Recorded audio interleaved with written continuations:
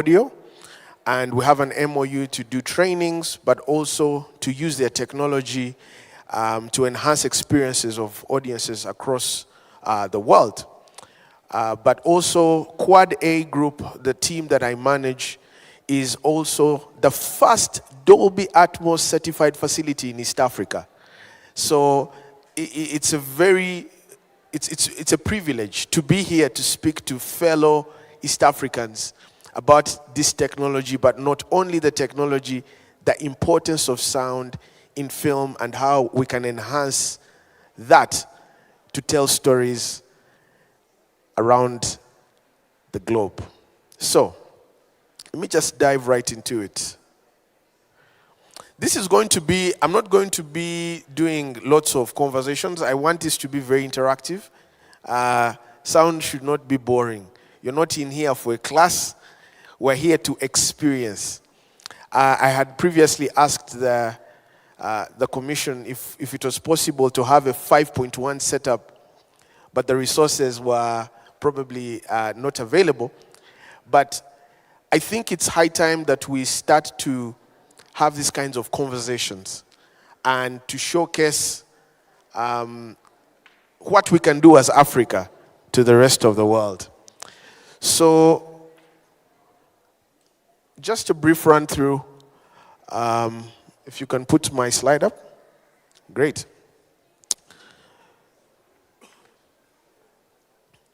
So we're going to look at the stages of film production in 2026, because I want us to be very relevant. Yeah, we're going to look at the immersive audio and how it can elevate culture. We're going to look at AI. Everyone is talking about AI. Yes, AI is here also for sound. So we're going to talk about it. Machine learning, which is also part of AI, guilds and unions and why they matter, industry structures, AI policy, audio integration, future of cinema through sound, standardizing education, and cultural identity. I wanted to start with this slide. This is very important. Our market currently is about 15 billion. Currently. We have about 28 billion in terms of project market value. Nollywood is the second in the whole world in terms of volume of production. The films produced in Africa are 5,500 plus, and this is a UNESCO report, so they did a lot of finding and statistics. In Kenya, in East Africa, Kenya is the lead. It's a fast-growing market in East Africa. So this is a very important hub, and it's very important for us to have these conversations here. It generates about over 200 million annually. And this is one of the biggest points here. 60% of East African films lack professional audio. 60%. 60.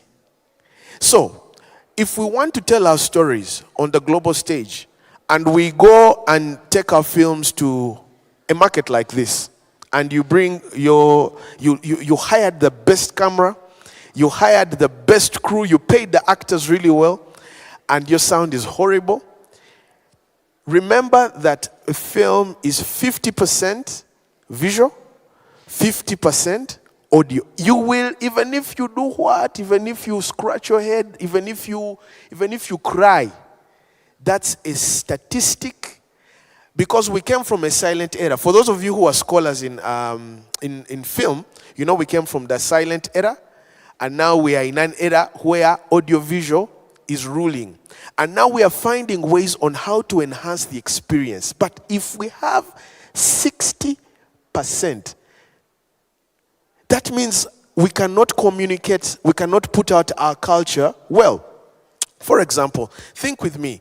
You remember when South Korea took the Oscars? Yeah? What film was that? That won the Oscars? The South Korean film that won the Oscars the other year. Parasite. Look at the excellence of Parasite. The framing, the composition, the color grade, the acting, and the sound. Look at the biggest show on Netflix. What was the biggest show in Netflix? One of the biggest shows on Netflix. A TV show. Squid Game. Also where? South Korea. Were they speaking English? No, it was dubbed. But the audio experience was beautiful. Even when you hear the music, you know that you're experiencing the South Korean culture. How many of you have watched Squid Game? By show of hands. Squid Game. For those of you who have watched Squid Game, you know that foundation of Squid Game is of their culture, how they play. It's like how we play. In Uganda, we have a game called Duel. I think it's only for us in Uganda. How many people are here from Uganda? I think we have 3. In Kenya, do you have a game called Duel? Where you throw marbles and the marbles hit each other?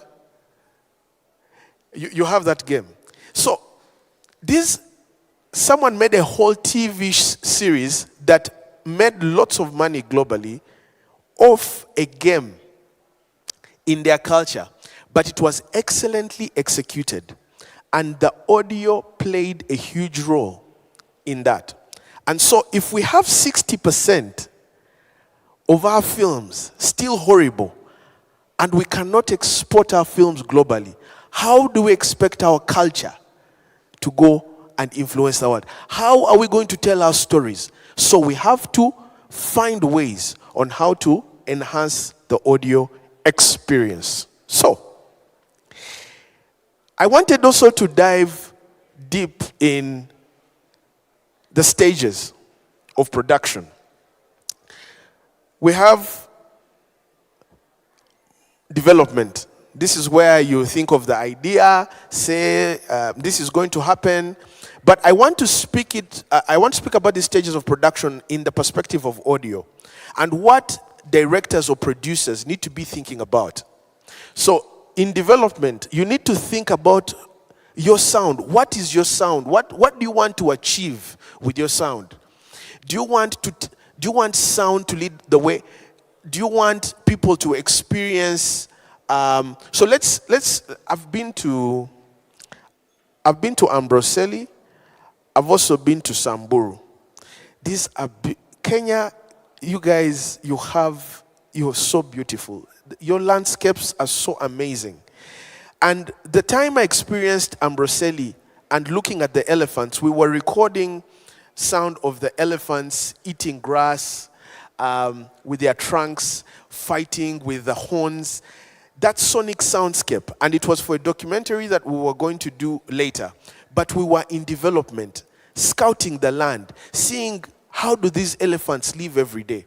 So when you're making a film, it's very important to establish the vision of what you want sonically in development. Then we go to pre-production.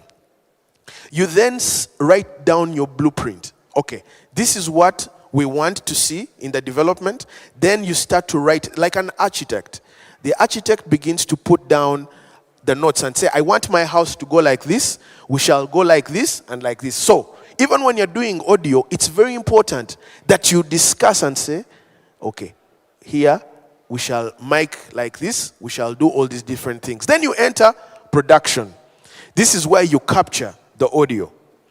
And because you have planned well as the architect of your project, by the time you go for production, you know what to do. I've seen many audio engineers on set saying, I forgot batteries. Can someone run to the shop and get me batteries? Why didn't you plan for batteries? There's a lot of noise here. I wish I had a boom mic. Didn't you plan? Why didn't you plan early? You have pre-production to plan to know what mics are we going to use, and if we use these kinds of mics in this place, are they going to be able to help us? So, then we go to the very crucial part, which is post-production. Now, Here in these parts, this number 4 here is not considered as important. You can spend a lot of money capturing sound in the field. Even the producers and directors know, where's my sound on the set? They record sound on the set. When it comes to post, it's like by the way, hey, we have post. We have to finish. How many of you know what post-production is? Post-production, just by show of hands. Show of hands. Okay. So we understand what post-production is. So in post-production, sound is not considered, and yet that's where sound is actually made. And most of what I'm going to be showing you today is in post-production. Because I know many of you know production sound. You know how to mic people. You know what mics. At least you have even witnessed it. But many people do not witness what happens in post-production. And that's where the challenges begin. Post-production. This is where we edit dialogue. We add sound design. We add Foley. We add music. And then we mix. These are very crucial stages. And then we deliver. And now, in terms of delivery, you have to make sure that you deliver according to the standard that is expected by the person who is buying the content. So, if you're delivering for cinema, have you mixed your film in a cinema format? If you're delivering for OTT, or what we call Netflix or Amazon, or even Showmax, have you mixed your film for Showmax? All these different platforms have standards. So you cannot expect to mix for cinema and deliver to OTT. You cannot think that you have mixed for Netflix and you do a cinema delivery. Those are two different mixes. So delivery is very important. And it all starts where? Development and concept. You need to make your plan. Where is this movie going? Some people wake up and say, hey, you people, there are festivals. We need to apply for festivals. You didn't know that you would apply for festivals when you made the movie? Really? If you know that you're going to make a movie, and that movie is going to go for theatrical releases in film, in cinemas across the world, you have to do a cinema mix. If you know that it's just going to be straight to platform, in other words, you're going to get it and it's going to go direct to Netflix, go direct to Showmax, you don't need to waste money doing a cinema mix. That means you can only do a home entertainment mix. So, distribution is very, very crucial. So, I wanted to take you guys through this development, and this is how we break down the budget. I wanted to see, for those of you, I'm going to spend a lot of time on post, because a lot of production sound, many people here, okay, let me not assume. By show of hands in this room, how many people are familiar with production sound? Put up your hand if you are familiar with production sound. There are few. Okay. How many are familiar with pre-production in audio? By show of hands. Okay. In the room, how many audio engineers do we have? By show of hands. Okay. How many actors do we have? Okay. How many producers do we have?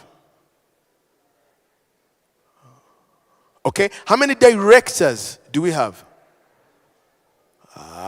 Very good. Okay. Then how many,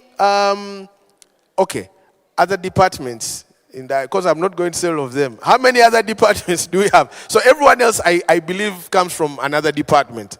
So I'm not going to be so technical then, because we only have 2 engineers in the room. So I'm not going to delve a lot into the production, but I'm just going to mention the crucial things for us to know. So as directors and producers, this is very crucial for you to know. When you get typically a budget for post-production, the biggest chunk of it goes to music. Making music. And why music? Music carries the emotion of the film.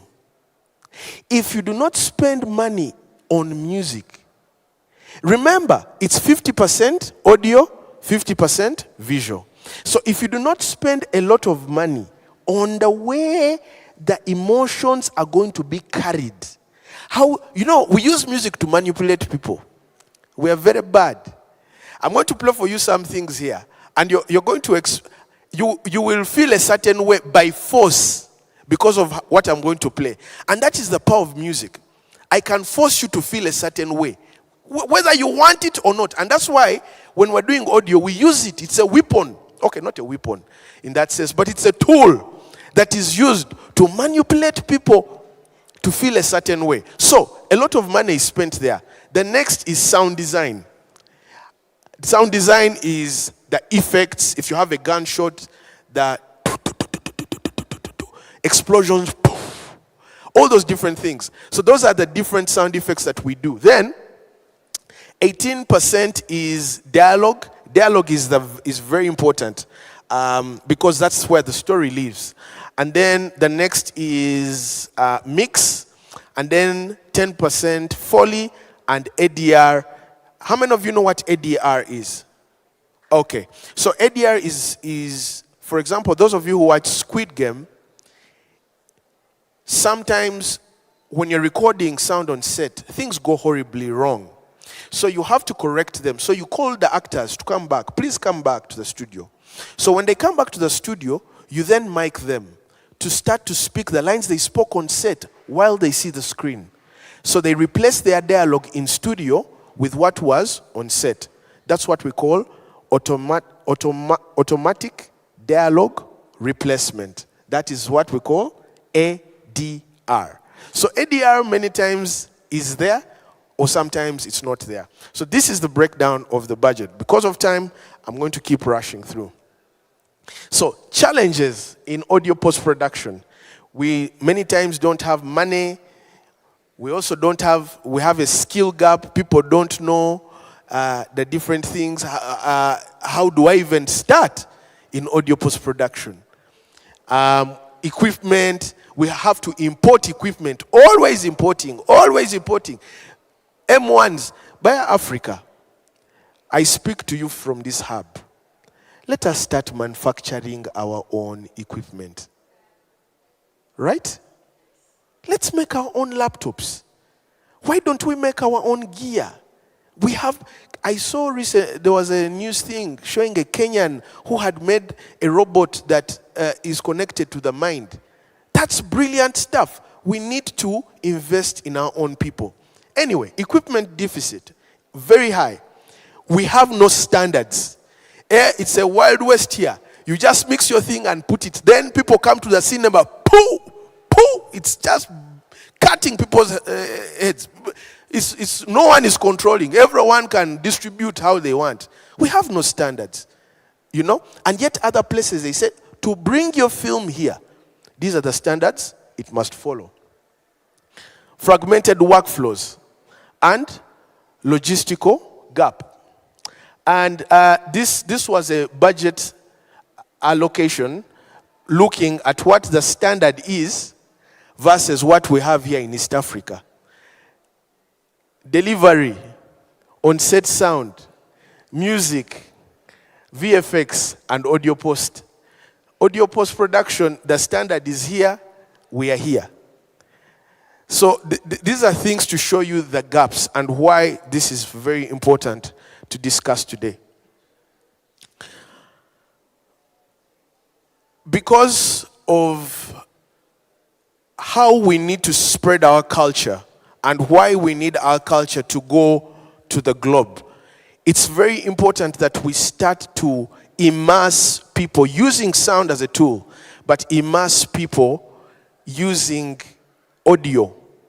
So we have technology that helps immerse the audience in. And I don't know, how many, do we have cinemas here in Kenya that have surround Dolby Atmos? Dolby Atmos. We have Dolby Atmos here in Kenya. And how many cinemas are there? Is it one? Are they two? Are they three? There are very many. Okay. So that means the technology is available. That means we need to start doing content in that technology for people to start to experience our projects immersively, because that draws the audience. Remember, audio is an experience. Audio is an experience. So that better you enhance your experience, the more you're going to control the audience and control what the audience feels. And that's why I want to push this narrative to you guys, directors, producers, even actors. Actors begin to tell on set, are you guys going to mix this stuff in Dolby? Are you going to mix it immersively? Begin to challenge the producers. I want my lines to be immersive. I want to speak immersively. So begin to challenge the directors, begin to challenge the producers to begin to do this, because then you can grip the audience and you're able to tell your stories better. So these are the different platforms that we can use to tell our stories. The global standard for spatial audio or surround sound is really growing, but Africa is slowly on the rise. We're really slowly rising, and that's why I'm here trying to speak about it so we rise even faster and catch up with the rest. Also, I wanted to speak about AI and how AI as a creative tool can help save time. But because we don't have many technical people in here, I wanted us to also have the conversation. Even as directors and producers, I think it's not good for us to have the notion that AI is going to take away jobs, is going to take away from us, but we should start to think about it as tools. For example, for us in audio, we use a lot of these are different audio stages that we use. And for those who are technical, you can see the AI tools that we are using in audio and how it is saving us time. 80% time is saved, 70%, 85%, 60%. So we're using these tools to help save time so that we can catch up and produce massively. I will not dwell on this much because we are not having many technical people, but I wanted to have that slide for the technical people in here. Also this, I will not spend a lot of time on it because it's machine learning, and why we need to have machine learning as something to train AI in our culture. For AI to learn Swahili, for AI to learn Luganda, and to learn it not just as language, but to learn it with context of culture. So these are the different things that I wanted to speak about, but I will just rush through them because of time. Guilds and infrastructure. It's very important for us to come together. If we are separate and doing everything independently, look at this. The freelance, unorganized, this is East Africa, the structure. In East Africa, we are freelance. Everyone is a freelance. We are not organized. Everyone, it's me, I want my things myself. And because of this freelance mentality, we then don't get to benefit from these advantages because everyone is doing the things themselves. But if you come together, we can have fair pay.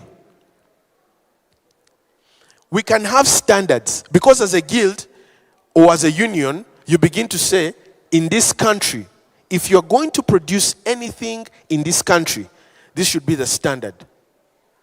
And you'll be respected because you're many and you're together. We have legal protection if we come together. We have training access. In other words, we can call people from any country as a organized union. Back at home in Uganda, we have a guild called SEG, the Sound Authors and Engineers Guild. And what we do in there, we call experts, we train each other, we keep on helping each other. No, okay, here, these are the trends. Hey, this one has released this one. We also need to catch up. Hey, this one is doing this. So you find that everyone in SEG is top-notch. Everyone in SEG is up to date, and it's very important that you come together. And then you have international affiliation. Because you are in an organized team and you're together, it is very easy for you to speak to an international body and be heard because you're together. You cannot be heard while you're freelance, and then you go and talk to Freelance and you're hired by an organization, it's very hard. Unless you have too much experience. But freelance is harder. So this is very important. It's very important that we come together and look at the guilds. The guilds are 8%. Have you seen that? We only have 8%. Guys, let's work to come to, and as directors and producers, and I'm very sure in Kenya that there are guilds, there's a sound guild here in Kenya. But also that also other different departments have guilds. It's very important to come together because that's the only way we can set these standards but also have all those advantages. I want to run through. Yes. This is the wish. This is the wish. And actually, I want to maybe even bring it here. This is the future of cinema from a sound perspective. We are going to be, Africa's cinema must develop distinct sonic identities. And this is just to help storytellers, directors and producers here, if we can start to develop unique identities. I think I have that video. I think I have that video. I have a video of, so we were in studio, and back home we have what we call, an instrument called an endingidi. Maybe I have that video. Let me see. Let me play it for you.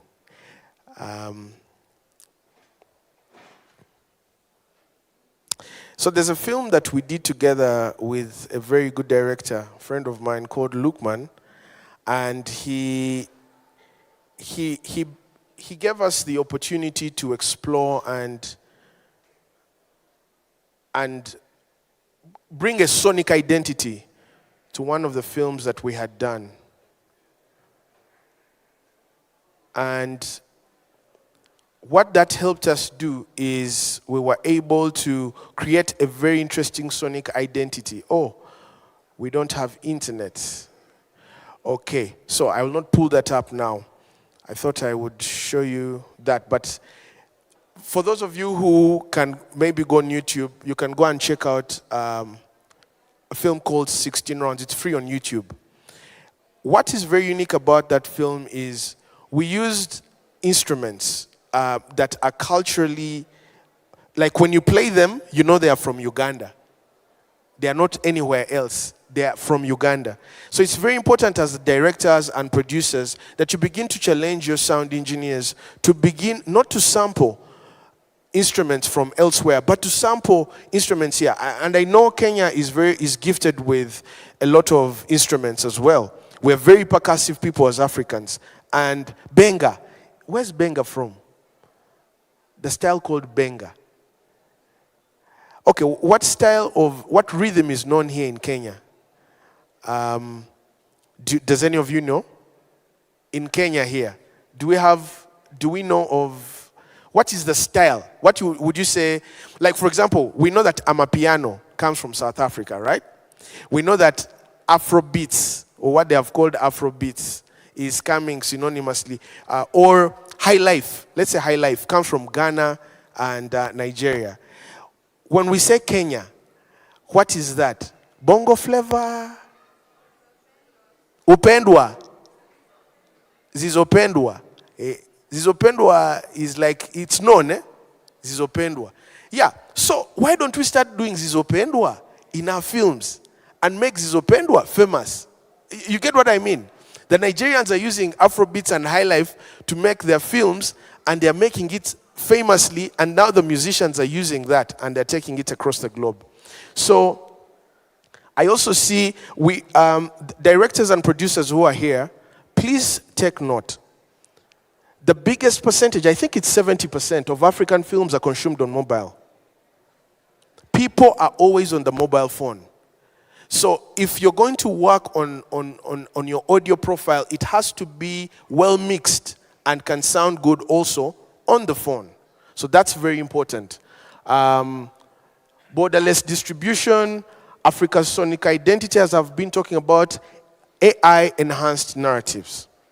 These are very crucial things for the future of cinema from the sound perspective here in Africa. The other thing I want us to do is standardized education, because we need to be able to compete globally. If we do not standardize education, for example, look at the skill gap. How many people know business in the film industry compared to the global standard? It's less than, out of 100, we have like 25 or 30. ADR Foley, spatial audio. Spatial audio is the least. People don't know about immersive audio, and yet it's very important to draw the audience in. We have very little knowledge about it on the continent, especially here in East Africa. Sound design, these are the global standards. And recording we are good. That's why I even had skipped it. We know how to record on set. That one we are learning. That's a good one. But then we need to also learn all the other elements and catch up in terms of the global standard.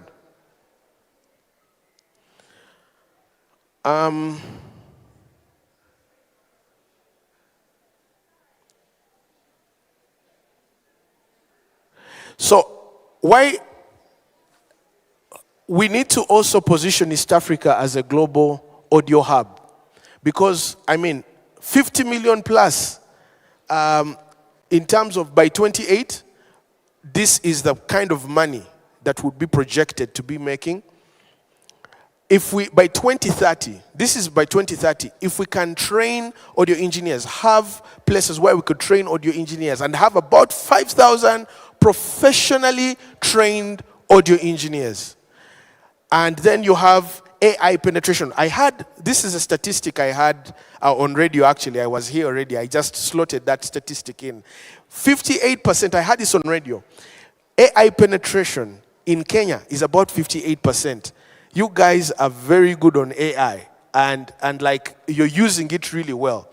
And that is going to enhance the knowledge. And because once we have AI, the ability to use AI will be faster in terms of execution.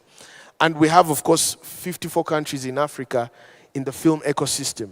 Nigeria, of course, leading, but its economic value, the audio post share is quite low. So we have a lot of post-production investment, but the share, the return on investment is low. South Africa has a lot of investment in terms of what they have invested in audio post-production, and their market share is the biggest. They have 72 in terms of market share. Kenya, this is where Kenya is in terms of investment in audio post-production. And then the market share is at 32. Ghana, Uganda, we need to improve Ugandans who are here. Tanzania, please work. Let's work hard. Ethiopia, let's all work hard to improve these numbers, because we need to really invest a lot more, and so that we can be able to do post-production really well. So if we position East Africa as a hub and like push the investment in this hub, we'll be able to tell our stories better and export our work globally. And so I just wanted to take time to delve deep into post-production and what this whole post-production thing is. And these are part of the things we do at Quad A Group. If the team at the back, the sound team, if you could help me mute.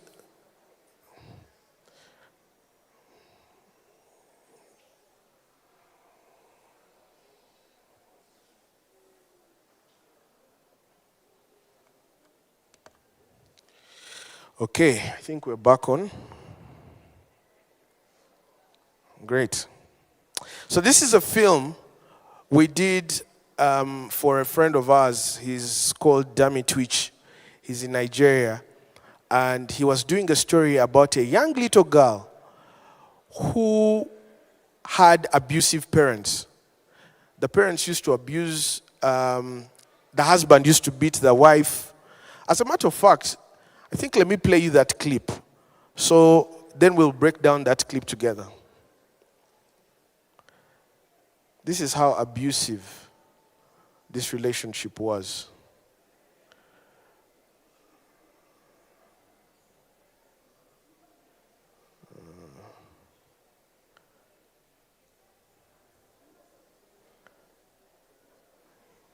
Hey. Yeah, I think it's here.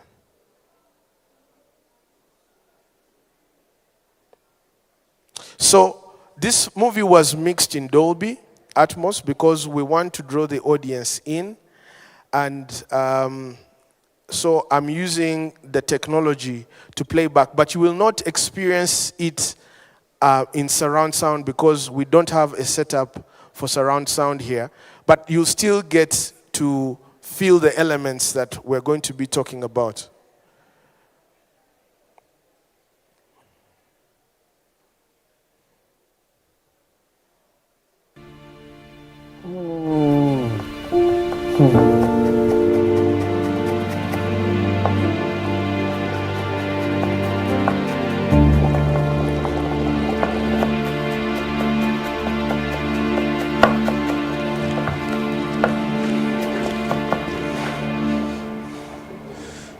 What did I tell you about those boots? I was cleaning. Is that what I asked you? Hey, Joe, me wahala. I was cleaning the boat. I have to make the food. And then... How dare you touch my boots? Do you have any idea what those boots mean to me?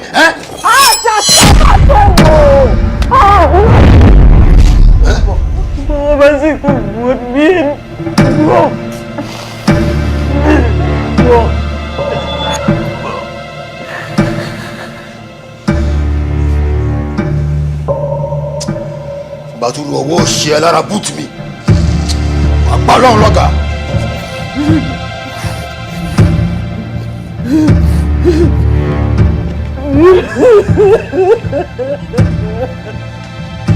They say he who finds a wife finds a good thing and obtains favor.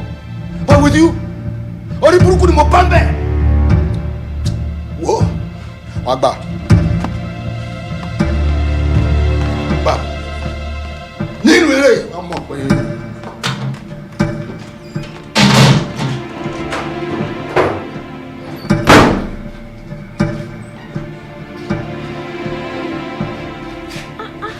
Wọ́n tún ti ń jà.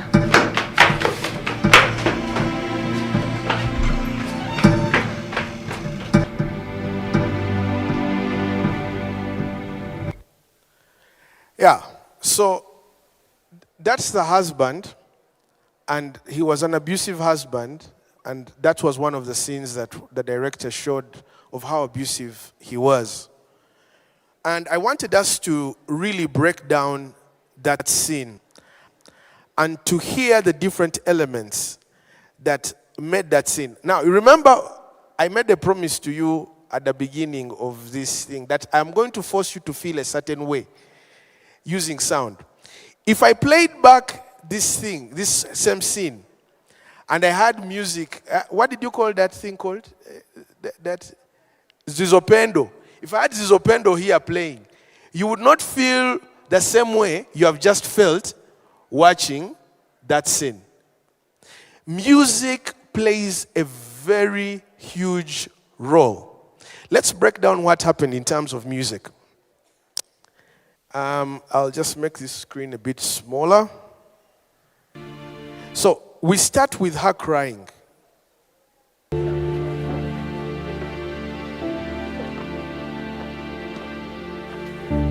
Just listen to how the music is telling a story, just the music.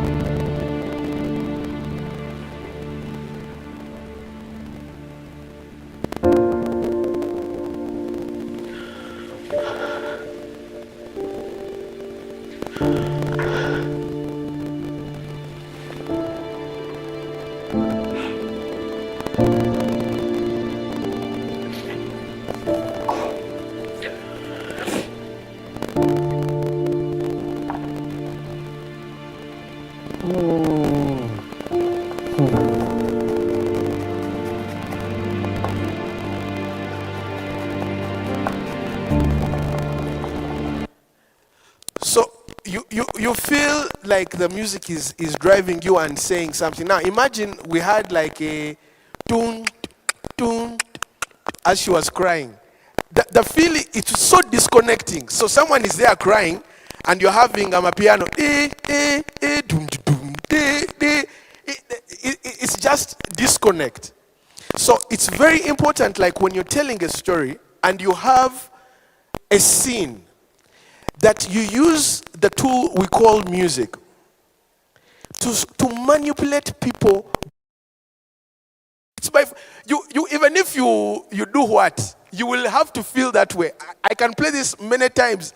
Your feelings will still feel the same way. Why? Because it's the power of music.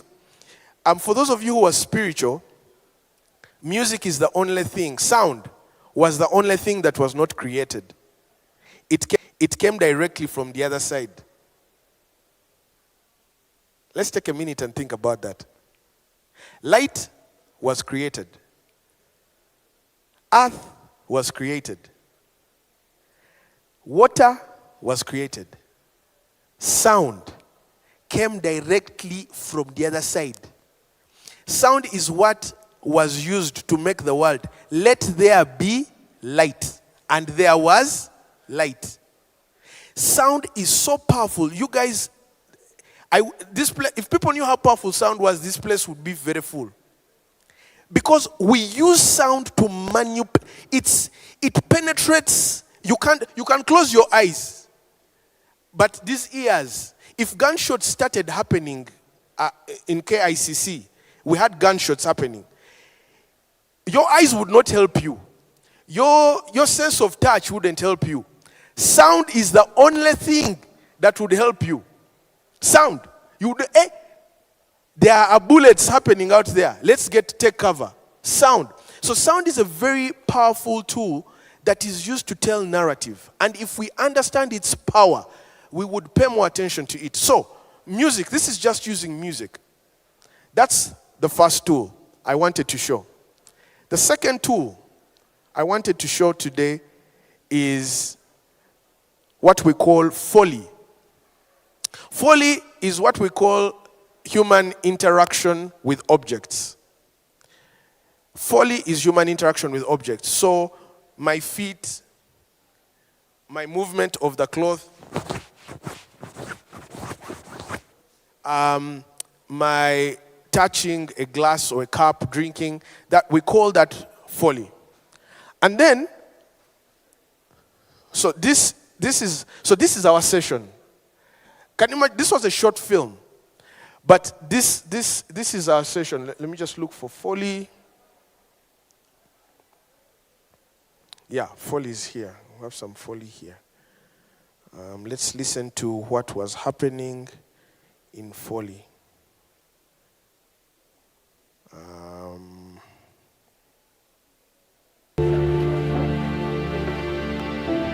Let's just listen to Foley alone.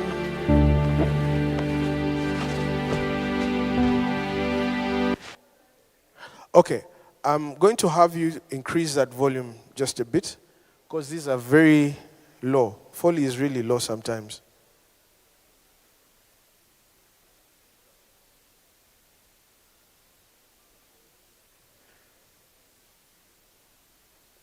Let's see.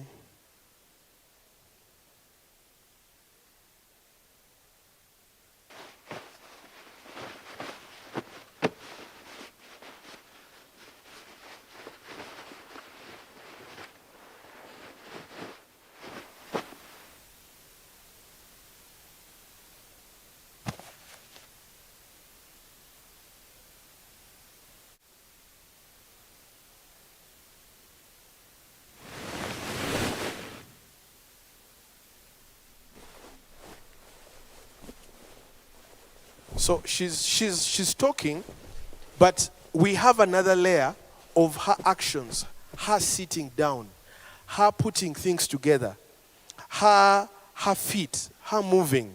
All those things are recorded again.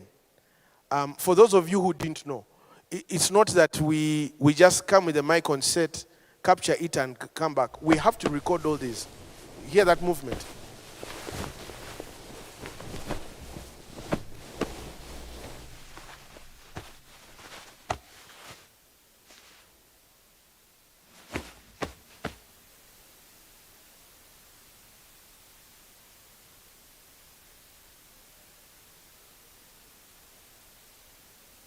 Okay, so that's Foley. So every time a human being is having an interaction, we do Foley. Then the third one I want to talk about is sound effects. Now, sound effects are very cool depending on what kind of film you're doing. So sound effects are things that we add to enhance the story. For example, let's look at this scene. Oh, this was Foley.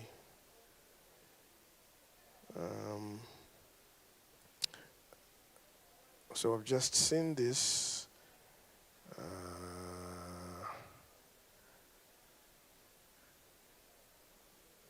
Okay, let's listen to. So sound effects are things like we have ambience. For example, if all of us keep quiet in this room, let's just take a moment and keep quiet.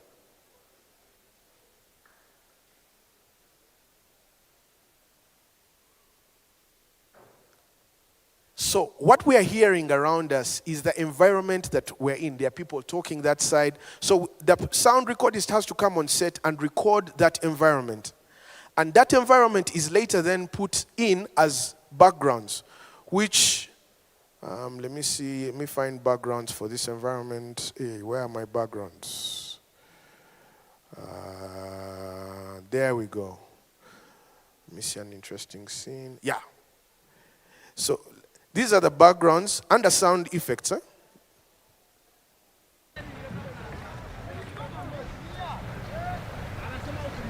Can you please increase?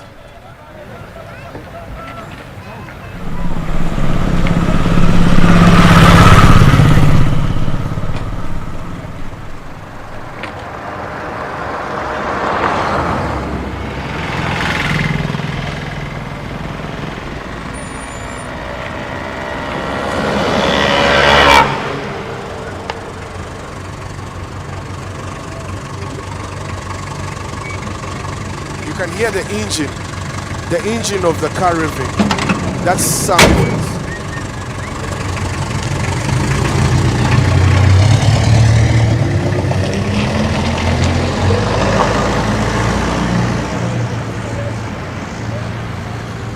So we are adding layers and layers. So we started with music.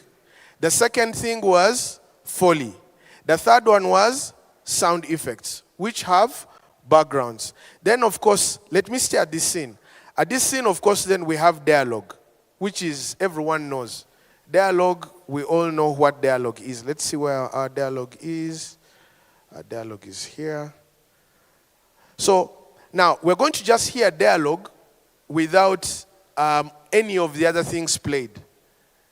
So let's just listen to dialogue. Done bet.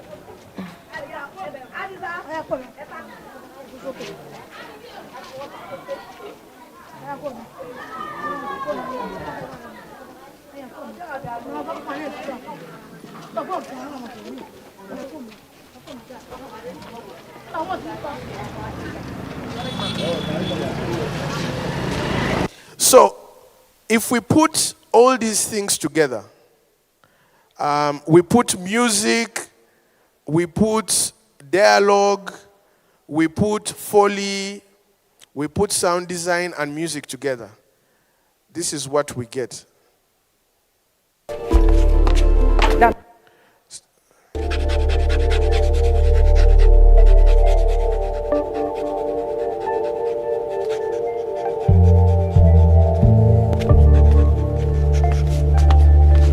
For me, I had late.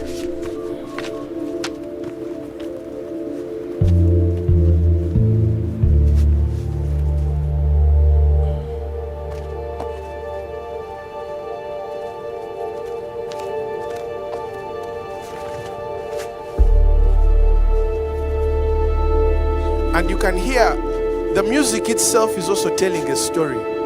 It's like in someone's mind. And it's in the mind of the girl. The girl is asking herself questions.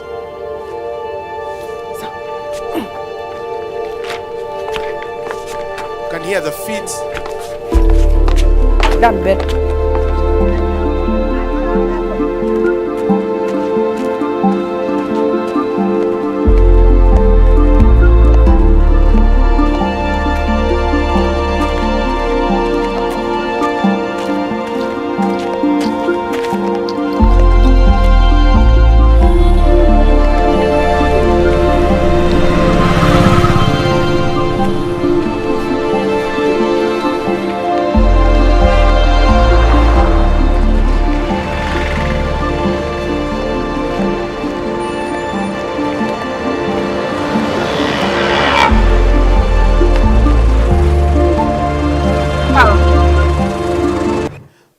So we are using all these different elements put together, and then the final thing that is done is mixing. Because now remember, we have Foley, it's there by itself. We have sound design, it's also there by itself. We have dialogue, it's there by itself. We have music. So all these different elements have to be mixed. So what we then do is then balance. At this place, let's have music be louder. Let it take center stage. At this stage, reduce music. So it's a dance between make music loud here, reduce it here. It's too overwhelming. Here, increase a bit more Foley. People need to hear those feet. Reduce the Foley here. Here. So the recording engineer begins to make that dance. So that's very important for us to understand in audio post-production, that we need to separate these different elements. Dialogue, Foley, sound effects, music, and then we mix. These are very, very crucial things. I don't know if I have that video here. So here, I think let me play you this. Let me play for you this. So yesterday, I got a project. Yesterday, while I was here, I got a project, and I'm going to tell you how. Let me first show you the project I got.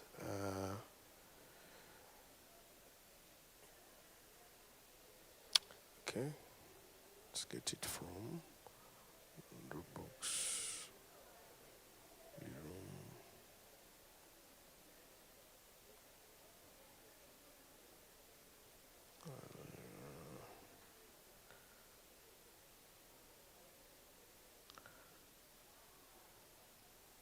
Okay,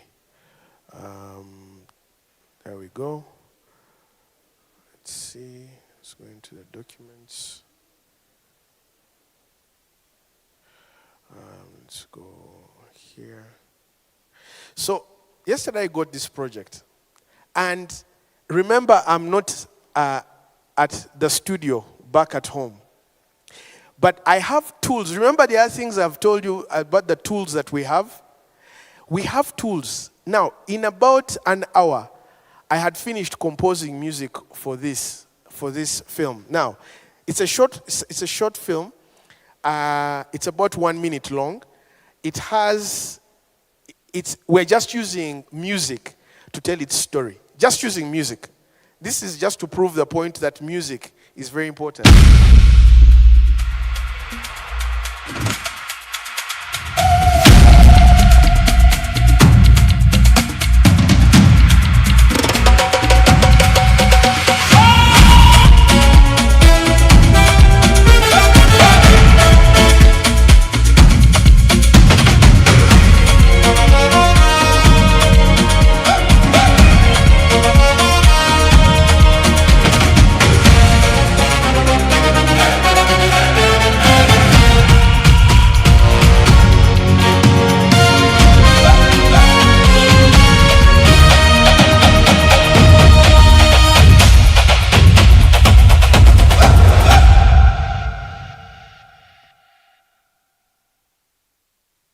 So I just use music, and the music sort of takes people through a journey. It says we started here. Hey, they stole the bag. Hey, we're now in the car. Boom, woo, it's there. Now, they have stopped. Now they have blown the car. Pooh. So you're just telling a story using music, you know? Now, imagine we then add sound effects to this. The car revs, the gunshots. You just keep enhancing the experience, taking it to another level, and it's just magical. So, and if you also noticed, I was using African rhythms. I was not playing your generic. It is like our, now here you can play those things, those nankas of ours here. Because that one helps. You enjoy it because it is home, you know. And then it also, when you look at it, you sort of feel like this is happening here. It's not happening there. It's happening here. So it also helps bring the audience in here. So these are some of the things I wanted to share with you guys and just showcase some of the workflows that we have been doing and just to encourage you guys as directors, producers, actors to keep on doing this, and we shall elevate our work globally. That's the goal. Let me end here, and if you have any questions, I really appreciate if you would ask any questions if you have any. Thank you.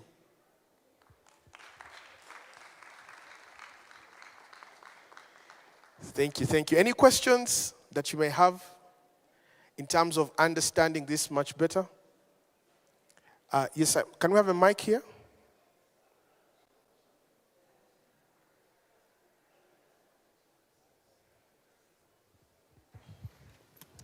Hi, everyone. I'm Simon Agola. Thank you, Mr. Andrew, for the presentation. Amazing. I think for me, my question is really, first of all, in relation to what you've just showed us right now. I'm a sound designer myself, but I think one of the challenges that, one of the things that I've noticed is with yours is the short film was paced. Like there was rhythm to it, even in terms of the edit.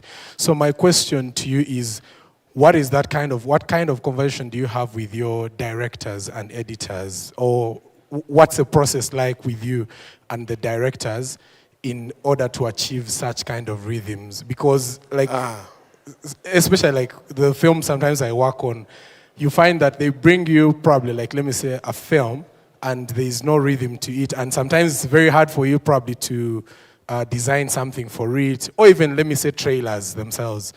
Maybe also you could speak about trailers, sound design for trailers, and how do you go about such a process? Okay, so this is a technical question, so I will not bore the rest of you are not as technical, but a simple answer. If you want to do music, because when you're making music and you're doing all these things, you're right. There is a rhythm to it. As an editor, how many editors do you have here? Editors, show of hand. Do you guys agree that there is a rhythm to how you edit? Like you say 1, 2, 3, cut. 1, 2, 3, 4, 5, cut. 1, 2, 3, cut. So that rhythm that you use while editing, an experienced composer is supposed to detect that rhythm. So sometimes, because let me be honest, editors who have just put up your hands, how many sound engineers have ever come to you and say, what rhythm? Tell me the rhythm that you used when you were editing. You wouldn't even know. You just feel it, right? So even as a composer, I'm supposed to feel that rhythm and give it a tempo. Sir, at the engineer desk behind, can you put that thing back for me? So if you look at this.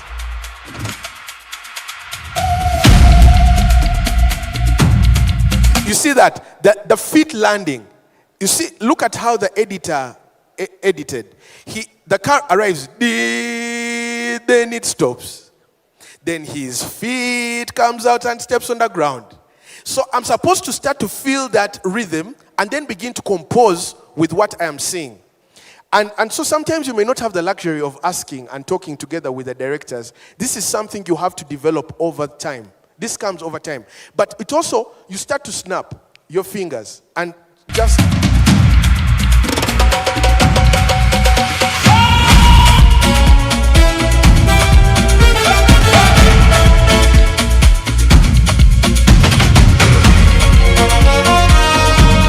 so you see, as the shots keep on moving, you sort of start to feel like it's moving like this, it's moving like this, and then you begin to compose to that rhythm. So sometimes music is irregular, so you'll begin to also make irregular music so that you can just fit with the cut.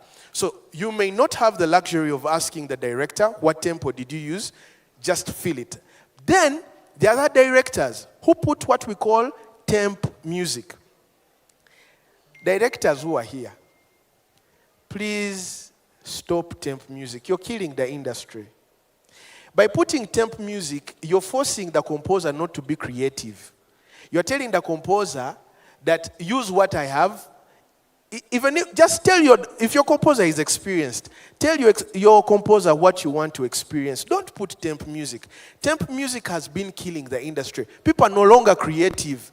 They're just copying what's on the template that you have put, and then you regurgitate. So if you have temp music, you just do what the director has done. But if your director is like this one who gave me liberty, they said, here is the video, they didn't give me temp, they said just compose. And so me, I just started to look at the thing and started to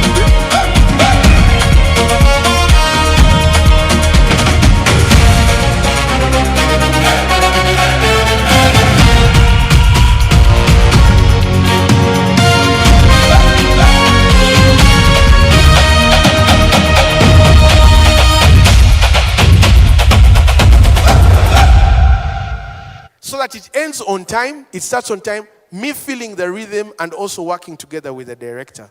So that's what I could advise. Just begin to get that clock, that internal clock to do.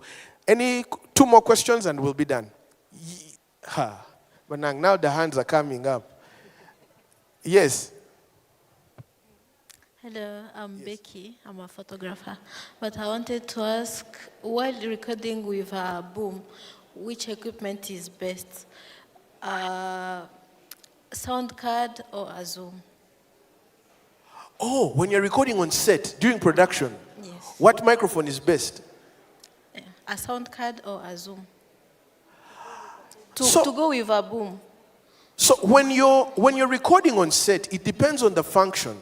What do you want to achieve? If you want to achieve proper dialogue, for example, if I was to record this gentleman here at the front, there are many people here in this room. There's a lot of noise. So how would I get intelligible dialogue from him? I would have to use a microphone that only hones in. And so you have to study the kind of microphone that you have. This microphone is called, don't get me started. I'm now going to start getting into class. Yeah? But what you need to know is the function. That's why I was telling you have to go into pre-production. In pre-production, I'm going to record in a very noisy environment. I need to have a microphone with what we call a supercardioid polar pattern. In other words, it can ignore a noise elsewhere and just listens to this gentleman here at the front. So it depends on the function of what you want to record. So study the microphone, look at the polar patterns, study. The devices really don't matter. These days, devices are getting better and better and better. You can even use your phone. But as long as the microphone that is connected to the phone has a very good polar pattern, then you would be, so study the polar patterns, especially in environments. If you're in a noisy environment, then study the polar pattern that excludes the noise and just listens to the dialogue. If you're in a very quiet space, then you can use a polar pattern that is wide so that you can hear everything around you. So look into polar patterns. Next question. Yes. After him, let me take 2 more because they are here showing me time is up. Time is up. Yes. Okay, thank you. I have these 2 questions. Yes. My first question is, when you are on set recording sound, Yeah. then you have a mistake, then you say, as a director, you say, we'll save that in post. Then can you save sound in post? And my other question is, we've seen you playing different parts of sound, the foley, the background music, the dialogue, differently. Yeah. So while recording on set, how do you record them? Because while you're going on set, you only have one microphone, Very and the good. microphone is speaking both the foley, the background, and the ambience. So I don't know how you get to separate that Okay. one. So, you people, directors and producers, you hear? You hear? You hear what you are just doing to our people? Telling them we shall save things in post. That is wrong, Africa. Please, stop that kind of talk, please. We'll save things in post. Do you have the money to save things in post? Let me tell you, my friend, I didn't hear your name. That is wrong. And as a seasoned production sound mixer, you have to stand your ground and challenge these directors and producers who are seated here and tell them, no, you have hired me to do a competent job. You're not going to save this in post. You either allow me to do my job or get someone else. Because saving in post, what they're actually saying is that they're burning their budget for the day. They don't have time for you. But if the DOP, if the cameraman said, I want another shot, they will give it to him, right? They will give it to him. Then for you, sound. Why aren't they giving sound time? And yet they want fixed in post. And then when they come in post, they don't have the money, that we are broke. We have burnt out the budget. So tell them, for you not to have to spend money in post, let me record sound well. Second point. These things, Foley, sound effects, music, are done in post-production.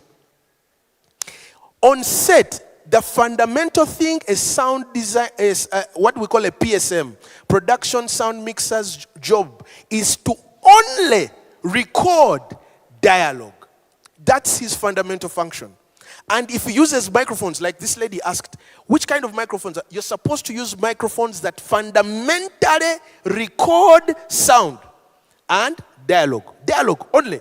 Not Foley. If you're recording Foley on set, you're wrong PSM. Sometimes the Foley creeps in, but the dialogue editor takes that Foley out and we put it on another track. So Foley, sound design, music is done later in post-production. We act those things. We start to walk like the people or how they walked. We reenact those things and we compose. We do all these different things after set is done. So the fundamental role is to record dialogue. So the rest are done later on in post. Tuko pamoja?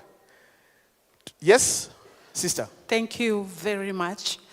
You have convinced me really about how much I should budget for sound. Thank you. Now, my question is, in this 1 minute production that you did, how much of that was assisted by AI? Because there was so much talk about it here. 2, I will talk to you later about how to remove Foley sounds that creep in a dialogue that they ought not to be there. Yeah. Thank you. Yeah, so AI, I use AI, and I'm not ashamed to say it. I use a lot of AI. Now, these days, people like hiding her. I don't use AI. No, AI is very important. Why? It saves time. I told you, I didn't have the studio here, but they gave me that project. So what I had to do is look through my libraries. I used AI to come up together with a pattern, a rhythm pattern, read the pattern quickly, tell me the pattern that I'm seeing. It reads the pattern. It tells me. I get my files, start arranging my files. Then I say, I forgot I didn't have a certain sound. So I go, look at it. I get the kind of sound, call it from a library, ingest it in. Put, and I'm done. And I'm finished. I send to the client, and the client is like, this is marvelous. So AI, I use it a lot in the workflow because it's saving about 80%. For example, to do this same job, I'll have to go back home, sit on my piano, and take about many days combing through. But I was here in Kenya, and I did that. So it really does a lot. It saves up on time. So we need to start embracing it, but not using it. We use it creatively, though. If we use it to say, just do for me what you feel like AI. You just do. No. You have to tell it what you want to do, and it will help you do it faster. I hope I've answered that question. And then in terms of removing Foley, it's just about the mic pattern. What kind of microphones you're using on set. One last question. Yes? His mic, I think people online, want to hear you. My name is Kevin Yes, Kevin. Mwiga. I'm a filmmaker. I'd like to ask about the software that you use. Okay. And is it appropriate for somebody to use Pro Tools or Adobe Audition for that kind of sound design, to have 5.1 or surround sound to immerse the audience in different audio platforms? Very good question. Thank you. God bless you. That's a very good question. What kind of DAW or digital audio workstation is supposed to be used for this? Now, guys, there are no rules, but there are unsaid rules. Please understand me here. There are no rules, but there are unsaid rules. For example, the industry standard for mixing is Pro Tools.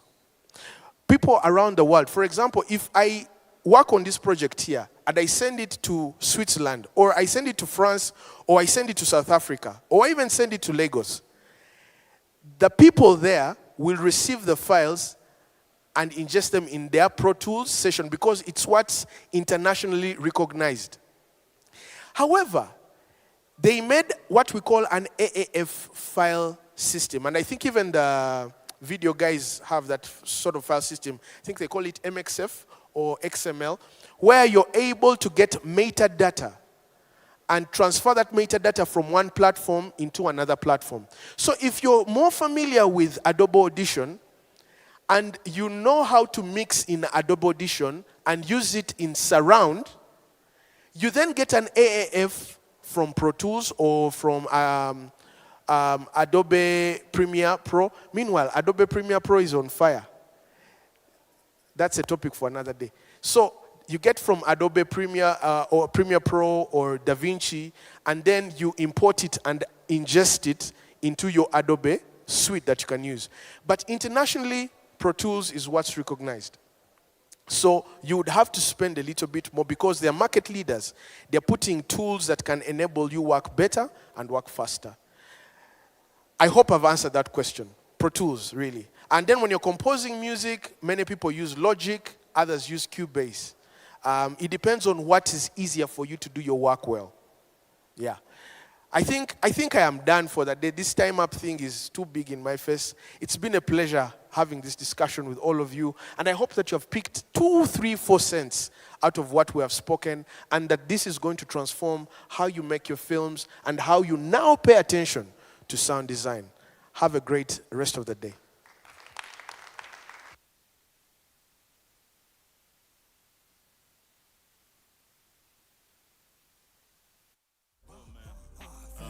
Mamoro ni wengi but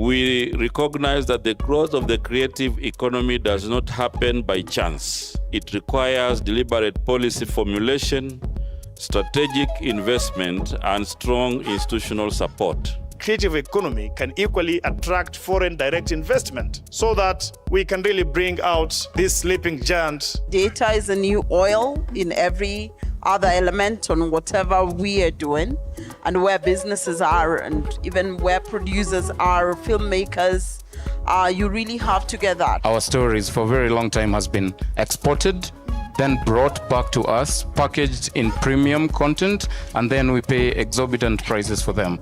I think it's about time we start telling our stories from our own perspective. Our value is our originality, the authenticity of our stories. The era of AI, it's a big conversation. I feel like we've succumbed to it, but we have to get a way of living with it. If you are lazy and you want the AI to do, you are not being original, you are not giving your voice, you know.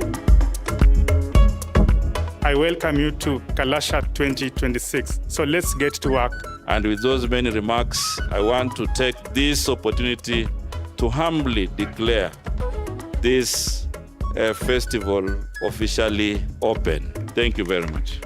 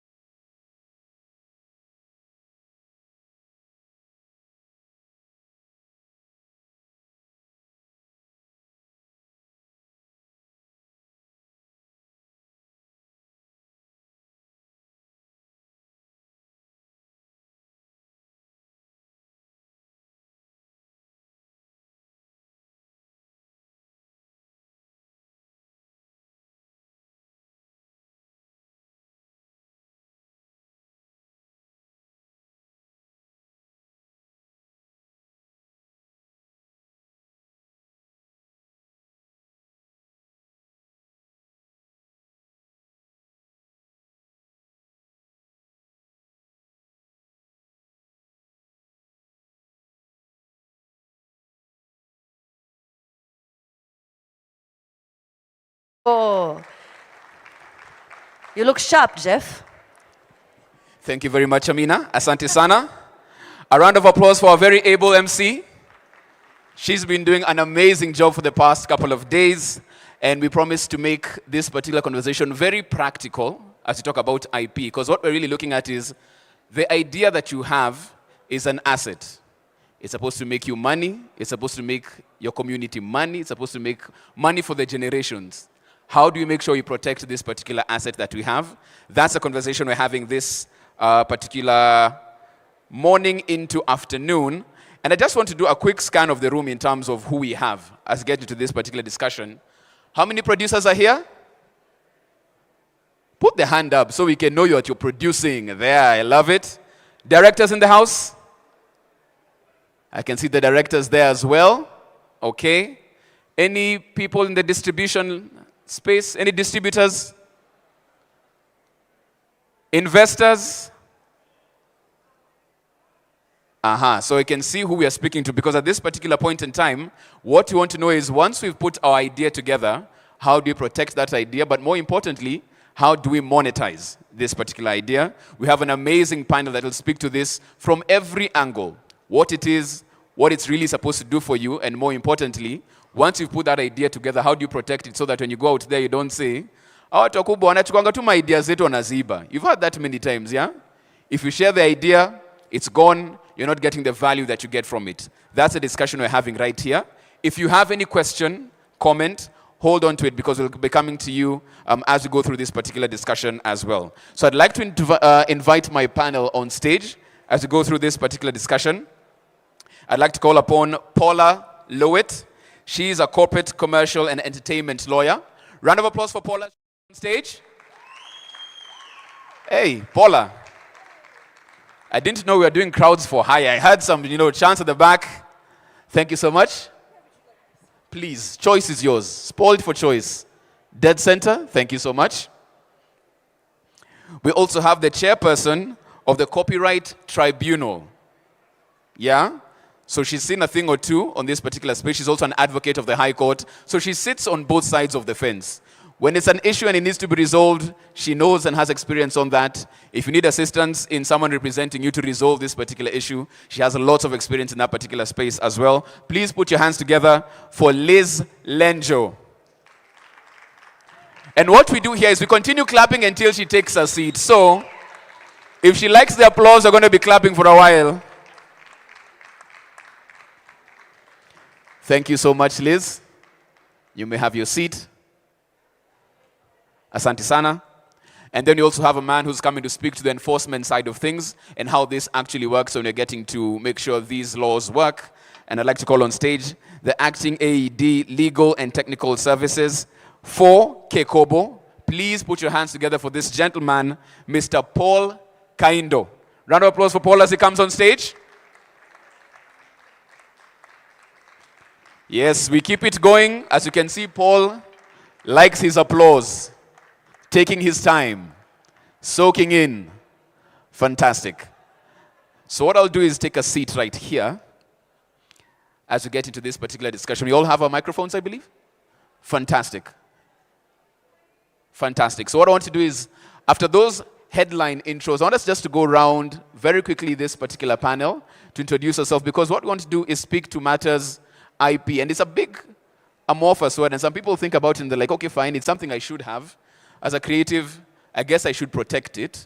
So we'll speak to this from where we're coming from and what you're bringing to this particular conversation as far as IP is concerned. I'll start from Paula and work my way down to Paul. I am not lost on that particular pun right there. We shall start on this side. Paula, a quick intro of yourself in this conversation. Sure. I'm an entertainment and corporate lawyer from New York. Also from LA, but I've been lucky enough to be a guest of your beautiful country, Kenya, for quite some time.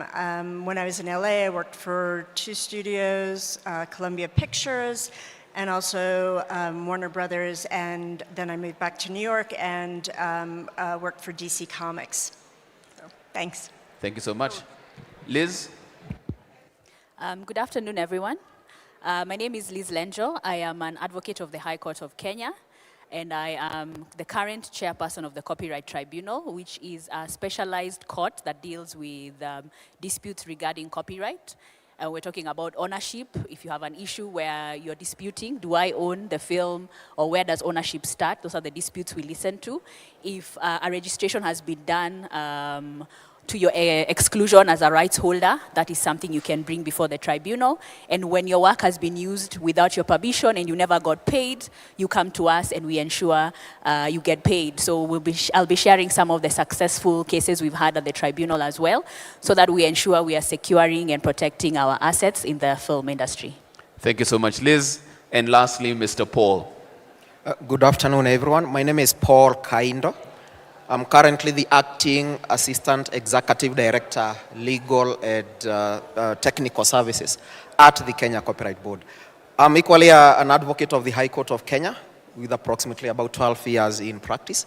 I specialize in copyright and related rights, and I've done that for the last 10 years at the Kenya Copyright Board. And at the Kenya Copyright Board is a state corporation that is established to administer and enforce copyright and related rights. And I'm sure you have heard about some enforcement officers coming from Kekobo who actually assist in enforcing and ensuring that your copyright is protected. I'm also a court-annexed mediator. I do mediate in commercial disputes and specifically in intellectual property matters with the buyers in copyright disputes.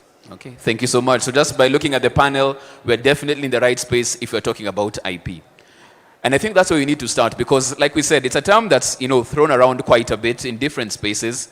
It's also been referenced here as IP being the backbone of your content. This is really the spine of what you're putting together. So let's look at this backbone. What really is IP when we talk about intellectual property? Let's unpack that for somebody who has the idea, knows the story they want to tell, but they probably saw it somewhere. You need to take care of your IP. Liz, let's start with you. What really is intellectual property for a creative? All right. And I know our time is limited, right? So I think I will start from this place where we always hear, you want to patent your idea. That's what we think, right? See, that's what we're usually saying whenever we have an idea. Yeah? So I think I start from there because we need to clarify.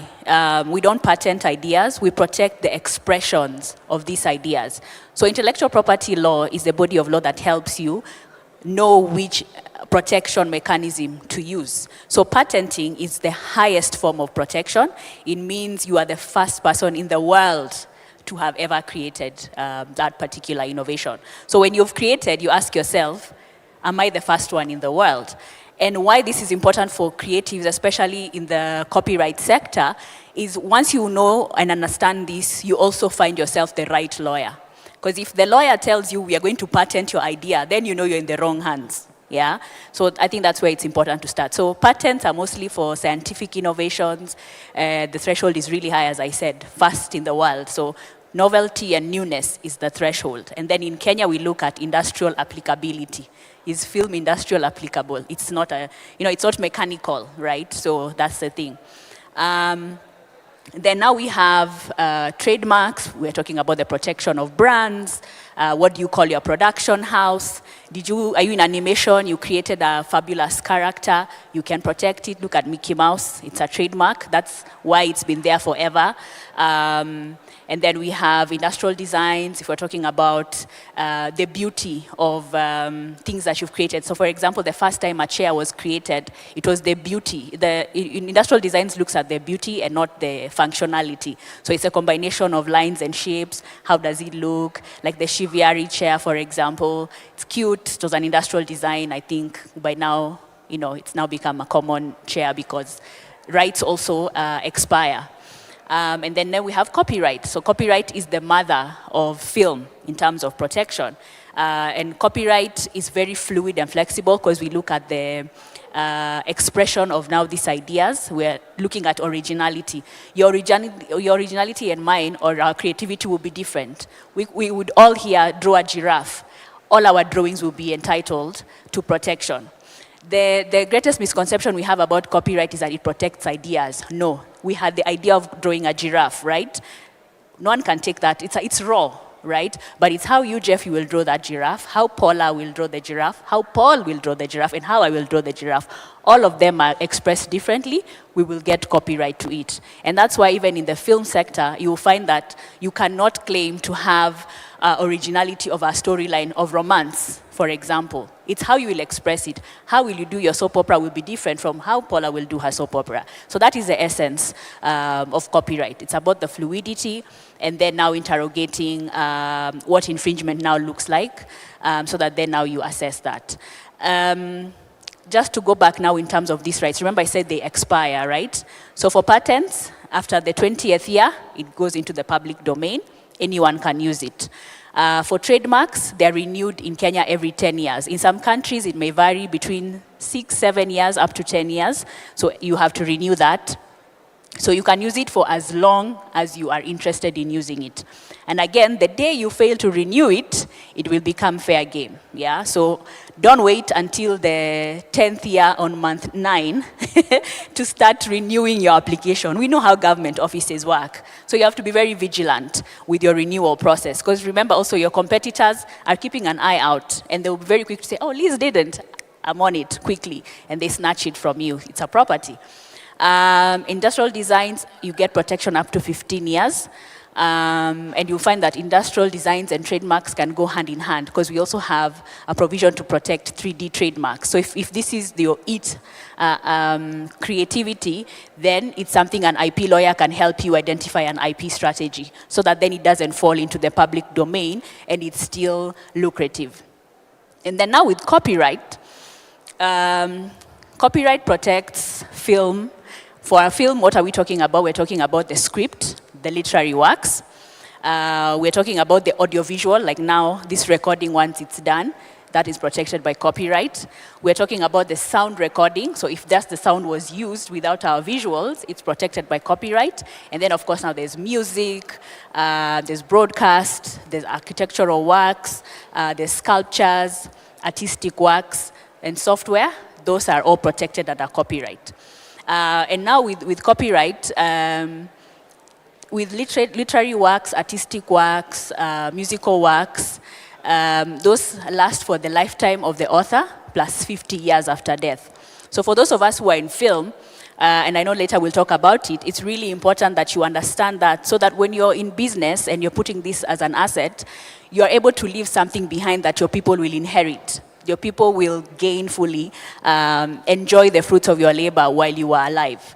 And then with photography, which I forgot to mention, photography, broadcast, sound recordings, and audiovisual works, it's for 50 years from the date in which, or the year they were made. So those ones last for 50 years. Then the others are pegged on the lifetime of the author. Yeah. Okay. Thank you so much for really unpacking what IP is. And I mean, some of the red flags that you see right there. If you're getting some assistance, you go to your lawyer, it's a film idea and you're being told about a patent, big red flag. You need to understand what you're doing and how you're protecting that particular idea that you're taking. And it's not the idea, it's the expression of the idea. Thank you so much for that. I'm also taking notes on this. I want to come to you, Paula, because now we have the categories and we know what IP really consists of. What is it meant to do? Because you're probably seated there, I'm like, okay, fine, it's not a patent, it's not a trademark, it's a copyright. Now I know. But what really is it supposed to do for me as a storyteller?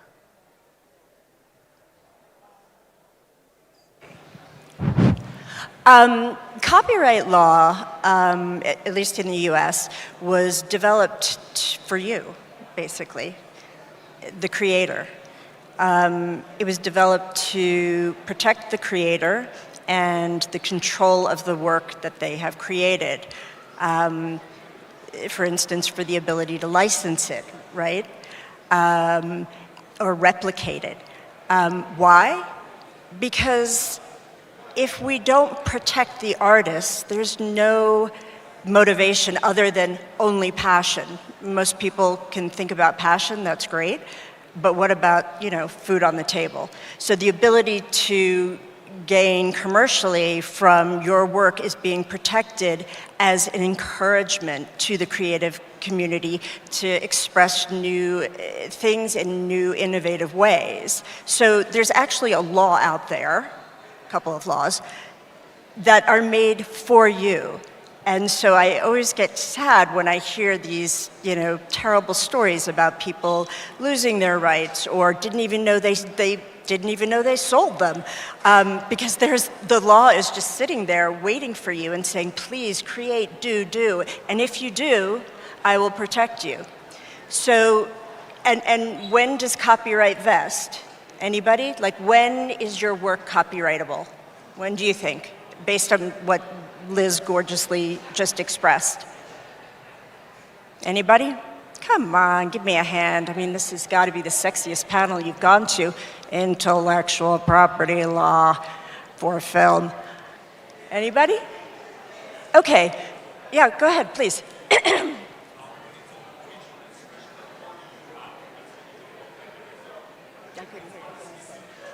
He says when it's an original expression of an idea that only you have, that's when it's copyrightable. That's what he says. Right, so I think that, Liz covered it has to be original, it has to be fixed, meaning, recorded audio, an audio recording or audio visually like this, or pen to paper, or paintbrush to canvas, or hands to clay. Paula, I'd ask you to just hold the microphone a bit closer. Oh, sorry. Yeah. I'm saying that it has to be fixed. The thing that you're trying to protect has to be. It can't be, if you've memorized your script in your head, like all 100 pages, that's not copyrightable because it's a thought. It hasn't been fixed yet on paper, okay? But the copyright protection afforded to you, we're going to talk about how to do it formally, but the copyright protection afforded to you vests as soon as you create this thing in a way that meets the requirements to be copyrightable. Originality, fixed, and expressive and creative, right? Something new and something innovative. So you don't know it now, but you are protected. All of your work is protected. We're going to talk about later the formalities for it. The formalities do come with advantages, big advantages, and Paul and Liz can talk about that. But just know you have this thing of value that is protected by the law once you create it. Okay, thank you so much. And I just want us to move quickly, even as we give answers, just because of time. Not a problem. Paul, I want to come to you because we've understood the categories, we've understood why they were made and what needs to be done. But I want to take it from what you spoke about being the enforcer in the room, So I did my diligence, I actually put it together, I've put my copyright in place, but I've worked in a certain area and saw it being played or being watched or being heard. What should I do as a creative at that particular point? Because clearly, if they haven't paid me, it has been infringed. How is it enforced so that they don't get away with that? Thank you. I'll begin by what has already been said and has been explained about copyright. Copyright, like you have saying, is a bundle of rights. So you, as a creator of this copyright, has specific exclusive rights, meaning it is only you who can exercise those rights that you have been granted in that work. And in terms of film in itself, you can't just film and you say this is a copyright work. Film is a combination of copyright. And there could be a lot of people who are involved. What the producer does is to bring together all those people and clear those rights. But there are a lot of rights that are within a film. So you'll have the right of the rights of the person who wrote the script. You have the rights of the performer. If there is music, there is the right of the composer. So there are a lot of rights that could be included in that. If there are photos that are in the film, those are copyright works. You have the exclusive right to reproduce those works. The copyright classifies rights into two broad categories. We have economic rights, and then we have moral rights. Those are exclusive rights only you can authorize another person to exercise. So if, for example, you have that film, it is only you who has the right to copy or reproduce. But you can, of course, grant that right to somebody through a license or an assignment. It is only you who has the right to publicly perform that right. It is only you who has the right to distribute. So all those rights are exclusively yours. So how does infringement happen? Infringement happens when somebody else exercises all those rights without your authorization. So when you move along the street or probably on the social media or on a broadcast, you see your work which you have not authorized to be broadcast or to be publicly performed, what you do is that you need now to take action. You don't wait for, like we said, Kekobo is a regulator. Kenya Copyright Board is a regulator. We have enforcement department who are copyright inspectors. These copyright inspectors, particularly at this age of digital age, you don't expect them to be on the grounded listening. Who is infringing, who is infringing? There has to be a complaint. So if you note that your work has been infringed, all you need to do is to take action. By taking action, either complain to the relevant authority, which is now the Kenya Copyright Board, or you can choose to go to court and seek appropriate remedies, whether to the tribunal or to the court that has jurisdiction to deal with those matters. So to respond to your question is that once those rights we have enumerated that you have been infringed, it is up to you, upon you, the person whose work has been infringed, to take action. So you don't expect the police to take action for you. You have to complain, and once you complain, the process is usually rigorous at the Kenya Copyright Board. Our copyright inspectors will do investigations, and we have handled a lot of complaints, and we find some of them will end up in court as criminal infringements, where a person will be prosecuted and fined or jailed. Or if you want to seek civil remedies, then you can file a civil suit. But before you file a civil suit, we do encourage right holders, because litigation can be very expensive. It can take a long time. You need to explore alternative dispute resolution. At the Kenya Copyright Board, we do offer mediation service. Currently, it is free because we are testing stage, and we have handled a lot of disputes, and we are being assisted by the World Intellectual Property Organization, who have offered their platform for purposes of mediating copyright disputes. Okay, thank you so much for that. At least we know if it is indeed infringed, what you need to do and how you get resolution for that. And if it's being mediated, they're offering free services for that as well. So please have that in the back of your mind as you look at the IP that you own. Please, very quickly. Paul, when you were saying, you filmed this thing, it's not copyrightable. Under Kenyan law, is it not the same thing, Liz, that where your rights actually vest as this thing is created? Say that again, sorry. Say that again. Could you ask the question again? Oh, sorry. You were talking about how you were when you're filming something, your copyright your copyright hasn't vested yet. Like what you have filmed is not copyrightable. Did I hear that wrong? Sorry. What I meant is that I hope I'm getting the question clearly. There are rights that you have as a copyright owner. So what you do is you submit a complaint that would be in the form of either, you can send an email, you can also pop into the copyright offices and make a complaint as well. But and I forgot to mention that you can actually forward a copyright infringement complaint through eCitizen.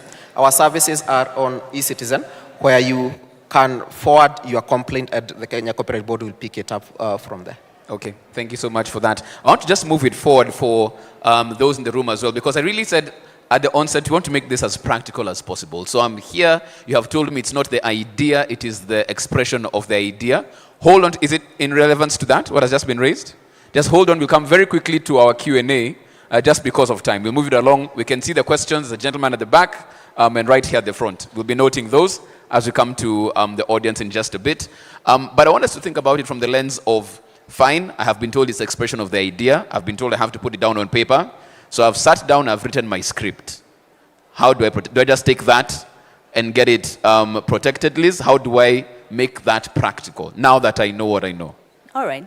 And that's a very good and important question, because as Kenyans, we always think shamba is the only asset we can have. Like even our folks, especially us millennials, we were always told If you're in the creative sector, you have nothing. Buy a shamba kind of thing. But your intellectual property is your shamba.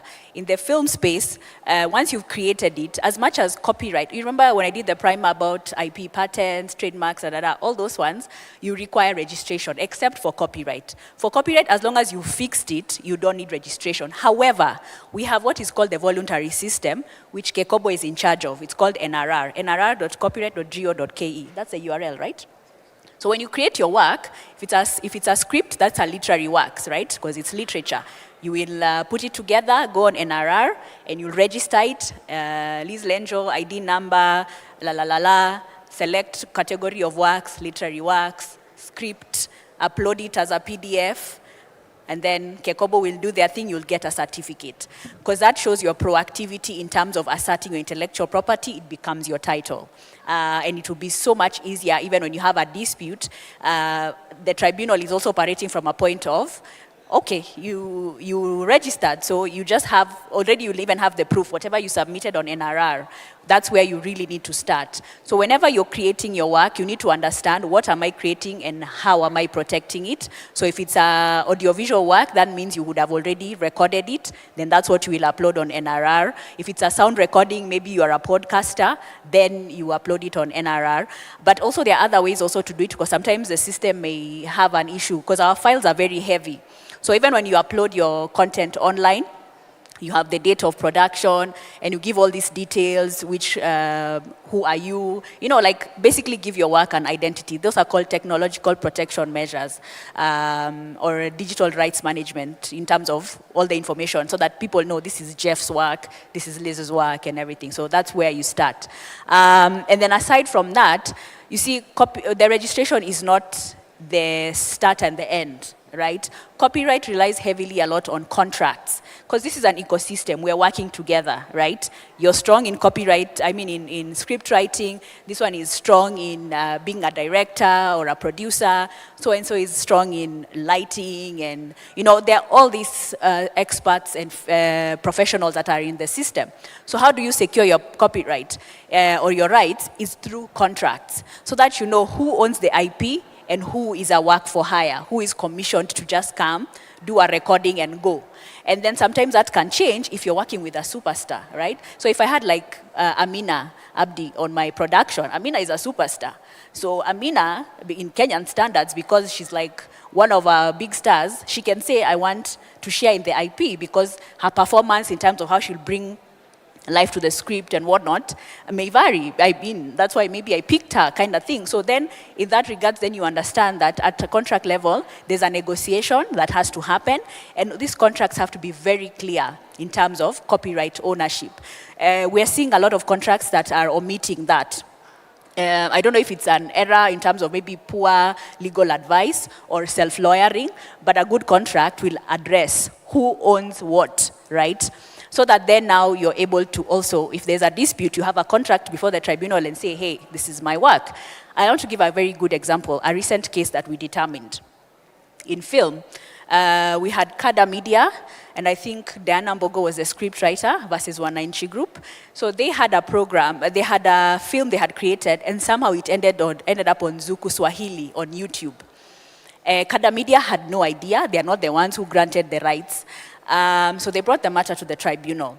This is a production that had been done, I think, 4 or 5 years before the matter was brought to the tribunal, and before it was now exploited without their consent. And they tried to reach out to the company, and it was unsuccessful, so they brought it to us.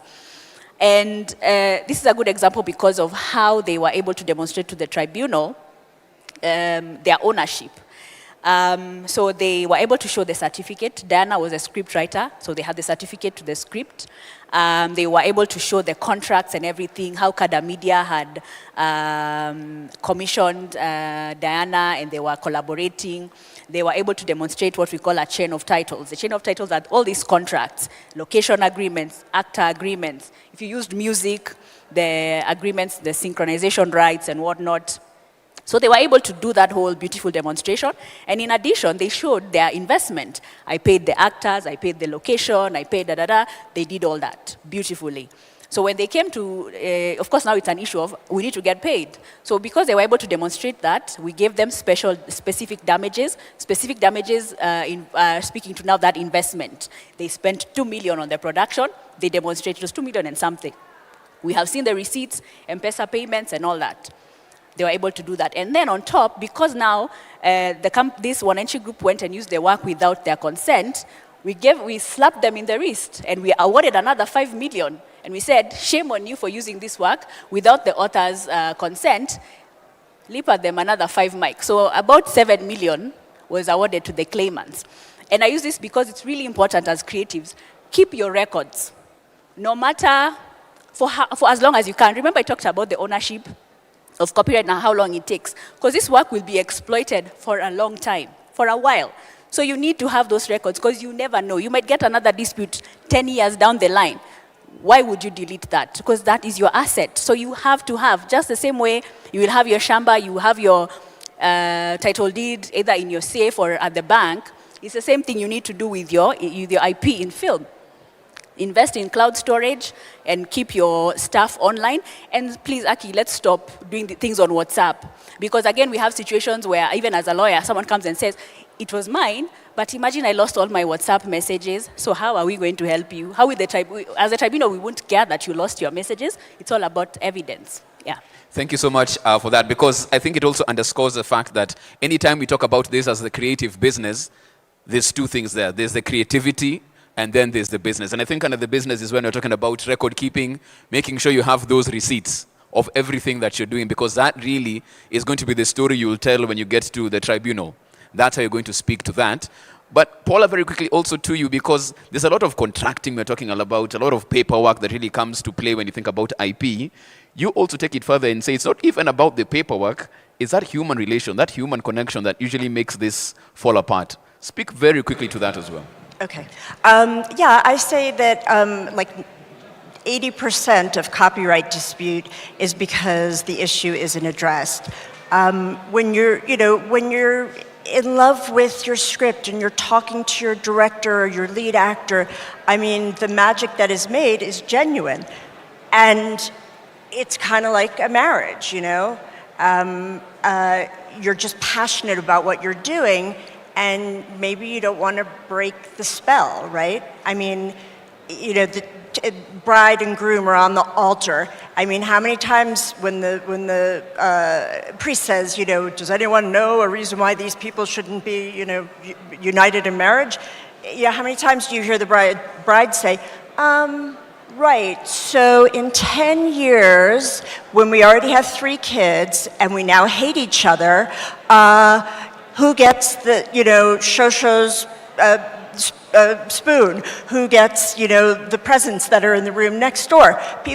Humans want to avoid conflict.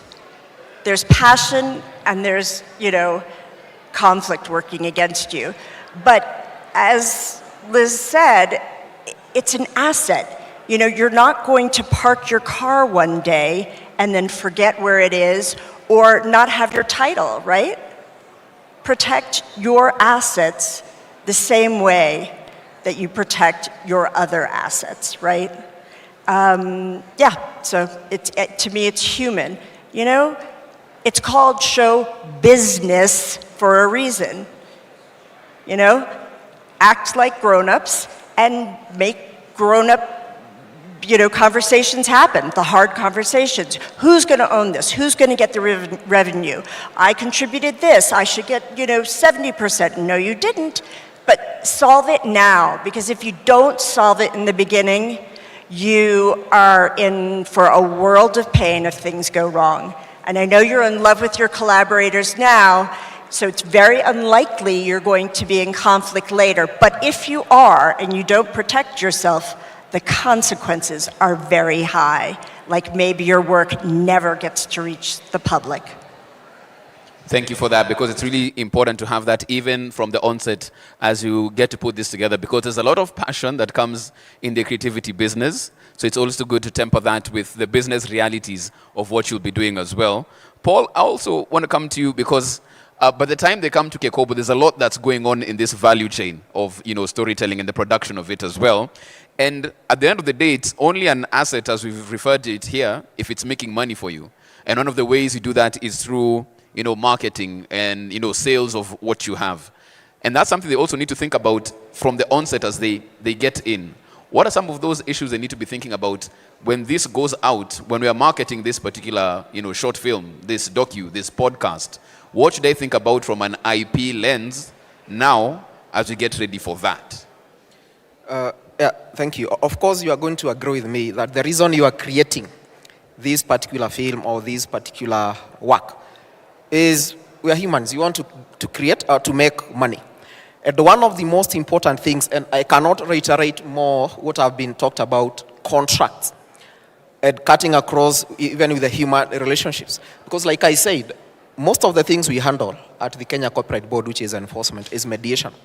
Do you realize most of the people get into relationships, these commercial relationships, particularly in producing films, just because they are friends. They were high school friends, they are the same college, with the same universities, you are my brother, so we can just make this thing. Yeah, so you don't even have contracts, and like I said, you probably don't even have records. One of the most important things I've seen is you having a contract. Doesn't matter who it is that you are dealing with, even if it is your own mother or your own father, especially if it is your wife or husband. Ensure you have a very, very strong contract. And contracts do not mean that you don't trust the other party. Contracts are there to avoid problems or to create clarity in what you intend to do. So as you plan to create your work and commercialize that work, ensure that you have strong contracts. And those contracts should provide, among other things, what rights does each of you have, of the people who are engaged in that production have. And they should have what we call a dispute resolution clause. And we always encourage mediation. And mediation, the reason I keep stressing on mediation is because we have seen 90% of the mediation cases we handle, actually we end up having an agreement within the first or second mediation session. The reason being, people will come to a mediation session just because we started as brothers or relatives, but then this person is making money, he's no longer talking to me. So you realize that the issue is not even about the money. It is the fact that this person is not talking to you. So what we do is that we try to bring you together, have a conversation, and agree. And we don't only come at the time of a conflict, we also come in when you are contracting. Of course, when you come to Kekobo and you say, we are planning to enter into a contract, Kekobo will assist you in negotiating a contract. And like I said, for us, we don't charge. And of course, you can always go to a lawyer. Lawyers are not that expensive.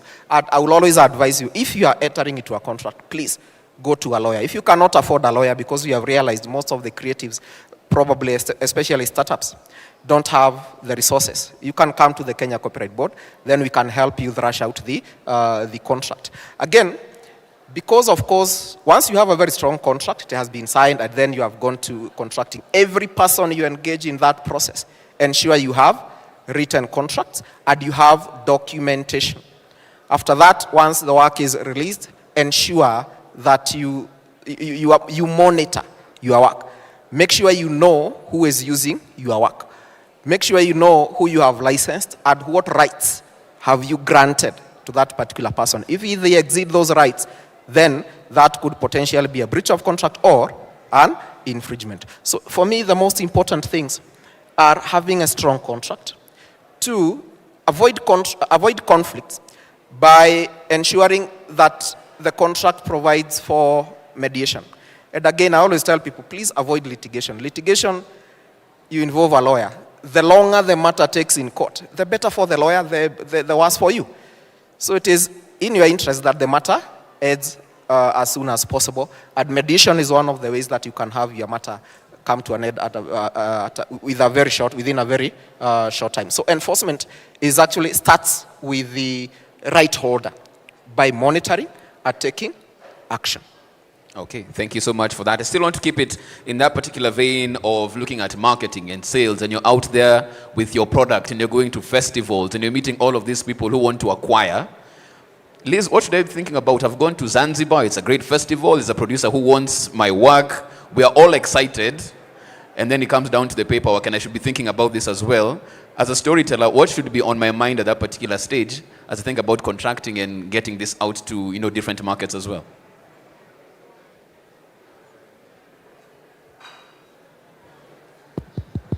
Okay.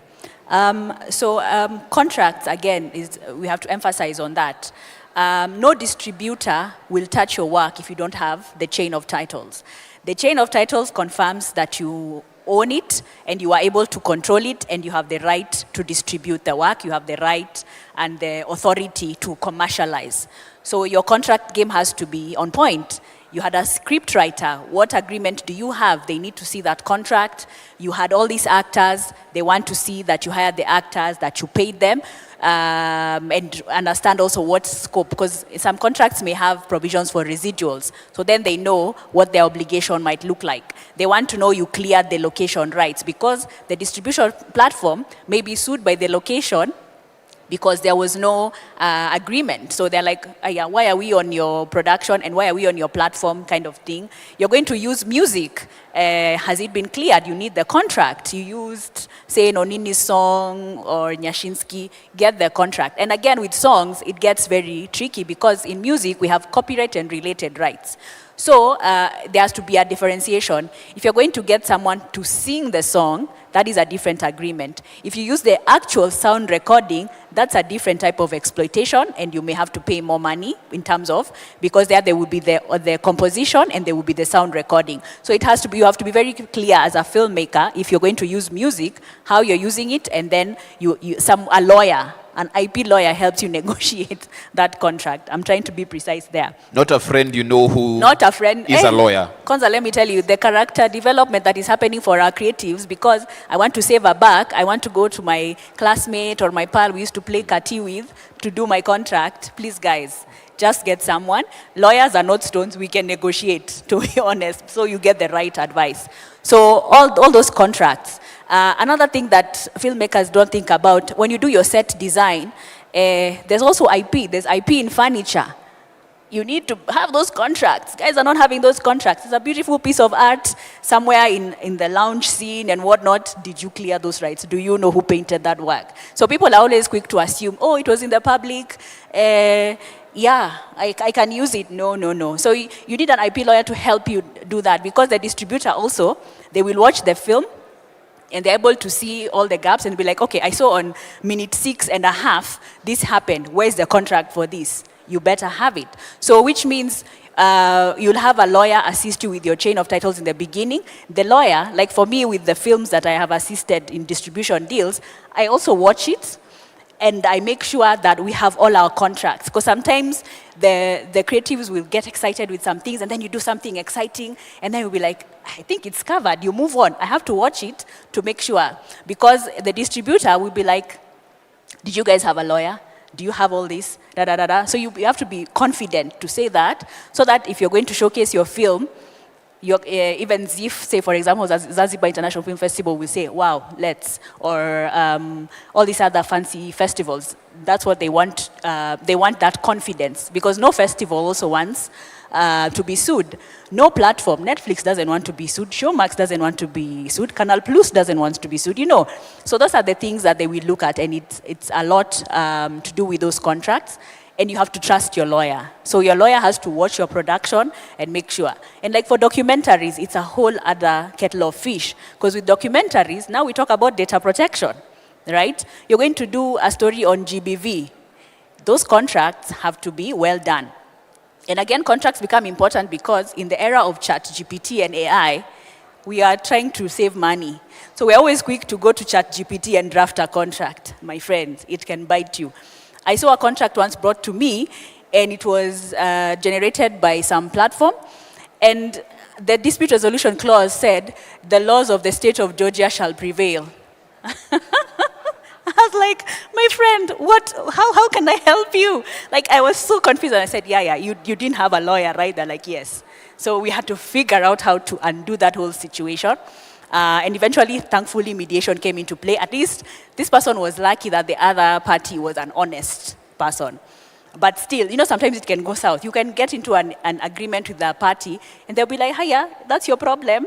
You did the wrong thing. Jipange, So contracts are really important. And something also I want to say that's important, and I saw this in a film festival. We're always quick to also share our work without formalities. We need to stop. I know you're excited, you're meeting Sijui which director, Sijui you're meeting which superstar in the film sector, and you're always, I saw people exchanging flash drives. Oh, here's my film. Thank you, please watch it and tell me how it works. And I'm like, my friend, you don't know if this guy is going to distribute your work somewhere else and make money. You don't have presence in Germany, for example. So why are you just giving your work so casually? Ata shamba ukiuza, you want to know who is this guy, can he pay, does he have lawyers? So why would you go to a film festival and I just hand out a flash disc? So we need to start being more formal also in our work. Yes, we shook hands. Yes, Jeff is from Hollywood. But I'm like, let's talk on email. And then once we iron out the nitty-gritties, I can share a link to my film for you to watch it.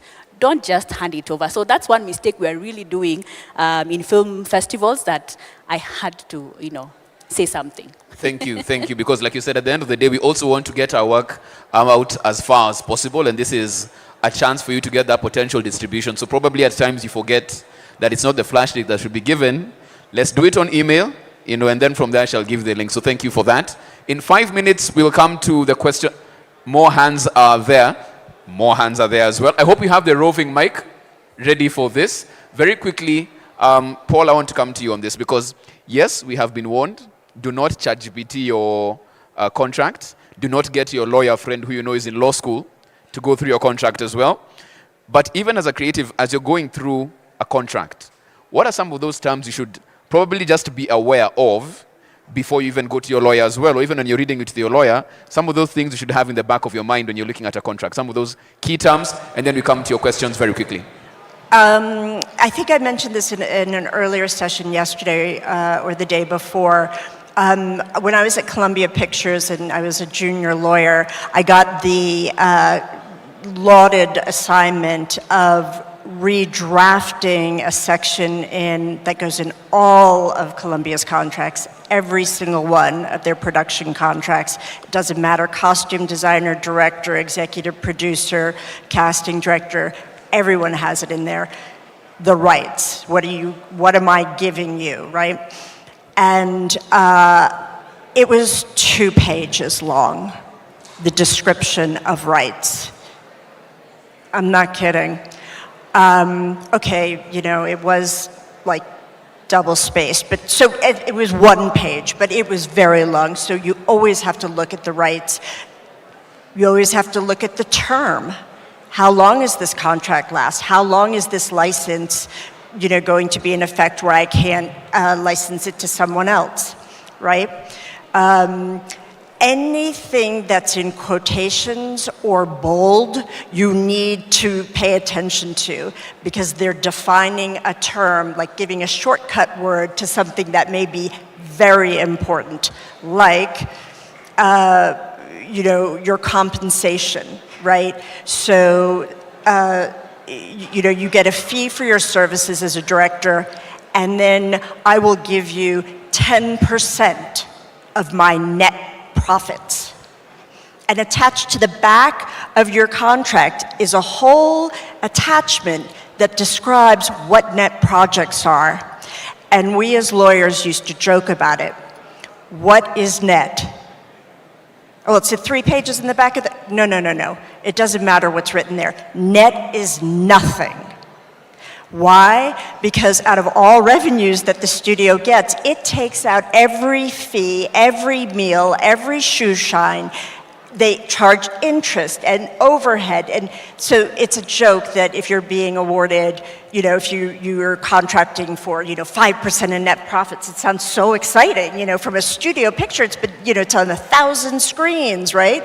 Nothing. So that's a perfect example of something that's either in quotations or bold, a mini, way of expressing something very complicated and very important. Okay, thank you so much for that. And I think that applies to very many contracts because as she spoke, I don't have an IP contract in place, but some of the things I'm like, so that's why it was in bold. And that's why they put quotation marks around it. I mean, thank you so much for some of those things you should be looking at, even as you take this to an IP professional, an IP legal professional, an IP lawyer to look at your contract. I can see very many questions in the audience. We shall start with the gentleman at the back.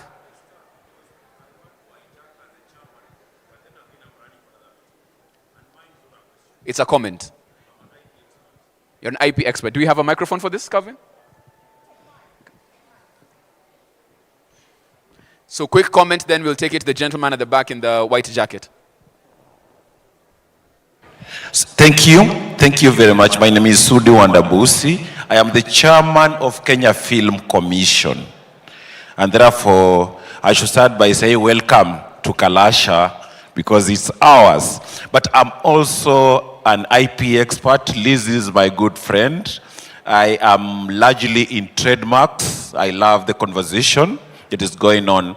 But perhaps I would also like to slightly redirect us to look at advising our filmmakers on how they can exploit the IPs that they develop. Apart from protecting it, perfectly done, protecting, registering, and all that, how can they exploit them? We know of how out there, Jurassic Park, the likes of Star Wars and all that, the force be with you, a very powerful statement in Star Wars that is being used in advertising and making money. So what I would also like our panelists to talk about is how can we help our filmmakers? There's a case on Inspector Mwala and Kamwala Safaricom. They are debating on whether they infringed on that trademark, on that IP. It's an important conversation. So if you are a creator of a film, Cash Money, more fire and all that, how well can you push this name, More Fire, for example, and work with companies for purposes of promoting their products and you make money out of it? You have lyrics you have created yourself for a film. You protect it as a copyright. How do you exploit it? Because just protecting it and walking around with it, and the only thing you are showing is a film, is not going to help you. So there is IP protection, and then there is IP commercialization that we need to talk about and see how the filmmakers can work with owners of products, to be brand ambassadors for different products, so that you make extra revenue on the film from the IP you have developed. Thank you, and may God bless you instantly. Thank you so much. I do hope the blessings will be instant as well. Thank you so much, Chair. Liz will address that particular issue in terms of how we can commercialize that. We'll be coming to... Do we have the microphone? We'll need some assistance with a roving microphone here, if there's anyone who can help us with that, as we get to our audience on that particular one. But as we get that, we'll be starting at the back and then coming here. Liz probably can just start on that particular issue. We had spoken about how to think about it when you're actually going to, festivals and all of this. How else can you think about commercializing this IP asset that we have? And I think Sudi brought out a very important question and conversation we need to have, because we've really idolized that the end is being on these big platforms like Netflix and Showmax, and we forget the other devices that we have at hand. So for example, once you've secured and you know this work is yours, we have the TikToks and Instagram where you need to start creating content and getting the eyeballs. Because no brand will partner with you if you're not able to show that you're also going to be going to be a return on investment in them, right? So which means that you have to have a digital strategy where you are gathering your fans. These phrases that maybe you're even creating are gaining popularity for them now to be able to have that trademark type of status. Then they can be used on an ad, right? So we need to start using our social media more. We've seen our actors doing that fabulously, and that's how they end up getting deals. Look at Sarah Hassan, for example. Whatever production she's on, her digital strategy is always on point. You know what production set she's at, you know who she's working with, she's giving you a teaser, she does it fabulously. But we're not seeing production houses doing that more. They only have a strategy after they're on a platform. So we need to start doing that, being more proactive, using our social media. Likes of YouTube also have opportunities where your content can be, you can earn money from that, make it a paid up content. So exploring such strategy, and see with like YouTube, you'll be paid directly. If your work is, say on Netflix, there's a middleman. So your money won't come to you directly. It will go through your agent first, and then it gets to you. So now we have to really start figuring out how we have that, we do it ourselves. Look at Njugush and the strategies he has done with his shows. He's putting them on his website, and he's able to make money in real time. So I think we need to start being more proactive in such strategies. And maybe eventually we'll also promote our own local platforms. But, as a content creator, as a film producer, start with what you have. You might be very surprised. Do some teasers, do some excerpts. Explore also different products, right? Don't just do a film. You can do shorts. Right now, shorts are a very big commercialization opportunity. And people are paying as little as 300 bob to watch a shorts. Maybe people will like it, then you do a series. If you have like 1,000 Kenyans paying 300 bob per week, how much money have you made, right?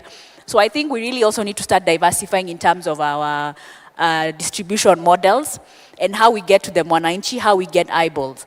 Nollywood is what it is because they had similar strategies. For them, they were like, we're telling our stories, we're going to make it affordable for 100 bob or whatever. That's how now they became the industry giant that they are. So even for us, we need to diversify our models, and we need to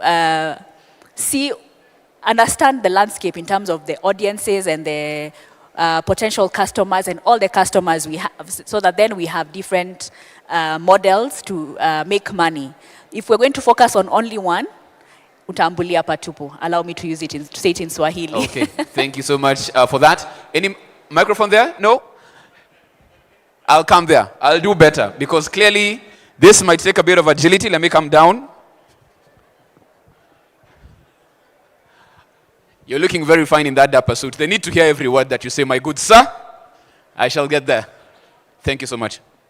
Thank you, yes. As they say, men are colorblind. I've never had a white jacket, I swear. You said I was wearing a white jacket. It's cream. My name is Giorgio Rido, and I'm an economist, a journalist, and a creative.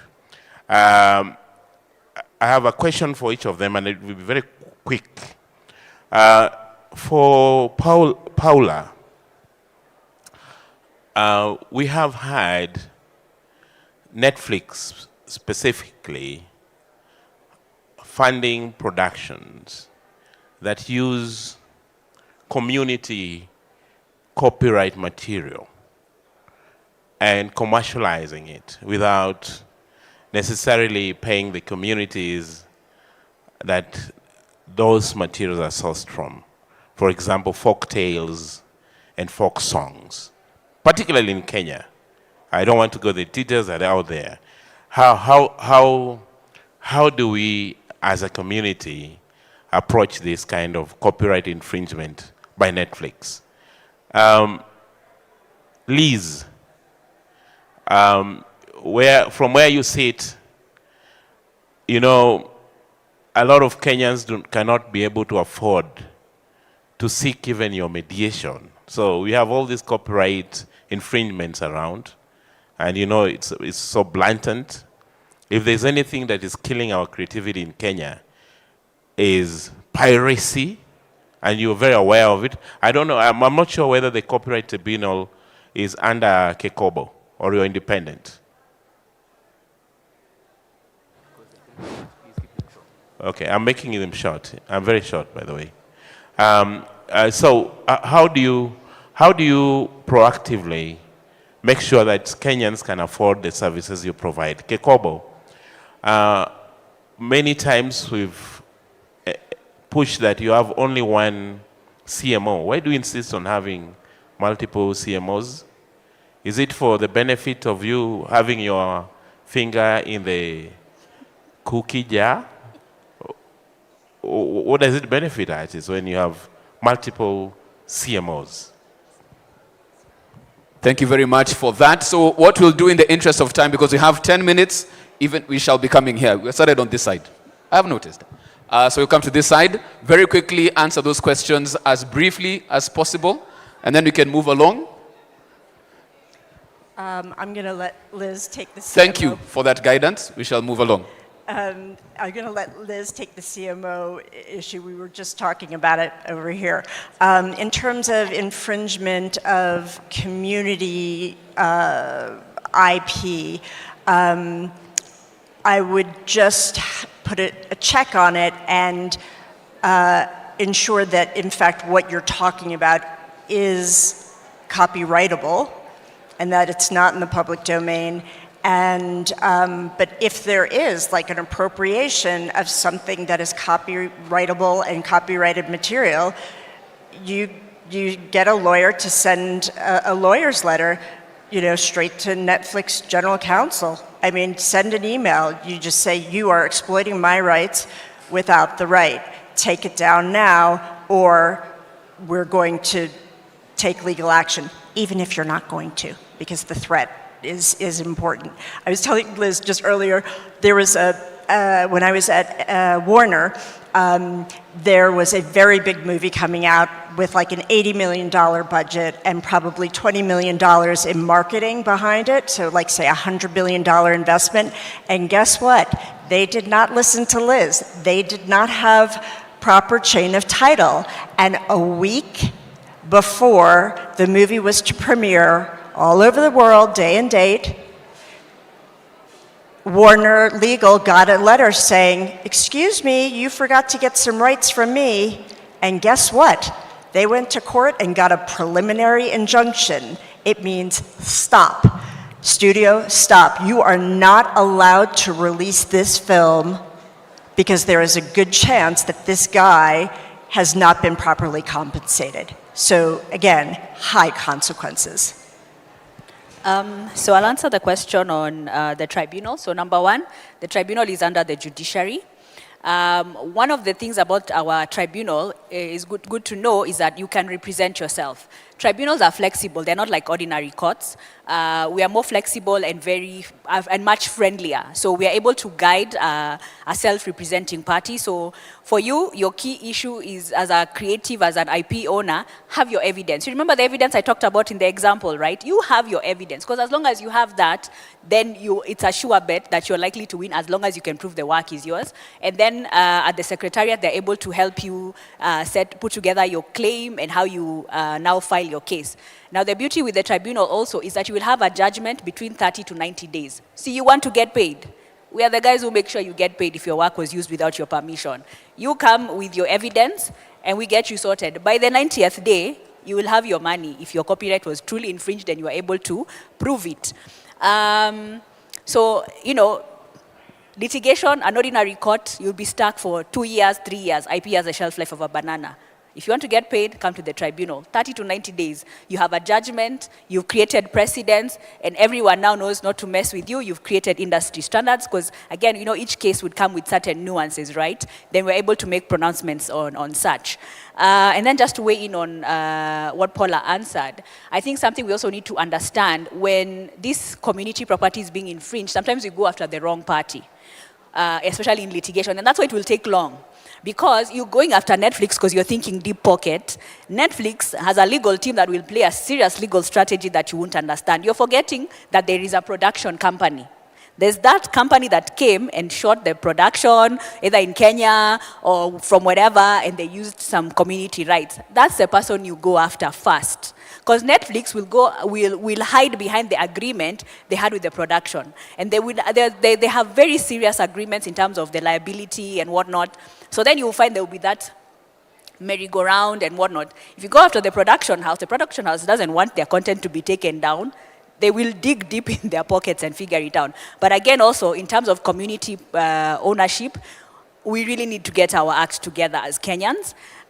Borrow examples from the likes of India and China. For us, if right now I was asked, what does the Kikuyu community own? I'm not sure. Aside from what I know by association of marriage, I have no idea, right? So we need to figure out our documentation game. That is where tumeanguka mtihani. So we need to figure that out so that then we are able to transform them into proper assets that can be clearly cleared legally and the communities gain. Yeah. Very quickly on the question of CMOs. On the issue of why probably there is a push for a single CMO, this is an ongoing conversation. It is not a position that has currently been taken. We have received a lot of comments and views on that position. Some people have argued that it is creating a monopoly, which is not healthy for business. But then, as the regulator, we are not only looking at the side of the right holder or the CMO, we are also looking at the side of the user. Assume we have like 10 CMOs. Me as a user of a copyright work, does it mean I'll pay 10 licenses? So the confusion multiple CMOs are likely to cause on the side of the user is why we decided to open up this conversation so that we can determine whether we maintain single CMO or multiple CMOs in order to encourage competition in that field. That is why we opened that conversation, and we are overhauling the Copyright Act, and I will actually urge you guys to put in your comments on that bill, because one of the things we are proposing is to have a CMO for each of the sectors. If, for example, we have film, we have a CMO for film. In music, we have a CMO for music. If it is literary or books, we have a CMO for books. That is what we are proposing.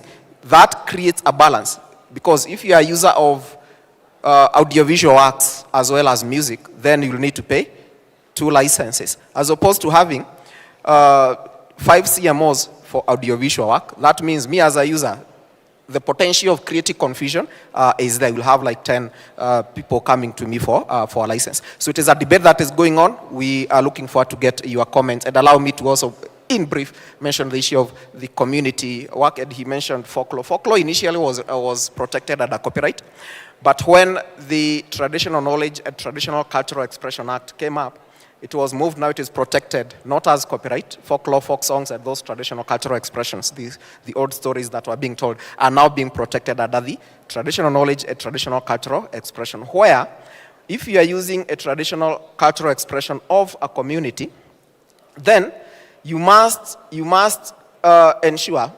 negotiate with that community and ensure there is a benefit that is flowing to that community. It could be a school that you build there, it could be capacity building, all those things. But you must have, there is a way they call that benefit, there is an agreement you must have with that community. Check.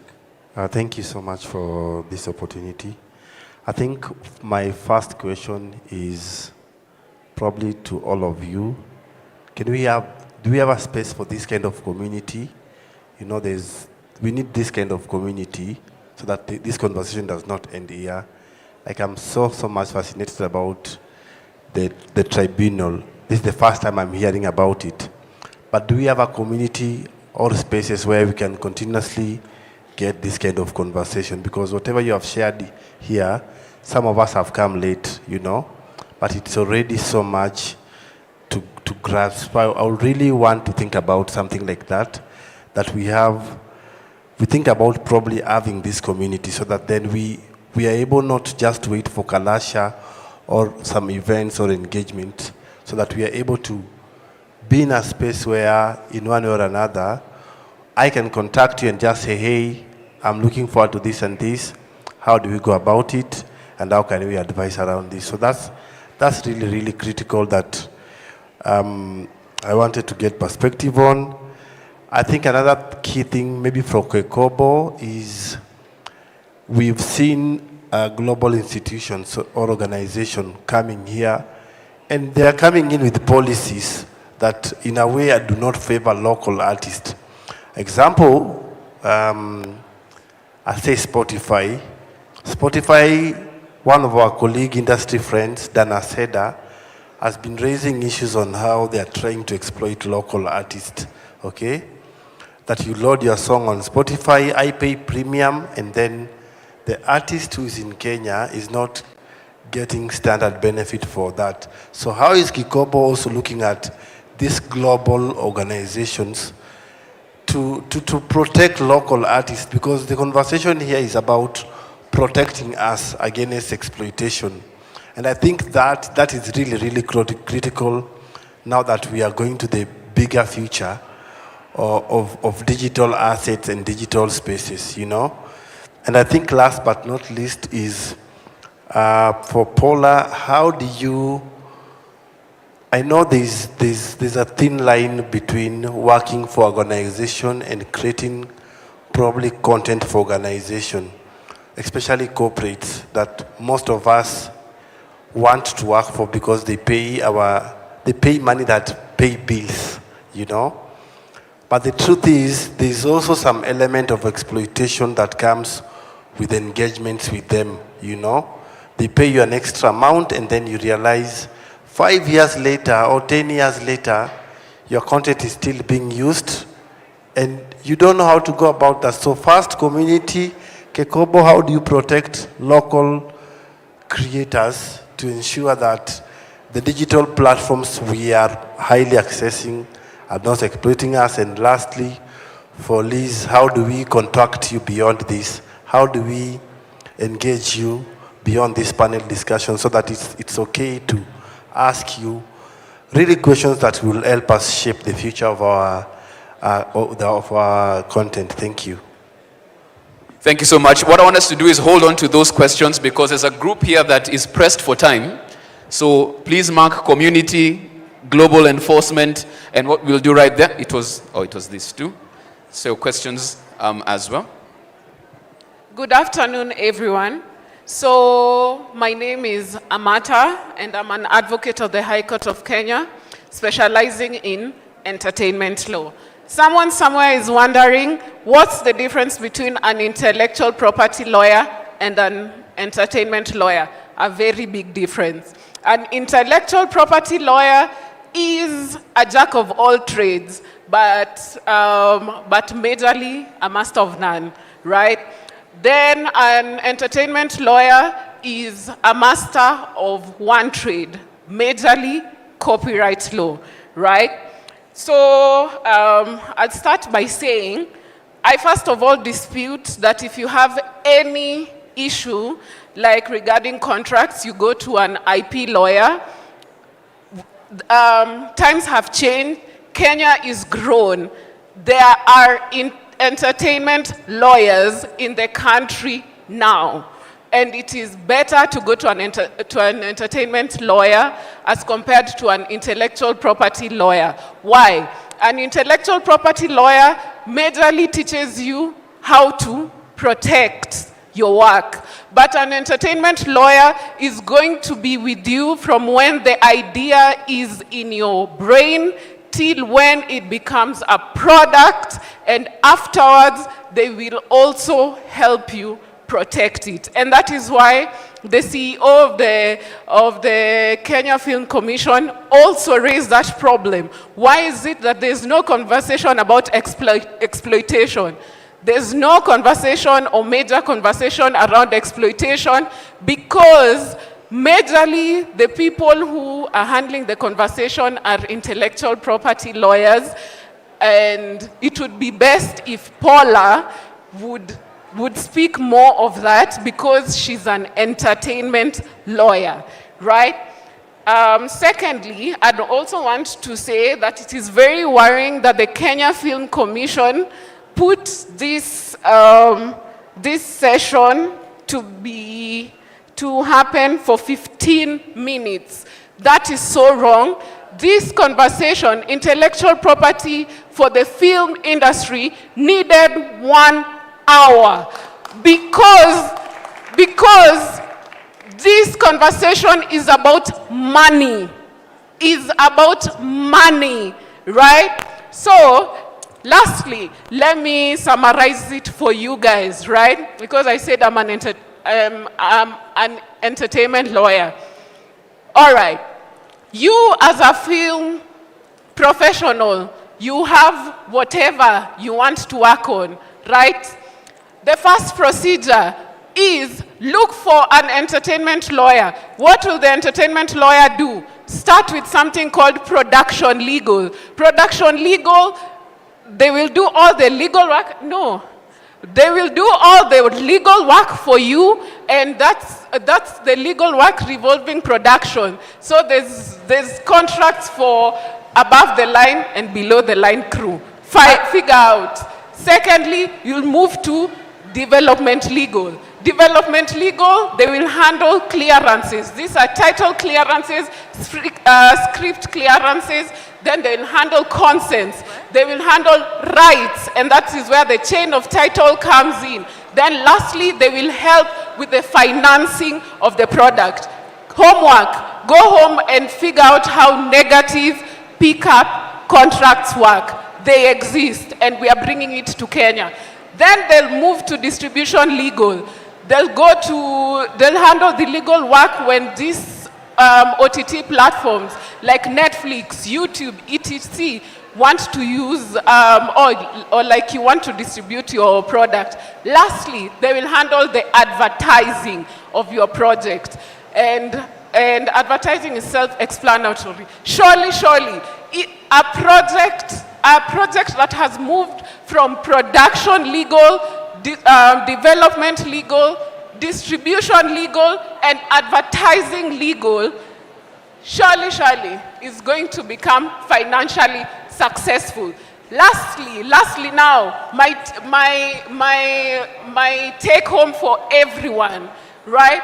In the film industry, a Kenyan film producer is going to come to me and tell me to draft for them 4 contracts for the whole thing, for the whole movie or the whole series. Why? Your counterpart in India would come to me or would come to my company, and we don't do less than 22 contracts. And you expect to make more than $100,000. Be serious.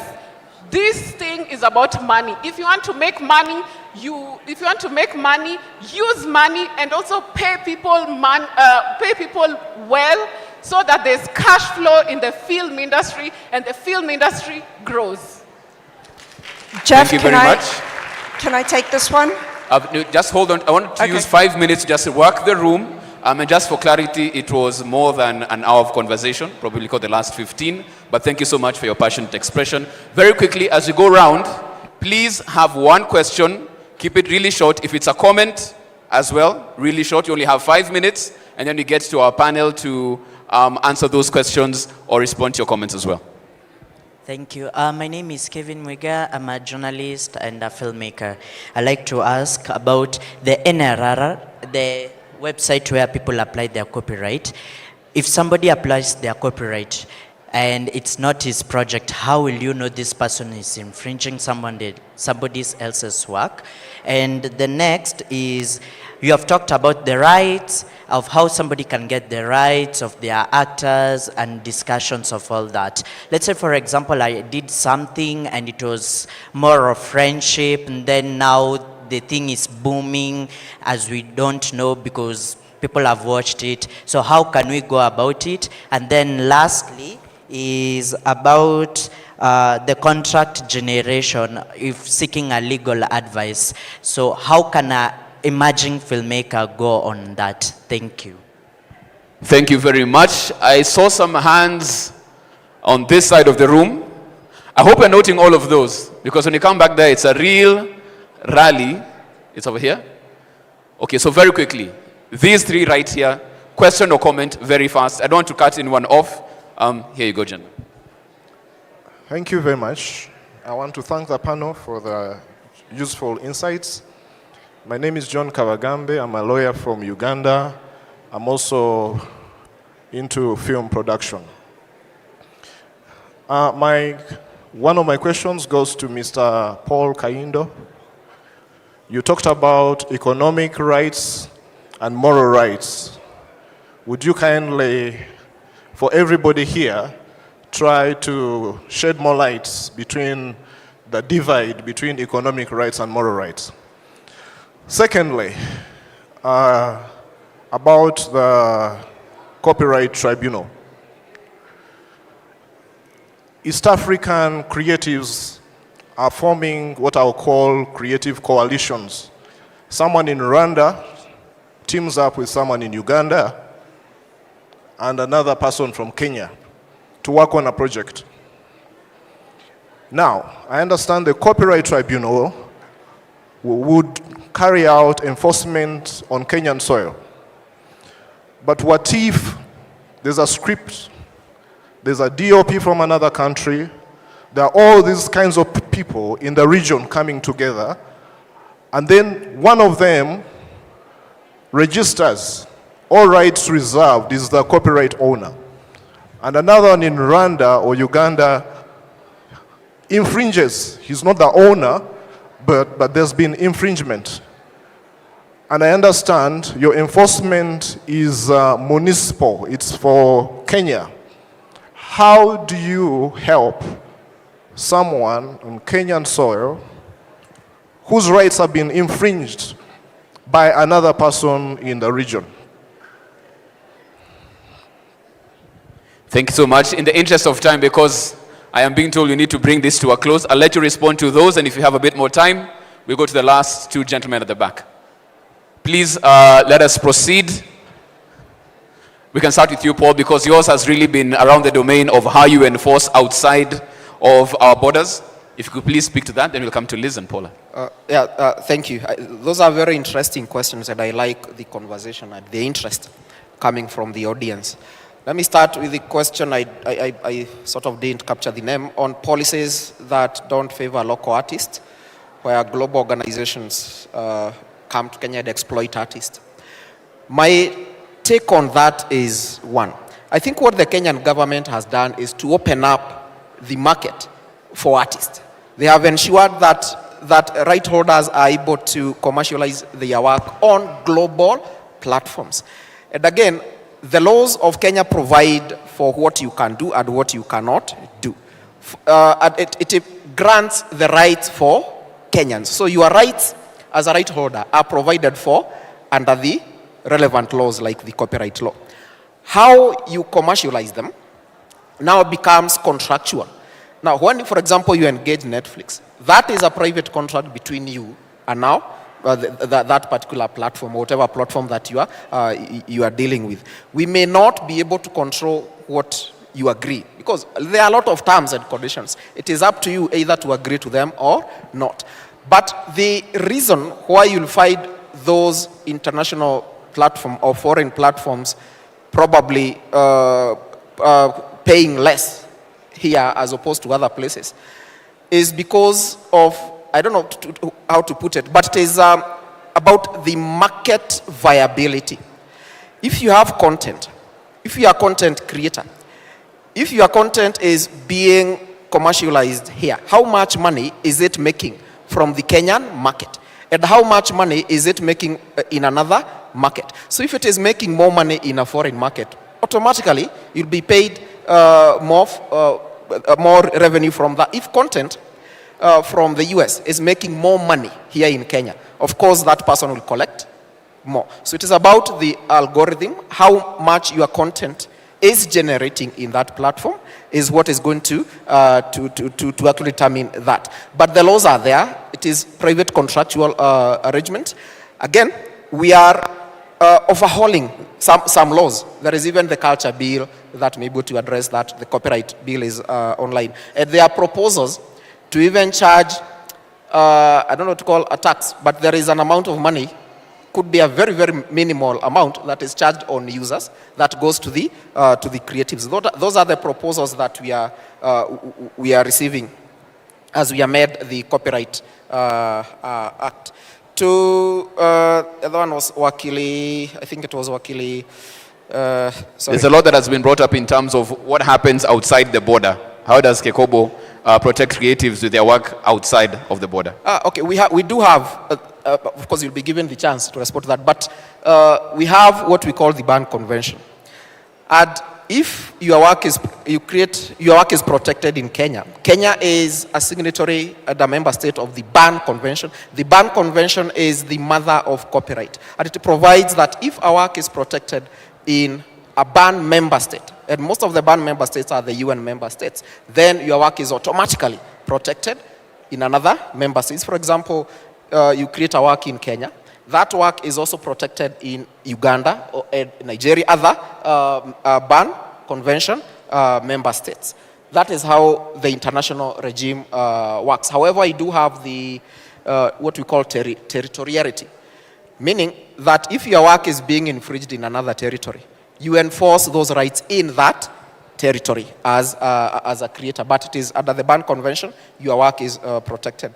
Amata Amata, I think we note your concern, but my view would be, you see, intellectual property cuts across. And creative works, like a film, is not only about copyright. There are other IP aspects that fall in. Entertainment lawyers are very, very important. They guide, but also an entertainment lawyer should not just be a copyright lawyer. For me, I refer myself to a copyright lawyer because, of course, there are the copyright aspects in music, copyright aspects in software, which may be in the health industry. But I believe intellectual property lawyers are equally important because they cut across beyond copyright. The question on NRR. We said that Kekobo has what we call a voluntary registration system. Voluntary registration system in the sense that registration is not mandatory, but it is encouraged. So some of the jurisdictions have a voluntary registration system. In Kenya, we have what we call nrr.copyright.go.ke. You can register your work very easily on that particular platform. Currently, there are no charges, but we will be putting up the charges very, very soon. So the question was, how do you ensure that works, that if somebody else has registered their work, you'll be able to know. The way the platform is created, the way it is intended to be, let me say intended to be created, is to be able to identify works that are already registered. So if somebody tries to register a work that is similar with another, that should be, will actually be, will be noted.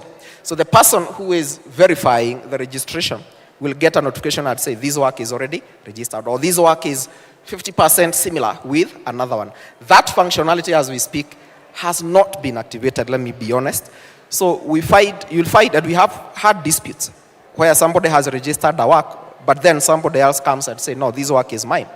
And you know that what we say is that if you register a work that belongs to another person, knowing very well it is not yours, that in itself is an infringement which can attract either criminal or civil remedies. So the system, as we move on, is going to be designed in a way you cannot register a work that is similar with another one that is already there. To John, you asked me to clarify on economic rights and moral rights. Economic rights, we already listed the exclusive rights that a right holder has. The right to distribute, the right to sell, the right to translate, all those rights. Now, these rights are what I like calling money rights. These are rights you can sell, rights you can commercialize, rights you can license, rights you can make money out of. Those are economic rights. Like, for example, if you have a film, you can license a platform or somebody else to distribute that right for a payment. So you'll be receiving either royalties or whatever amount you have agreed on. So those exclusive rights that were mentioned are what we call economic rights because you can either license for money, you can assign for money, or you can transfer in any way for money. Moral rights, on the other hand, are what we call, they are personal rights. For example, the right to paternity, the right to be identified as the owner of that work. That you cannot sell. But it is a right, if you have created a film, you have the moral right to be identified as the author of that film. Another moral right is the right to object to distortions that may be prejudicial to your character or your character. So if, for example, or your work to be used in a way that that affects your character. If, for example, you are a Christian, you don't want your film to be shown in a club or in a brothel, you have the right to stop it because your character is at risk. So moral rights are those personal rights which may not necessarily make money, but you are supposed to control those rights. I think those Thank you so much. Thank you so much for addressing those issues. Paul, I'll come down to Liz as well. All right. I'll try not to repeat myself in some of the questions. So there was a question around creating a community. I'd say this, if you're able to curate a community, I'm happy to come and assist and do trainings. I've been doing this for the last 14 years. I also lecture at Strathmore University and I teach entertainment law. So that's my forte. I'm happy to collaborate. We can do online webinars and whatnot. So after this, I hope we can speak and we work something out because I recognize there's a new generation of filmmakers and we are happy to spread the education and help you seize all the opportunities that are available currently. Then there was the question on an emerging filmmaker. Oh, let me start first. There was a question on your IP is used by your friend. What do you do? So for me, by the time we're going to litigation, that's the last resort. A good lawyer will also assess how did you come together, what were your plans, what went wrong. For me, I would want to sever first that relationship, right? So that if worst case scenario, this other party is being unreasonable, then we move to plan B. But I've always advised my clients where friendships have gone awry, we try and mediate and try and make things work because some of the best projects have been also created through friendship, just that they didn't know how to navigate that friendship and they didn't have the hard conversations. I've seen those so many times. We've had situations where we even had to call a security guard because tempers flared, but we understand it's part of humanity. So it also means that also you as a creative, talk to your peers and even your mentors and ask them, hey, when you had a dispute, who did you use as a lawyer? And then now they introduce you so that then you have the right person assisting you with that and you achieve your right goal. So by the time we escalate, we've tried everything else. That's what we would do and help even with the strategy. How do you talk with your friend so that it doesn't get really bad? And then as an emerging filmmaker, how do you get access to legal? Right now we are having a lot of creatives registering associations and guilds. And it's beautiful to see that they're also putting the legal infrastructure.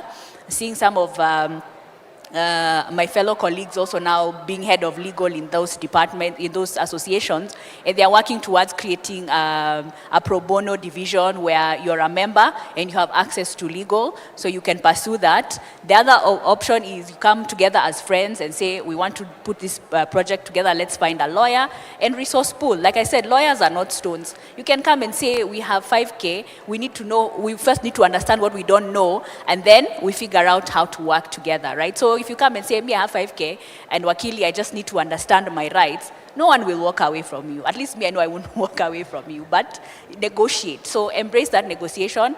That notion that lawyers are expensive is unfounded. Protective lawyering is always cheaper than defensive lawyering.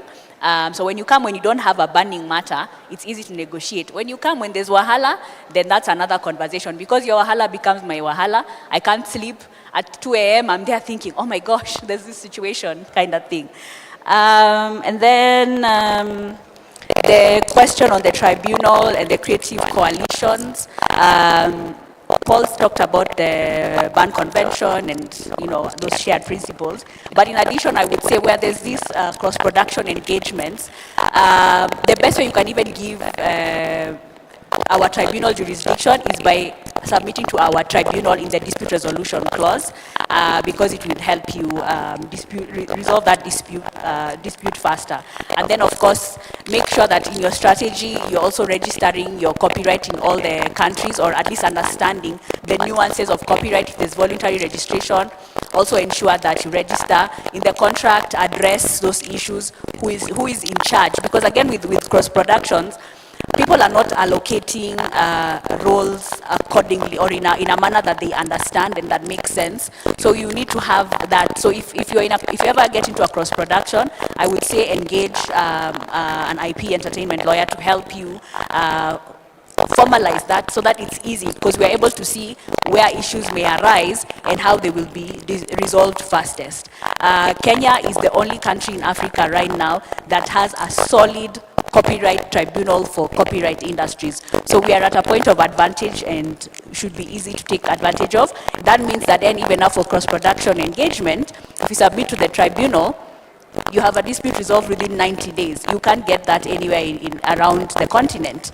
South Africa has an ad hoc. An ad hoc simply means the copyright tribunal is constituted when there is a case. So you can imagine by the time it's constituted and your matter is listened, it will take a while, right?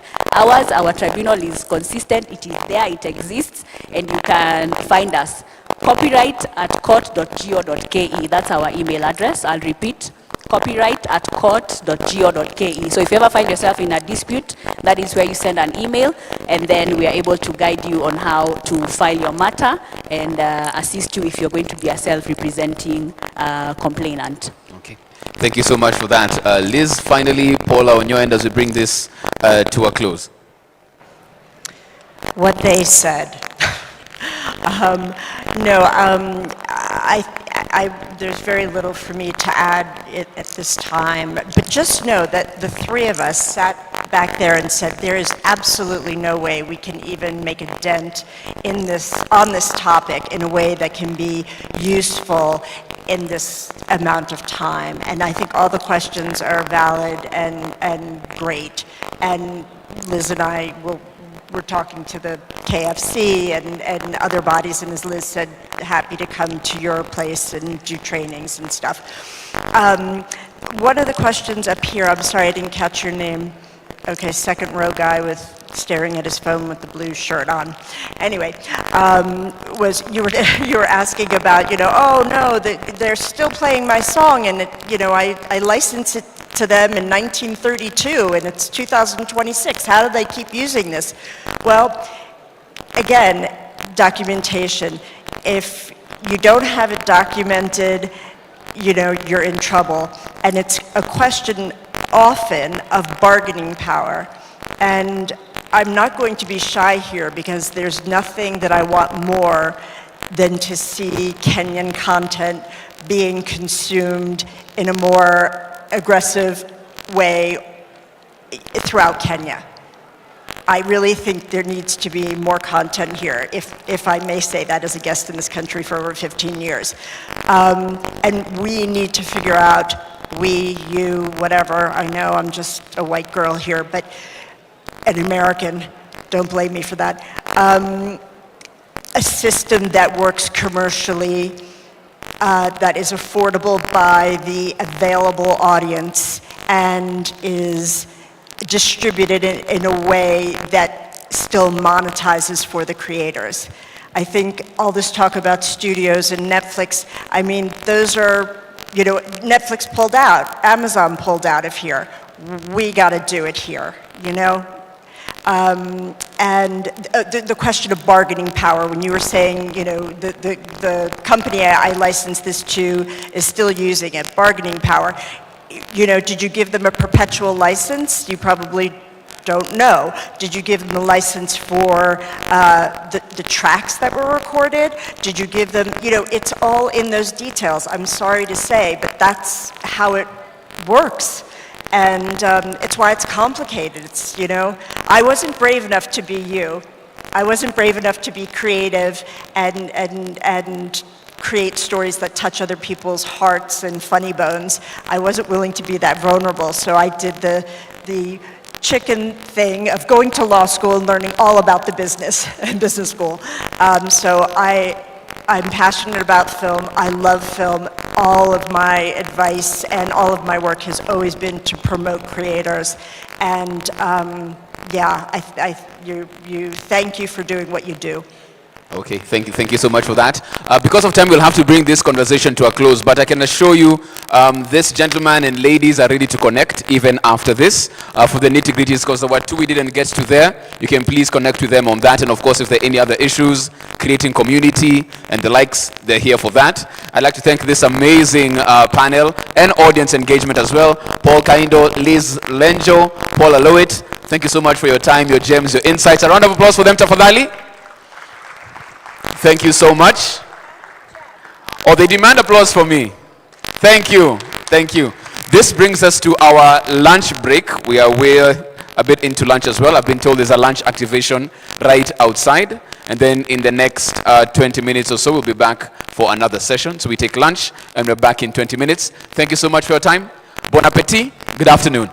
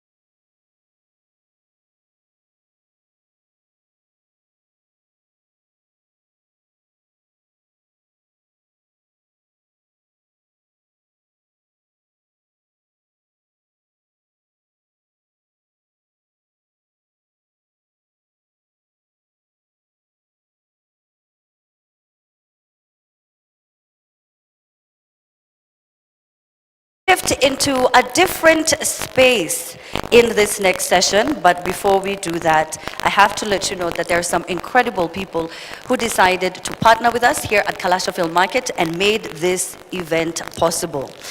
So I have to thank Wazawazi, I have to thank Grisel Studio. She does one of the best SFX makeup in the country.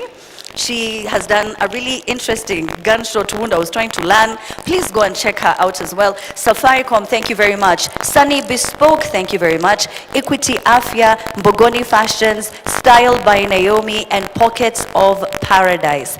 There's also a tent outside. It's called Pure Smiles. They are doing free dental checkups and free dental scans. There's also Equity Afya. They have a tent right outside. They're doing free general checks for your BMI, your blood pressure, blood sugar, doctor's consult, nutrition consultants are also there as well, so you have a chance to go sit down with them, and it's all for free. Something else that's also free is that they have a legal clinic, which is right outside at the KFC booth. Just go and ask for any legal advice, of course pertaining to film, but it doesn't have to be specific to that. So you can be talking to them about any problem you have in your life, whatever issues you've got, and you need some legal advice, they are more than willing to help you.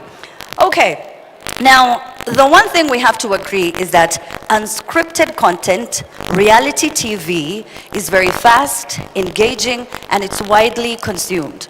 And this is, you know, a lot of us are constantly online, whether it's on TikTok or on Instagram, or I don't even know other platforms really that people watch. I'm not sure about Facebook, so I can only speak, I think, for me and my people and my generation.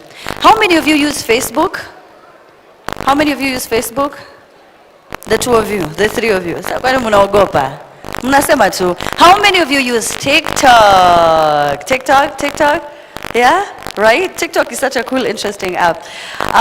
So it's always fast, it's always evolving, it's always changing. And the question I want to ask you is, so what will it take to create content that connects at a much deeper level? How do we build formats that resonate locally while at the same time we're competing on a global scale? So we have to explore that. That's what we're discussing about now. And I have to invite our moderator this afternoon. He is the marketing manager, Star Times. Please put your hands together for Mr. Mike Mwai.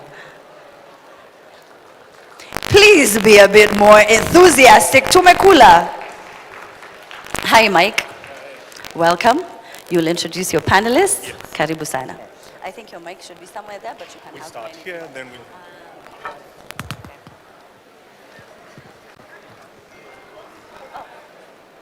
This. Hi, everyone. Everyone is good? I'm smelling hunger. Is there hunger in here? Okay. So I think I will begin by introducing the panelists first. May I begin with the General Manager for Star Times Kenya. She's also the Marketing Director of Star Times, Ms. Tamima Ibrahim. Tafadhali, mpatieni makofi.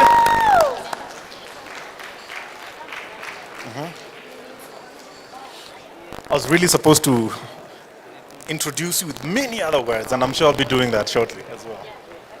And then, of course, we have somebody called Charles Liberty. Now, Charles Liberty comes from a company called Simba & Simba. They are a legal firm in Kenya, and they've been doing big things, and I'm sure we'll be talking about them as well. Tafadhali.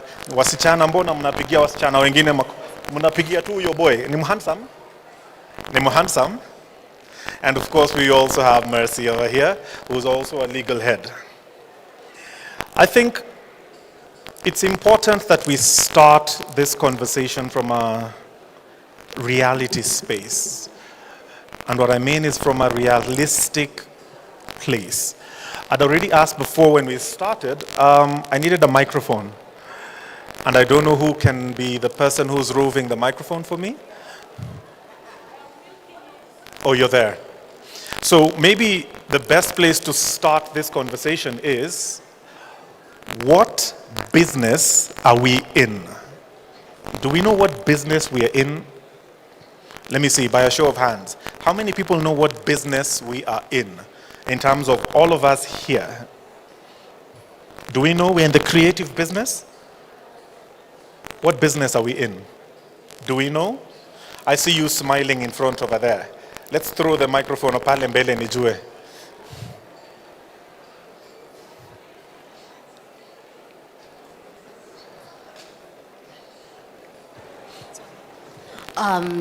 Good afternoon. Good afternoon.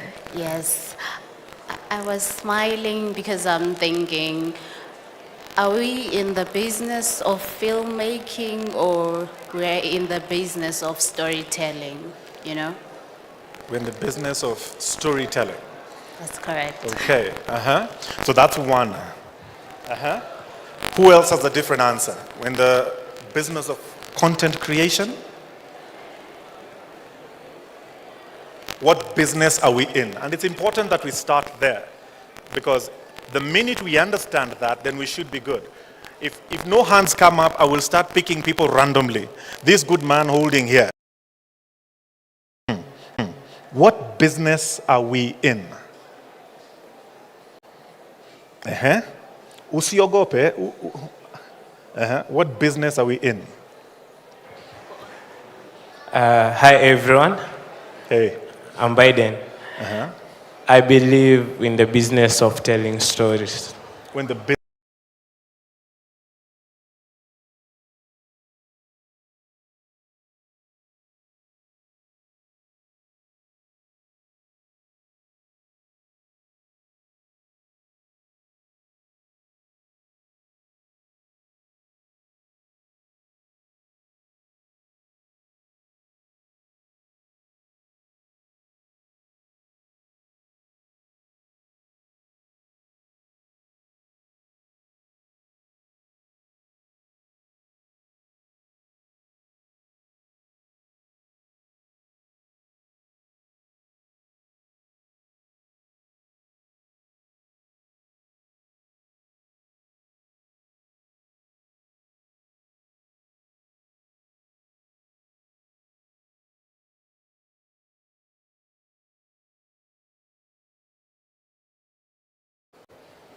Thank you. I'm Derek. I'm a director.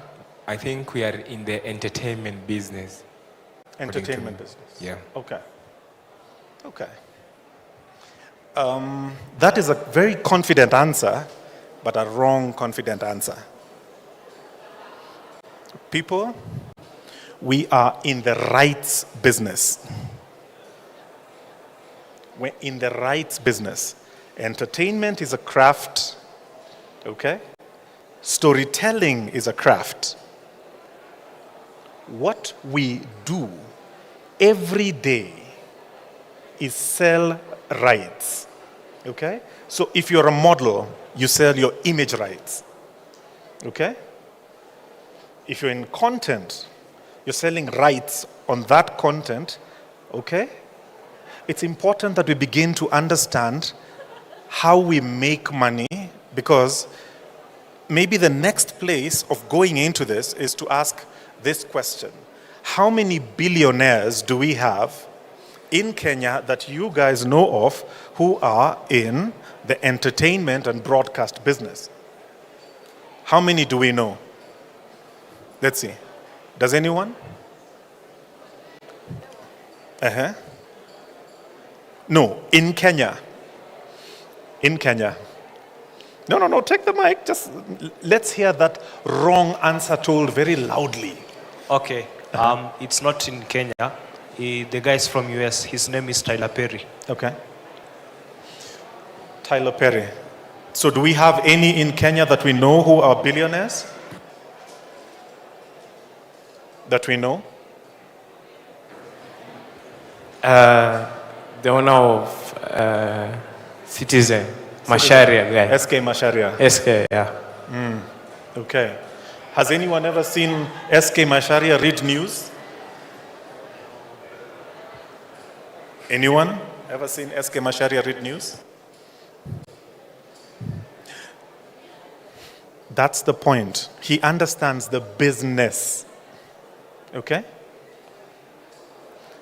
Everything we do, and the minute we begin to understand that we are in the business of selling and buying of rights, then that becomes the first place of understanding how we can monetize and grow the business. Okay? So my name is Mike Mwai. I work for Star Times. And I sit on the opposite side of the table when most of you come to pitch your ideas. The panel that we've put together here today, one, Ms. Tamima, who's also a TV star in her own way, and she's very experienced in television, has been doing this for quite a number of years. And we are here to first begin by talking about not just, I think by the time we get to the topic of reality television, it's important that we first lay that groundwork about what the business is. Because at the end of the day, when all of us are discussing this, we want to make money at the end of the day. We want to have millionaires and billionaires sitting in this room. So we are coming to talk about how we make money, the learnings that we have based on what we see every day as trends on things that work for television, because we sit on the opposite side. We're the buyers of your content, you are the sellers of your content. In short, we are the buyers of your rights, you're the sellers of your rights. Okay? And the minute we begin to understand this little dynamic, then things begin to make sense. Are we okay with this? Have we learned something? So I will ask all of you again, what business are we in? We're in the business of buying and selling rights. Okay? I hope we've learned something there today. So hakuna, I am in the creative industry. No. I am in the rights business. Also, the team that I've also put together here is one that is made of lawyers. And the reason we need lawyers is because we have noticed in the quest to produce great content, everyone is beginning to go to produce reality television content. And then you get a show being pulled down, you're being flagged by YouTube, a TV station shows 3 episodes and then stops showing it, and then, all these little challenges, okay? And then the next question becomes, what is working? What is not working? Where are the vacancies? Where are the gaps? So that we now know when you're coming to pitch to us, you have really greatly thought about what you want to sell to us, and you stop walking around saying, unajua watu wa TV wanakuanga makatel. Na watu wa makatel hawanunuangi vipindi zetu, wanapenda tu kununua. Sometimes maybe the content that you're providing doesn't meet a certain standard and doesn't meet the threshold for the trends that we are looking for that drive subscription, that drive advertising revenues and all these things. And maybe now that, I think, should lay a proper foundation for what our discussion and our panel will be discussing with us today. So now is when I get to move to this other side.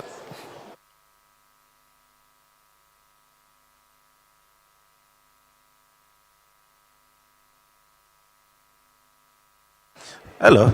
So, Mr. Mima, maybe I could start with you.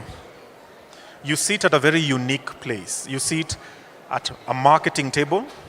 You sit as a content producer. You sit as a producer. You sit as an influencer. You do very many things as well. I know you've looked at me funny with that influencer place, but you do influence. And influencer is not just about social media. It's also about changing thought patterns and, things that people have been doing. From you, when people come to your table or are coming to sell content to you, what have you noticed? What's working and what's not working so far? Maybe we begin with what's working. Okay. So thank you, first of all, Mike, for having me on the panel. So I just want to start by first understanding who's in the room to answer your question in terms of what's working. How many people in the room are content producers? Show of hands. How many people are talent? Directors? Okay, so it's a very good cross-section of people. So I think one of the things I'll tell you, and maybe just to unpack the question he's asked me, so in my career, I've had stints where I've handled acquisitions. I've handled acquisitions at KTN, I've handled acquisitions at Ebru, I've handled acquisitions at Switch TV. And when we're talking about what works and what doesn't, so I can tell you from my experience, having been part of the teams that put shows like Real Housewives, to Juane, Perfect Match, Switch TV, Real Talk with Tamima, if you remember that show, Chat Sport. So what determines that idea? You look at it and you're like, okay, this one is ripe for television. We'll put our money on this. Originality. And I'm going to say that originality. Now you'll ask, Wahenga walisema, there's no new idea under the sun. And they are right. Because I've had instances where I'm taking meetings with people who are pitching. So 5 people are walking in and they are pitching a similar idea. So when you say, is it original? If I'm thinking about it, are they thinking about it? Now, I want to build that up for those of you who are in the room and you're coming up. Format. So beyond just saying my idea is original, what makes your idea a winner is format. Who understands what I'm saying when I say format? Anyone in the room? Okay, I'm seeing one hand. So I want to teach you guys something. And I love where Mike started, when he was telling us, which business are we in? I want to expand that. We are in the right business. So rights is part of that business. However, when we are talking about rights, so you have to introduce formats. Because when you think about why, today, what are you guys watching? You're watching Real Housewives of Nairobi. You've watched Kenya's Got Talent. All those are formats. Those are formats that are sold across multiple markets. And in the world of television, content, even film, right now, I'm sure you might have come across a film that is a remake. So that film has been done several times. Top of my mind, I'm thinking Superman. So somebody owns the IP, the rights. Somebody owns the format around how Superman is presented. You can't wake up today, come up with a superhero who's wearing red with a cape. Everyone will say that is Superman. You understand? So I want you to think now when we are saying reality TV. And the good news is, for anyone who's seated here and thinking, I'm getting into the industry, I want to learn from what she's saying. Reality TV is the future of media. It's the future because for the first time, the industry is focused on authenticity and connecting. So when I'm talking about originality, is it authentic? Is it connecting with audiences? So that makes it original. And then have you formatted it? Because remember, if I argue, there is no new idea under the sun. So what makes yours so special? So, are we beginning to understand? How many people have ever written a TV format? By a show of hands. How many people have ever written a TV format? And a TV format is not, I have a great idea. By the way, idea in a bamba. And then now that's what you pitch when you come to a TV station. Idea yangu in a bamba. You understand where the issue is. We have several TV shows. We have Idols. We have The Voice. True. We've got, is it Britain's Got Talent? Most of them, X Factor, and we can keep counting. True. They're all music, talent, such shows. Correct? However, they're different. That's a format issue. Okay?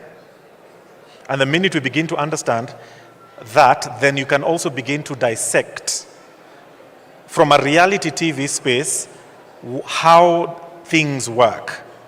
And we can get into how to monetize the content, but first we will go into rights management. And I guess one of the things that we're also doing is I've noticed when on the onset, when I started, I explained that I've seen people producing content, I've seen people going into podcasts where they're talking about very sensitive things, and then people are consistently getting pulled down and their channels are being pulled down. Because when we are very eager to entertain, in these new reality shows that we are producing, there are very many mistakes we are making. And maybe, Charles, you can touch on some of those things. What have you seen on people who are now beginning to produce content and calling it reality show. Where are they making mistakes? What are the learnings? What have you noticed so far? Hello, everyone. Thank you very much, Mike. Thank you for the opportunity to be in this panel. And to answer your question, what mistakes do people make? First, I'd just like to give an overview. You find that, I like the question that Tamima asked, how many of us are script writers? How many of us have written formats? You find that there are very many creative people out there. And because you're in the rights business, you are buying their rights.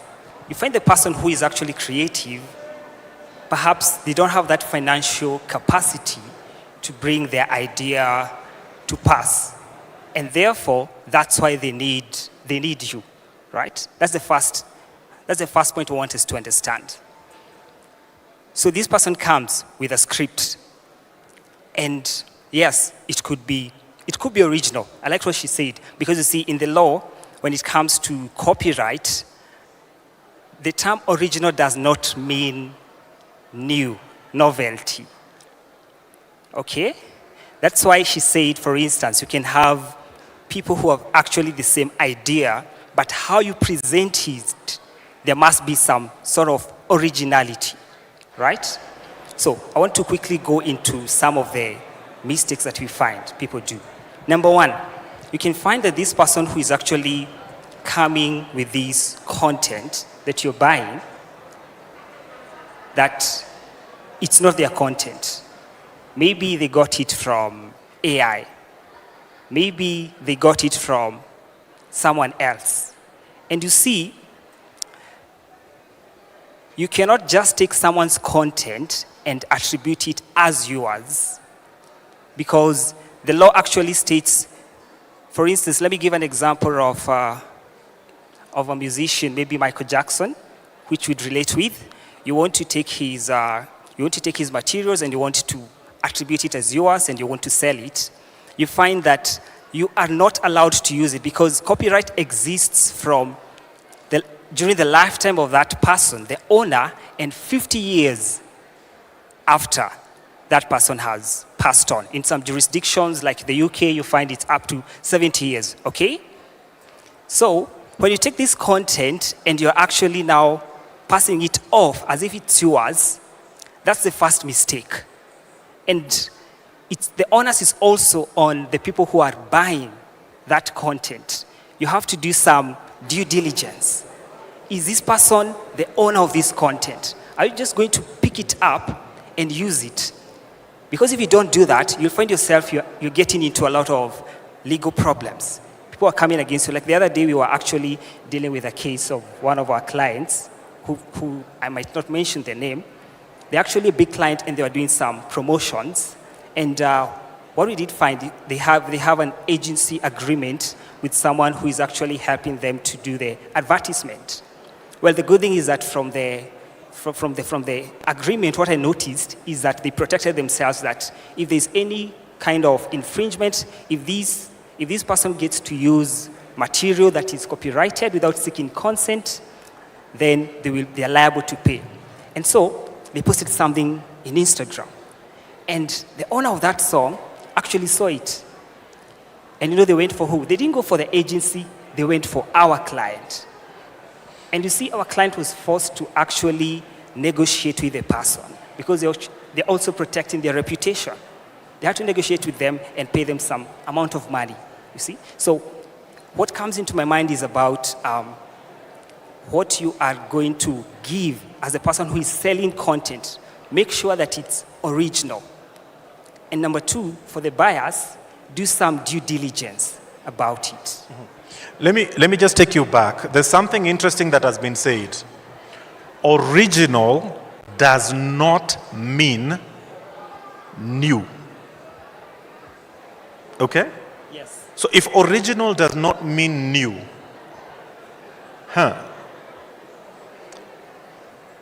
what if someone comes and sues me? What are the parameters to say someone can sue me because the show that they came to pitch to me is original, according to them, but it's not a new idea. Do you want to talk about that? Because I get sued. We've gotten sued quite a number of times where someone says, nilikuletea idea ingine original. Hii kitu ilikuwa imeweza. Umse ameniibia idea. Explain that to us. Yeah, and I like what you said in the beginning of this talk. We are in the rights business. You have to understand, what rights do I have? Number one, as a scriptwriter, as a producer. For example, you're dealing with films. What is your right? Copyright. Copyright, we've said, it doesn't have to be original. Sorry, it doesn't have to be new. It must be original. So what does this mean? And how can you assert your right as the scriptwriter or as a producer? Registration. That's where it comes in. The minute you put down something, I'm coming up with a poem or a film, I have it in writing, yes. At that point, you have a copyright. You have created an intellectual property right, which you own, right? But for you to protect it against infringement by another person, you have to register it. Registration helps you to have the exclusive right to that particular creation. So what does this mean? If I create something, Liberty here cannot claim that, no, that idea was mine. It might have been his, but I was quick to register it. And that is why lawyers, we exist. We are here to help you to register, whether it's a copyright or a trademark. Who knows the difference between a copyright and a trademark? Anyone in the audience? Let's see, guys. Because we want this to be very interactive, because I think the essence of this conversation is to enlighten one another, because we want to see people make money. The pitfalls that we're seeing on a day-to-day basis need to reduce drastically. And so that question is important. How many people know the difference between a copyright and a trademark? How many people know? Show of hands. Wajameni. That's one. Two. Let's see. Microphone. Maybe we go there. Let's see how well you explain it.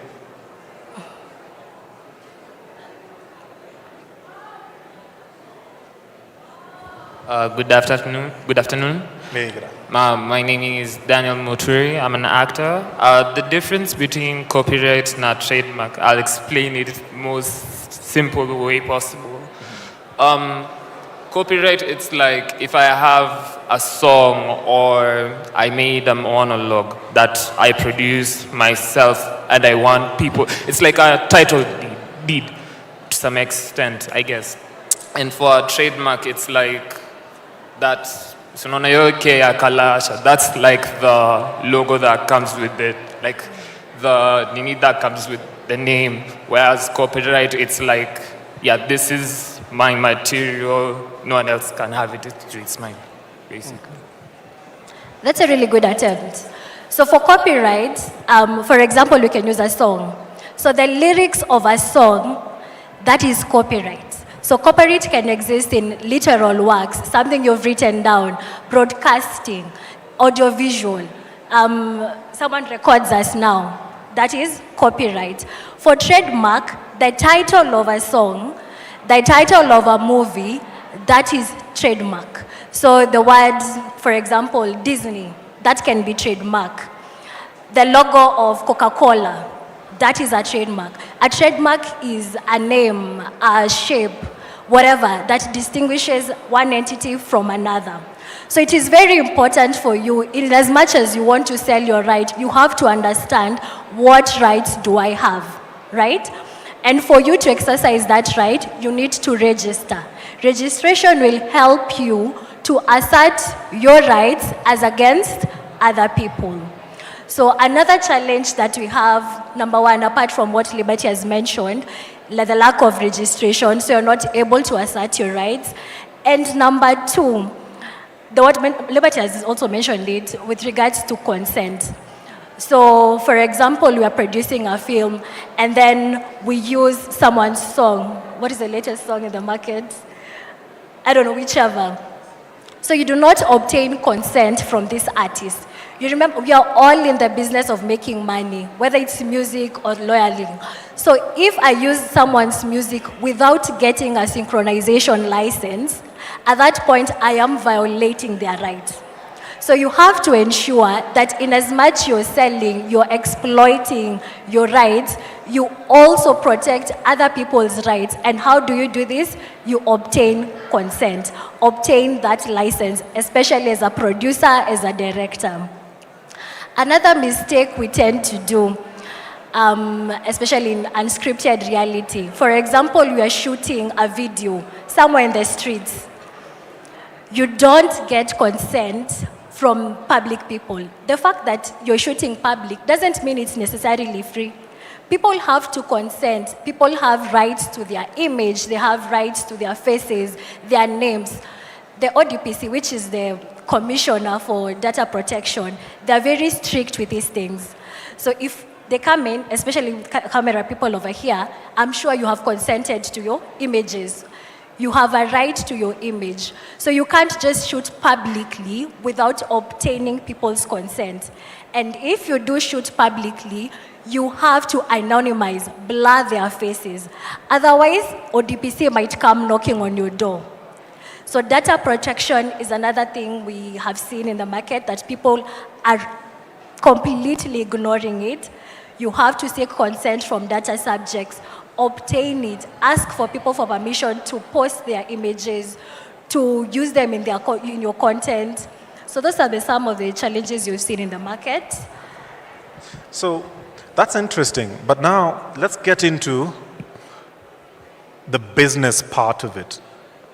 And it's good to understand the trends for what is working for pay TV when you come to us as an example, because we are buyers, or you're going to a TV station, or you want to produce for yourself on AVOD platforms such as YouTube, or any other platform where you'd like to place your content. Tamima, what trends have you seen so far in terms of reality content? What's working out there? Okay. I think first of all, we have to be clear. When we say reality content, does everyone understand what that means? Show of hands if you understand what reality content is. Okay.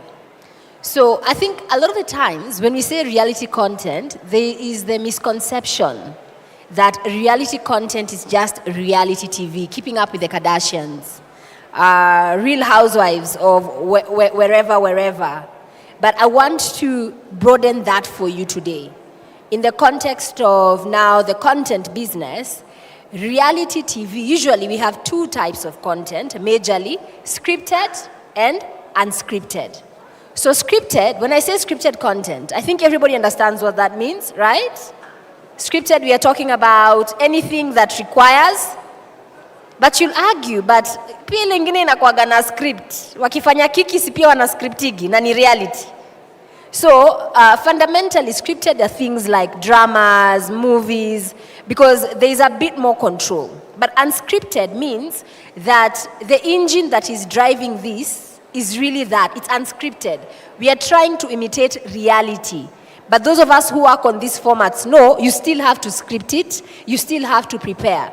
So it's important, first of all, for everyone to understand that a reality TV show could be a cooking show, it could be a fashion show, it could be a travel show, it could be a show on how to lose weight.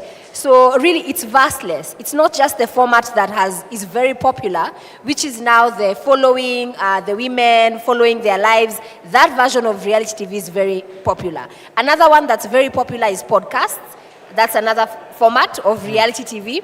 Like myself, I host a show called Speak Life with Temima on KTN. So a talk show is also considered reality TV. So I hope we are clear on that. So when we are talking about what actually works, yeah, you have to remember, and I can't stress this enough. When I say original, we've talked about original from the IP side. You've understood the legalese of originality because you don't want to get sued. But now on the creative side, whether you're doing a cooking show, a dance show, a music show, a talk show, you name it. When I say, is it original? People want to put their money on what's next. They want to put their money on what will captivate eyeballs, what will captivate earballs. So what you do with that brief as a producer is what will separate you from the rest of the fold. Like, how can I show that, number one, I've understood audiences, this is what they want to see in the genre that I'm working in. And then number two, my format is so unique. I'm so sure, yes, you guys have seen a dance show. And how many guys have watched the Michael Jackson movie? It's amazing, right? So allow me to tap into MJ for a second. I think for me as a creative, I really respect his artistry. Because before Michael Jackson, they were singers, correct? They were musicians. People had danced. But when MJ came, he was original. When you hear, what's his famous slogan? I mean, that's Michael Jackson, right? So that's what he did in music. So when you're making a show, when you're making a movie, I want to challenge you in your creative mind. How am I original? How have I formatted this that when I'm going to pitch it and to sell it, whether it's to a platform, whether it's uploading it on YouTube for guys to watch, how do I prove this is unique? It has a different flavor. It has something that nobody who has done this before has executed it in that manner. That's what makes great content. That's what makes great shows. Let me try to direct it a little bit more. Last year, just to give context, last year, one of the saddest things to happen when we looked at statistics on suicides in Kenya is that 40% of the suicides in Kenya came from people within the creative space. The others came from love-related issues, financial issues. So 40% was because of just people being within the creative space. And that is a very worrying trend. The other was about financial issues. And again, you see, there's an issue there.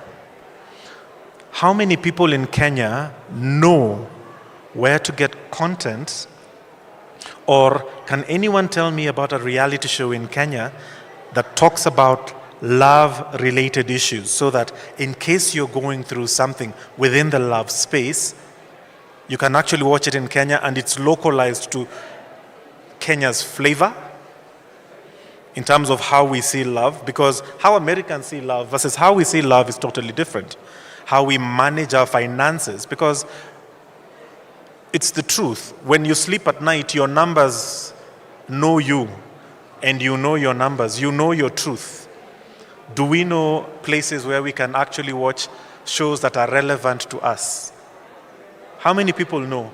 Let's start with love shows. Who knows where the best TV show in Kenya that handles things to do with love? How many people know one?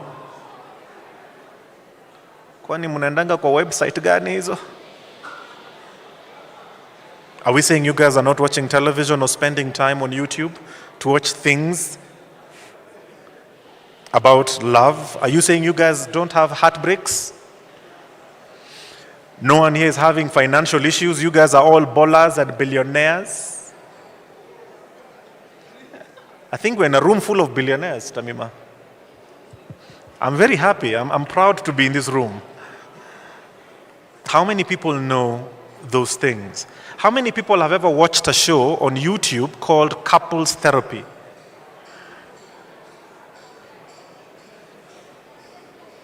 You have, eh? Nyumba inaungua nyumbani. Usijali, see me later.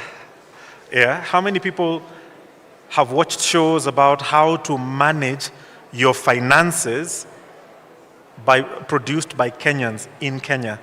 How many people? Okay. Do you understand? Do you think we have enough of that content being produced in Kenya? Tamima, do you think we have enough of that being produced? What I'll say is this. When I started out in this business, and these are things that I think about, and these are things that keep me up at night, that the industry has changed. thanks to technology and digitization, there has been a shift. So for the first time, what we're experiencing within the creative sector, within media, within film, is a democracy of some sort. When I say democracy, it's the democratization of content. That for the first time, I don't need to be an institution to make content, to make a film. Today, for the first time, an iPhone can do a movie. I'm sure you've seen those clips, Sindio? So that's the good news. And what I want to say to you guys, because if you are looking to come into this industry, take that opportunity. Understand that the world that you studied in your textbooks, it doesn't exist. I'll repeat that. It does not exist. And the beauty about it is thanks to technology, thanks to the fact that you can go to the school of YouTube, you can create, you can be a partaker in the world that's next. Today as we speak, creators are earning more than some broadcasting stations. Fact. Today as we speak, we have so much content on YouTube. And that's why sometimes when you ask people, what's your favorite show? 10 years ago, it was easy to say, this is it. In 2026, that's a very dicey question. Because for the first time, we have a content saturation. But what does that mean? If I'm in the business of making content, you're saying there's a content saturation. So do I stop making? No. And I'll use another example, because mnapenda Hollywood sana. How many know Rihanna? She created, what's the thing that everyone keeps saying, Rihanna, you need to go back to studio and make music. But why is she not making music? Because she launched a makeup company, sindio? And that's making her billions. But when she was launching that company, was she the only makeup company in the world? There were so many. So I want to use that to challenge anyone in the room, that even as you're coming into this space, yes, it has been democratized. But you have to remember, I'll go back to what I was saying, originality. That's the one thing that will never change about this industry. The industry always respects originality. The difference now is you have an advantage over previous generations because the access fee has been dropped. Before, the access fee was you needed to get a job, you needed to go to school, get a degree, you needed to buy expensive equipment. Today, the access fee is your idea, your IP, your creativity. Kasimu tu, and I upload it. And then also, I don't need 10 million people to watch. Even that 1,000 that I start with, that's enough. And the name of the game is consistency. You build on that. You start with your 300 views, you start with your 1,000 views, and eventually that snowballs. Talk to people who've had instant virality. They'll tell you, before that video that went viral, before that piece of content that got picked up by a TV station, I was struggling. But the minute my break came, everything else went. So all that work that you're doing, so to answer that, what I would say is right now, the reality is that the market has shifted. So it's very difficult to say that this one is king. I think right now what we are seeing is that it's kingdoms, yeah? So if you're doing something, do it well. Find your niche, find your tribe, you know? Be very clear about what am I selling if I'm talking to the audience? What am I selling if I'm talking to advertisers? What am I selling if I'm talking to platforms? Today in Kenya, we have over 200 TV stations. What Citizen, what KTN is looking for is not what Riri TV is looking for. It's not what, you know those regional stations that tukienda ushago wana watch. Unaelewa? So understand the market, find your niche, then sell that. Because like Mike said, it's a business. So don't be too lost on the creative. Figure out, how do I earn? Okay. So now, it's important that we start to look at some of the mistakes that people have been making when they are producing reality TV shows. The other day I was watching an interview, and I think most of you guys are watching a certain interview on YouTube. And then it was one to do with a couple. So it was a brother and sister talking about their marriage and how things were bad. And they were talking about their spouse. But the spouse was not there. And so the question was, one of the spouse was saying, but you know my husband, he's a dog. He's a con man. That's entertainment in itself, It sounds really nice. But where do we start to draw the line between it's entertainment, it's news, I have a job to keep, I must ask that question? True? When you have a TV show that you have and someone has come on air and you have to ask those hard questions.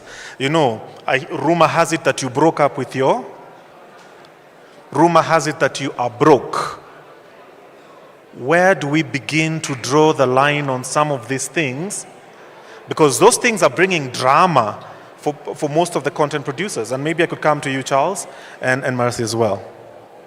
Yeah, thank you very much. I think what I'd like to mention is, first, the person who is asking the questions and the person who is also now answering. You have to look at them, what is their limit, right? And I'll begin with the person who is asking questions. The person who is asking the questions in that form of setup, you will see that in some of these platforms, like YouTube, they usually have guidelines, and they say you may not talk about things that are not verified, you see? We also have, like in Kenya, we have the Kenya Film Broadcasting Corporation. It regulates the type of content that you are airing and which time. And that is why, for instance, I believe most of you have watched content and you see something written like GE, PG, 16, 18, 21, right? Yes, because that's about regulation. You see, now, that both that I've mentioned to you, Kenya Film Broadcasting Corporation, it regulates that some type of content can actually not be aired within a certain time frame. Because they consider that this time frame, mostly families are together and they're watching. And therefore you have to give a disclaimer. You have to mention that this content cannot be viewed by everyone. That's number one. On the side of the person who is now airing that show. And now I go to the other side of the person who is answering the questions. And you give an example of, maybe they say, this person is a con man, this person is, they say this person is gay, or something like that, you see? So, the onus is on you, the person who is saying those things. Can you actually prove it? Because if you're talking about someone, you will find that if you say something that is derogatory, something that is demeaning, something that can actually bring down their reputation, they can sue you for defamation.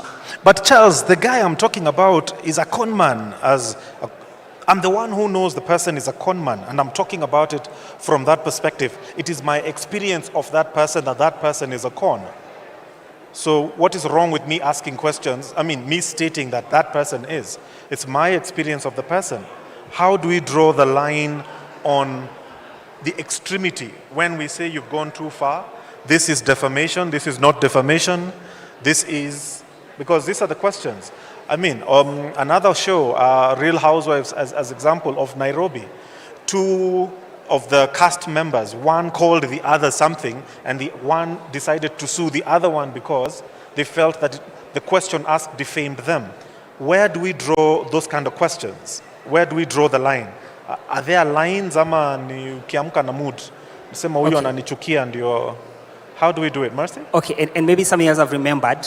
I'm sure you have watched something like the JK Live, and you see how the person who controls the communication. Yeah. Best practice is this. If someone wants to say something against the other person, and that person is not there, it's best that you tell them to refrain from it. Because, you see, every person must be given the right to be heard, even when you are airing that show. Right. So as much as this person wants to talk about the bad stuff about this person, you can actually control it. You tell them, refrain from it because this person is not here to answer to your allegations. That's number one. Then number two, well, you see, there is the morality side and there's the legal side of it. And for me, let me talk about the legality side.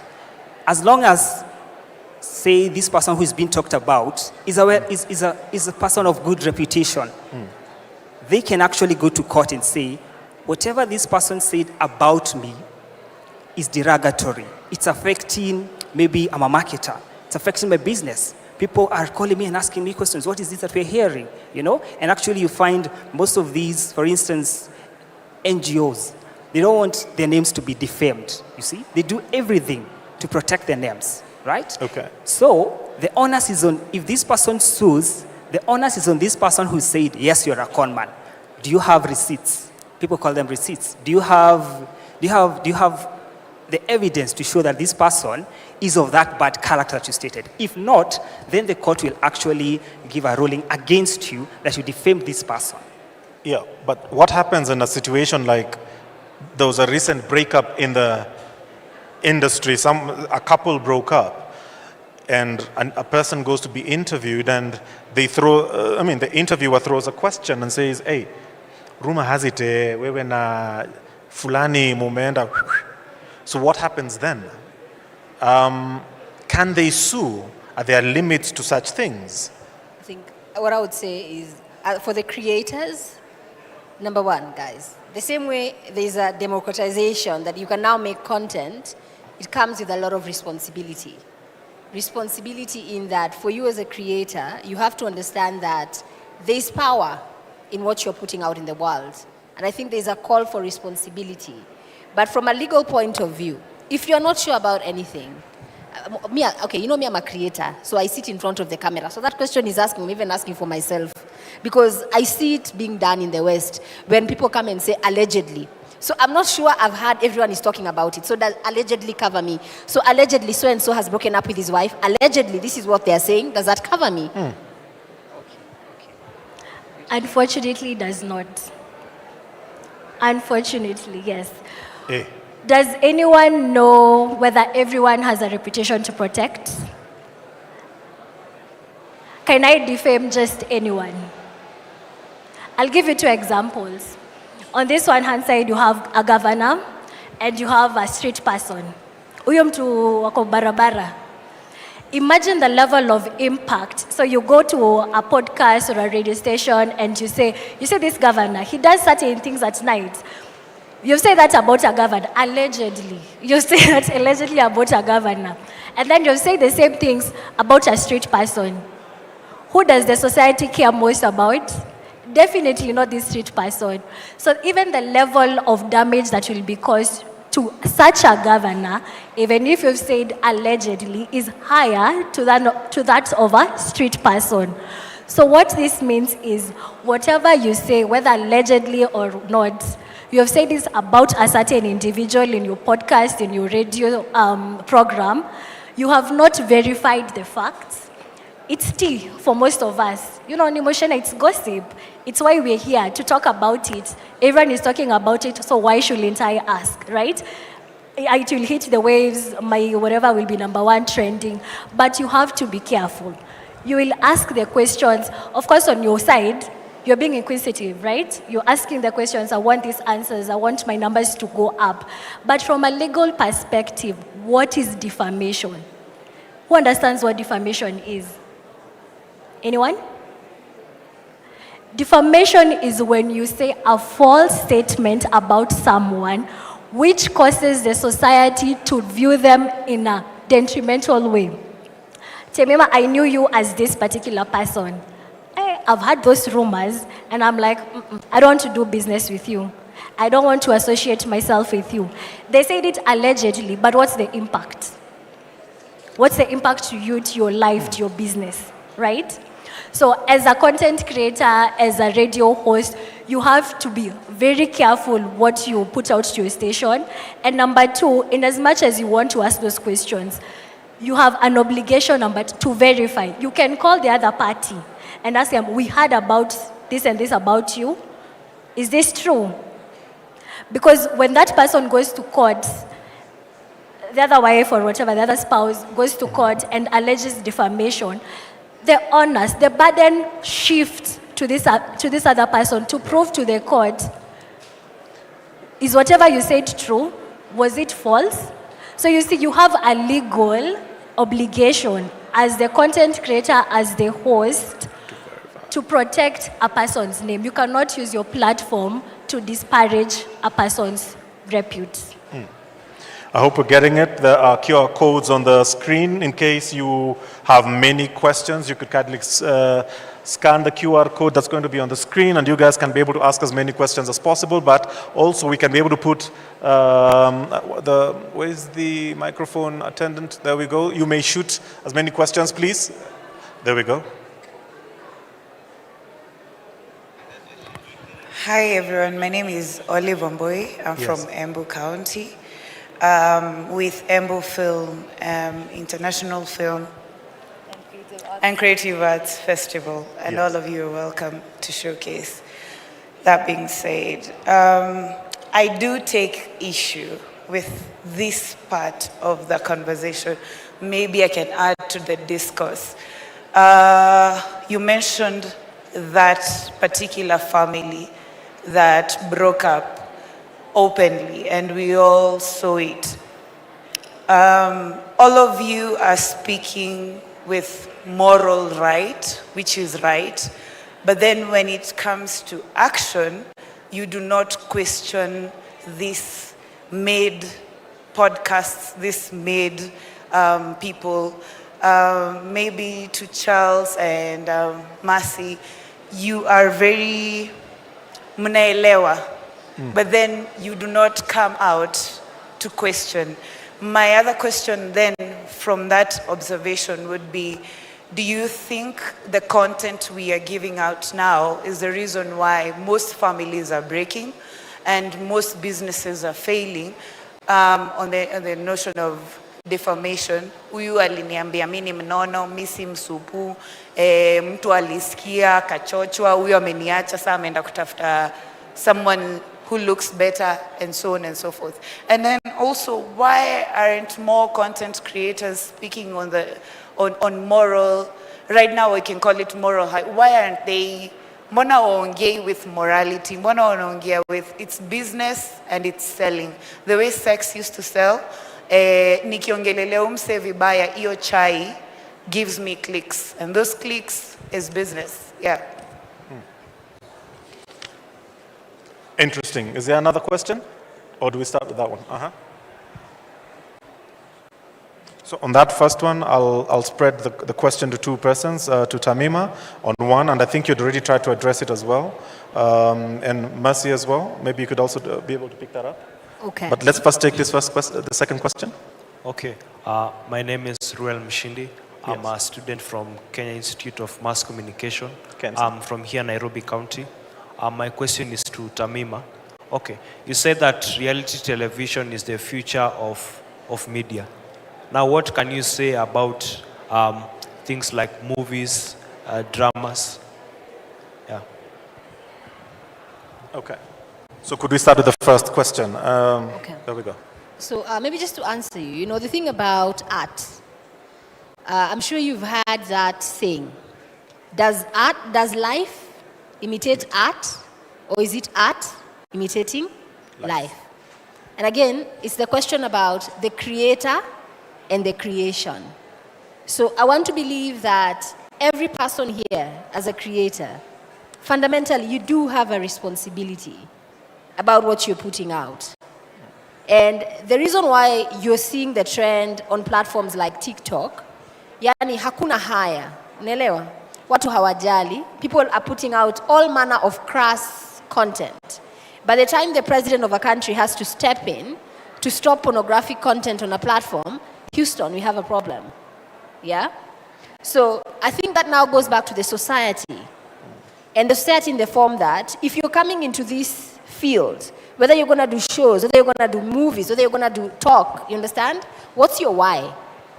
And the reality is this, she's right. For the first time, you can be the driver.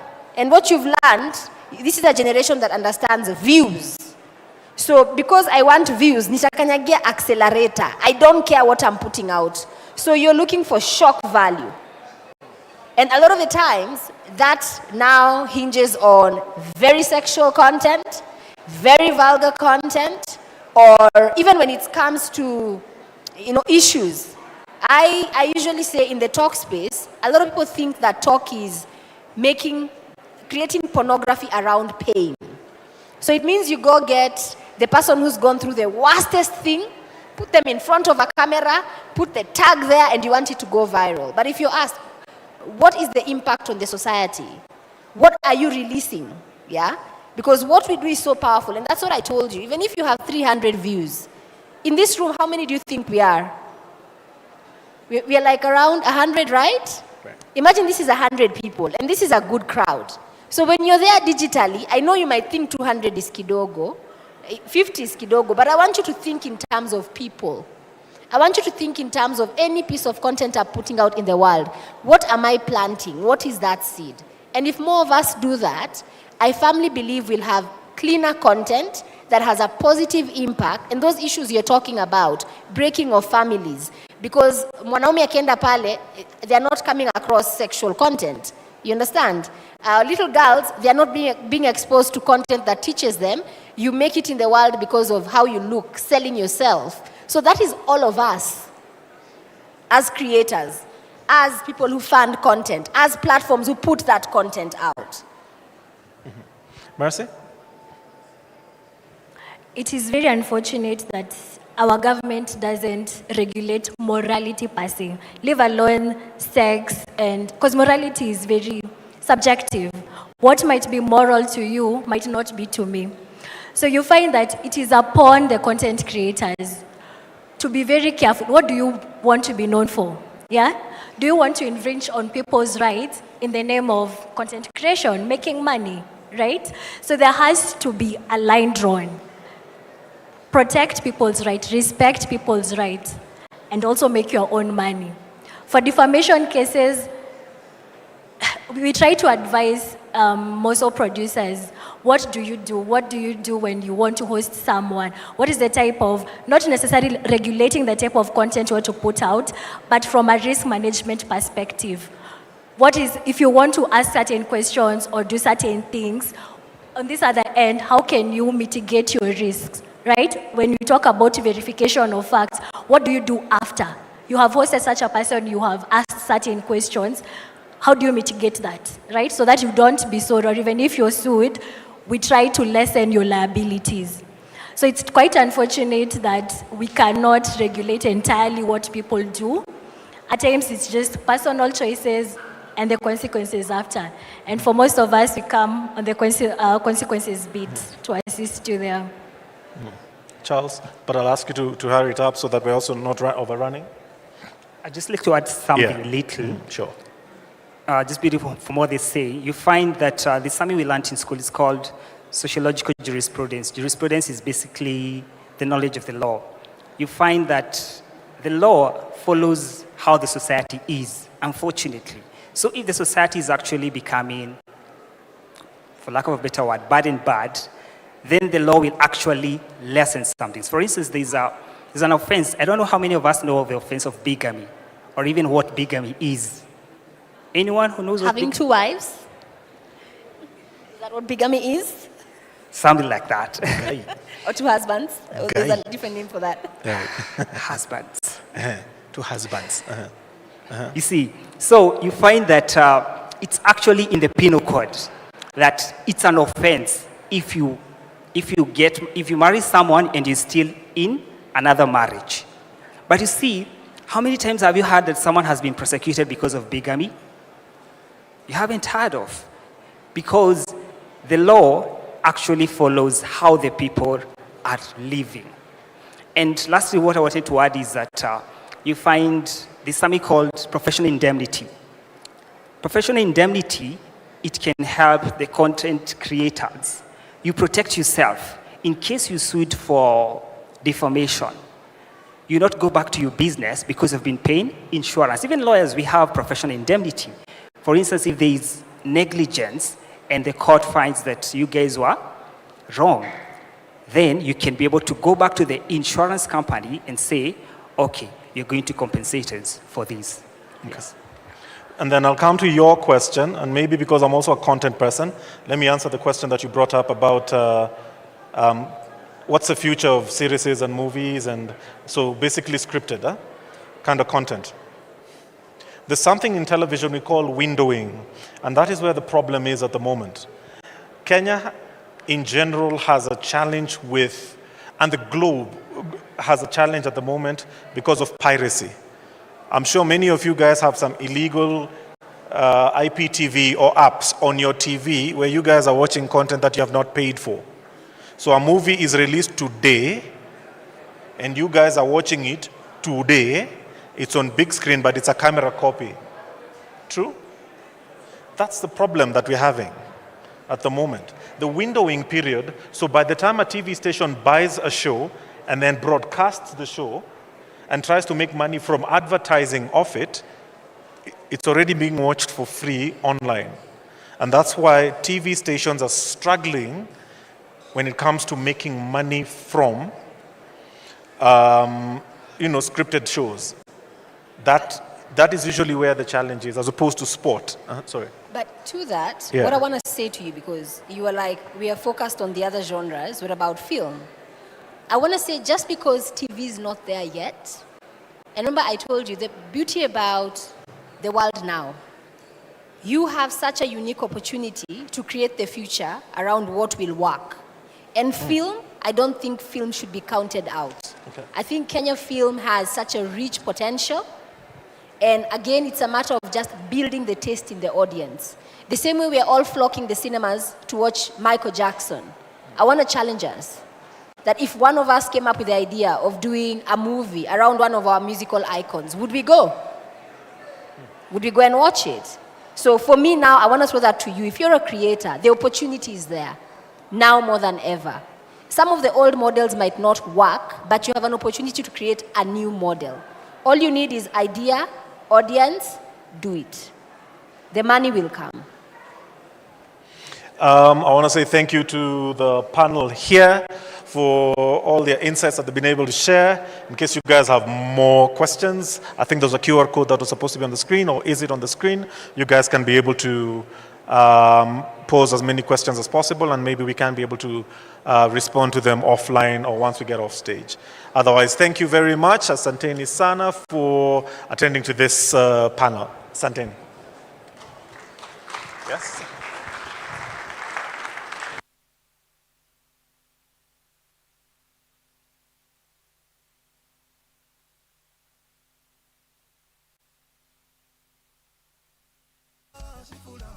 Ashifula pomekuza mulima anainama anainuka atoti dedile dedile sudika akuna chariva nikishaka nyagazi amene sontana akuja simefikwa na minyoni matwela feeling really high. I'm feeling best, take it feeling naughty. I'm feeling best, take it you can only know.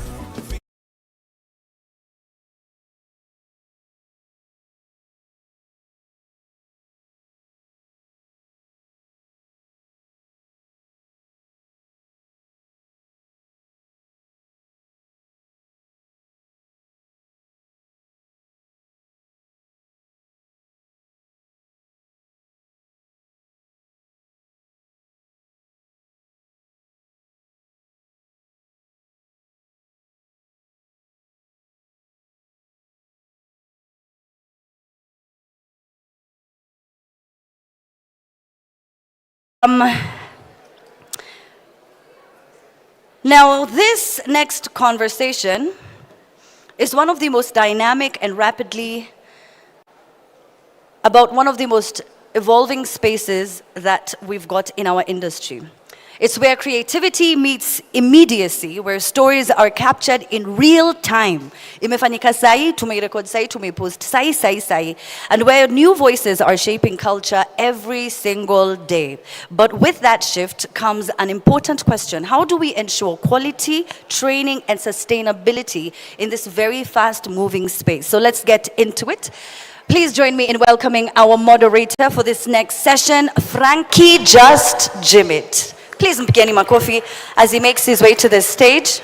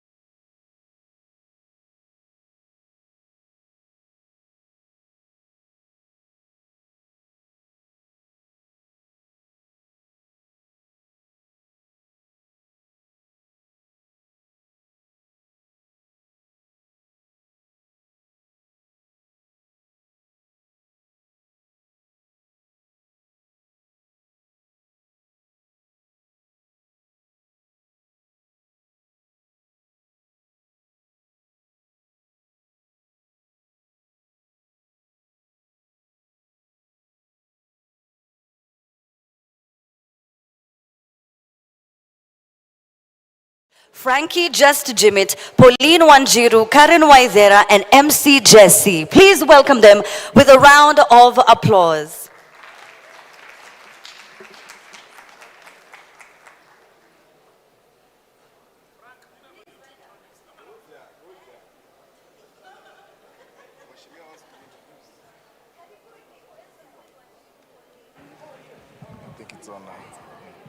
Check, check.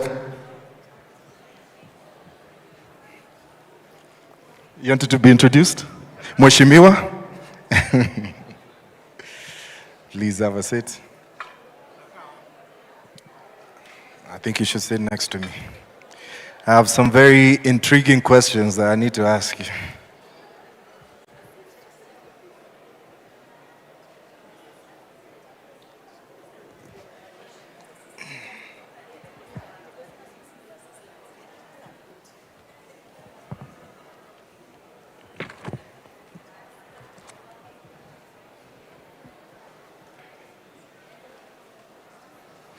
Welcome.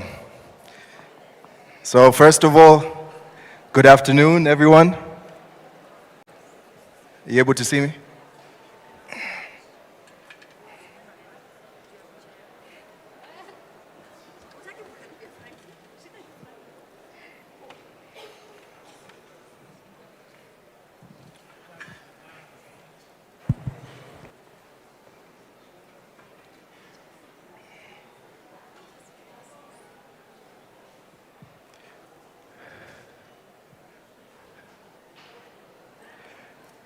Yes, good afternoon, everyone. I know you've had a pretty long afternoon, but we're trying to make this a little bit more exciting and entertaining. We're having a beautiful conversation with my panelists here about content creation and the film industry as well. So, but before we begin, I'd like each and every one of you to introduce yourself, give us your government name and what you do, and then we can proceed from there. We can start off with Mheshimiwa. Thank you, Frank. Good evening, ladies and gentlemen. My name is MC Jesse, jina za ID ni Jesse Jespa Mudhomi. I'm a comedian. I've not retired yet. And also, I'm a co-founder of Digital Content Creators Association of Kenya. And also, I'm a founder of MC Jesse Foundation that helps orphaned through cancer and HIV specifically, to go to school. So we pick kids that have been left by parents, we educate them all the way mpaka university level, but they have to be orphans. So that is, hapo ndio nitaretire. Awesome, thank you very much. Round of applause for MC Jesse. We go over next to Pauline. My name is Pauline Wanjiru Njau. I am a media practitioner, probably 25 years in. I started off in advertising. I have worked in radio, worked in television, in front and behind the camera. And then about 10 years ago, I became a teacher, an educator. So I'm a film educator. Currently, I am team lead at Filamujuani, where we are training young people in media skills, in film skills, actually. We've trained about 1,500 young people in filmmaking in the last couple of years. So yeah, that's who I am. Beautiful. A round of applause for Pauline, please. And then last but not least, we have Waithera.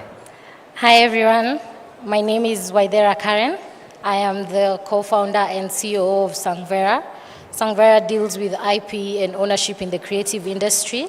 I am also a mental health advocate, especially neurodivergence, and I'm also a communication strategist, both public and private sector. Thank you. Beautiful. So the conversation today is about content creation and the digital space. We have a representative here from DCCAK, right? That's the Digital Content Creation Associations of Kenya. That's MC Jesse. So I'd like to know, what does it actually do? DCCAK is an association that works on behalf of the creatives. Let me take an example to make people understand. Lawyers have the Law Society of Kenya, where all lawyers are registered as an agency to assist them in matters of maybe discipline and how the industry basically works. We have the Kenya Association of Manufacturers that speak on behalf of manufacturers where need be. And even manufacturers, when they have a problem that they need to address, maybe even with the government or amongst themselves where there's a conflict, they go through the association. And the association members and officials help them. So that is a template of what we took for Digital Content Creators Association of Kenya to try and help the creative sector to be structured. For example, right now the government is a little bit of confused when it comes to creative economy. Yes, there's a ministry, but it's not really well structured. We can't feel it huku kwa ground. So that is why we formed the Digital Content Creators Association of Kenya, so that we can also present some of the policies that we'd like to see as change in the creative sector. For example, we have content creators that shoot in Nairobi every single day, but mostly they come on Sundays. If you come to town on Sunday, you'll see them. Those creatives are there because we assisted in making sure that the licensing of shooting in town imetolewa by Governor Sakaja. So they didn't just happen to be there.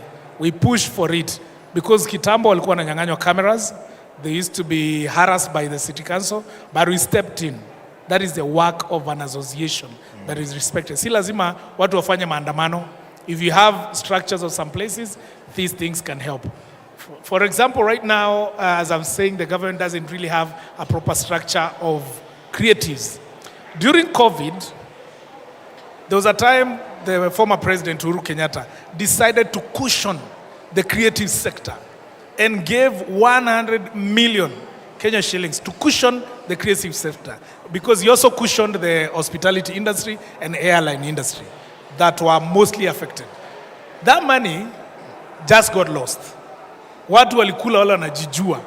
But the moment we formed the association should have assisted in getting to help this money come directly to the creatives themselves. Because ile likula na watu wanajiita, wao wana act, wengine wao wanafanya modeling, unaenda tu kijiandikisha, unakula pesa. Unasema association hawatakula? No, they can't, because it is a formal agency registered under the laws of Kenya. And we are trying to help the government formalize creative sector. We are telling the government right now there is a CS for sports and creatives. Then there is the PS for sports and creatives. When you look at where we have been placed by the government, sports, creatives, and Ministry of Youth, Sport and Youth. Youth, sports, and creative. Ukiangalia youth, it has a proper structure. Youth have a PS, they have a board, they have a council, they even have a fund, youth fund. Ukiangalia sports, the same. They even have sports fund, sports academy, mpaka sports fund. When it comes to creative, we have nothing. There's no creative board, there's no creative council, there's no creative fund, there's no creative academy. The association now is pushing the government to have that structure, to have a proper state department, so that with this, we belong somewhere. If this was in place, na President apeane 100 million, it would have followed that channel up to the creative fund. And that is why we are proposing to have the same, where the creatives can be borrowing money there, munaenda mnatumia, munalipa. Vile youth fund wanafanya, na sports fund wanafanya. So as a creative, how do you qualify for this? You just register. As a creative, you just come and show your work. The booth is there. Digital Content Creators Association have a booth here. So you just go there and show your work. And it has to be digital. On YouTube, on TikTok, on Facebook, on Instagram. And you register. And you'll also register those channels with us. An example also that we assist is in case you've been hacked. Facebook yako imepotea. We are able to go and write a letter to Facebook offices and they can retrieve your account. Same as YouTube, same as any other platform. In case channel yako imepotea and you're a member of the association, we can assist you. And also in case you have problems with contracts that you're signing with other people. An example, Willis Raburu, alikuwa na shida na EABL. Oh, ndio mlimshindia hiyo pesa ya EABL. Yes, we assist him. Tunamwambia, this is how it goes. He had a problem with the contract. Yes. One of them had breached the contract. I won't say who, because the matter is in court. So we come in to assist you in knowing how to draft a good contract and how not to breach the contract. Because at the association, we have lawyers that are going to give you legal counsel when it comes to contracts. Yeah. Okay, so we had a conversation outside and you were telling me that you guys are looking to go into 47 counties to register about, I think, 10,000 content creators to begin No, with? 100,000. 100,000, sorry. Yes. How are you looking to implement that as fast as possible? So we've done a couple of counties so far. We've done Kisumu, Bungoma. Let's say Kisumu, we're using the old provinces to get to counties. So when we go to Kisumu, we get the Nyanza region, the older Nyanza region. But in Eastern, we divided it into three. We have the Mount Kenya East region, Mount Kenya West, and the southern part. I mean, the lower part, that is Lower Eastern, kwa Kamba. And then we have Northeastern, which will do all of it together. And then we have the coastal region. So we have already done Western, Nyanza region, together with Western. We've done Coast region. We've done Nairobi, although we have to do Nairobi again and again and again because we have more creatives and not all of them are registered. We are going to Mount Kenya next. And then we finish with the Northeastern region where we will be combining those counties. And all those creatives will register. So far, we are almost 10,000 members. So we are still registering creatives. Perfect. So I'd like to ask Pauline, what are your thoughts about the DCCAK since you're in the space? First of all, MC Jesse, congratulations. I think you are doing an amazing job. We cannot have enough people fighting or standing in the gap for creative people. Excellent. But I want to ask you a question. How are you, besides registration, how do you know the capacity of, or how are you building capacity for the young digital people? How do they qualify? For qualifications is for you to have a platform where you are giving your content. It is there. People will follow you. You can't come to us, you have one follower and you say you're a creative. No, do some work. You also need to do some work. Push your content, let people see, and then you join. You can join as a new member that doesn't have a lot of content that people have followed, but you have tried, you've put content out there. Yeah. But numbers will come later. And building capacity for these people is, we have tried to make sure we bring trainings to the members of the association. When you go to these counties, we have brought training on creatives. We have partnered with different organizations to offer this. We had partnered with the China Embassy, who provided the funding to go around the counties, and we are waiting for the second phase so that we can complete all the counties. And they were able to facilitate and teach creatives, and also pay the people that were teaching the creatives on AI, on how to monetize and things like that. We also partnered with the Meta.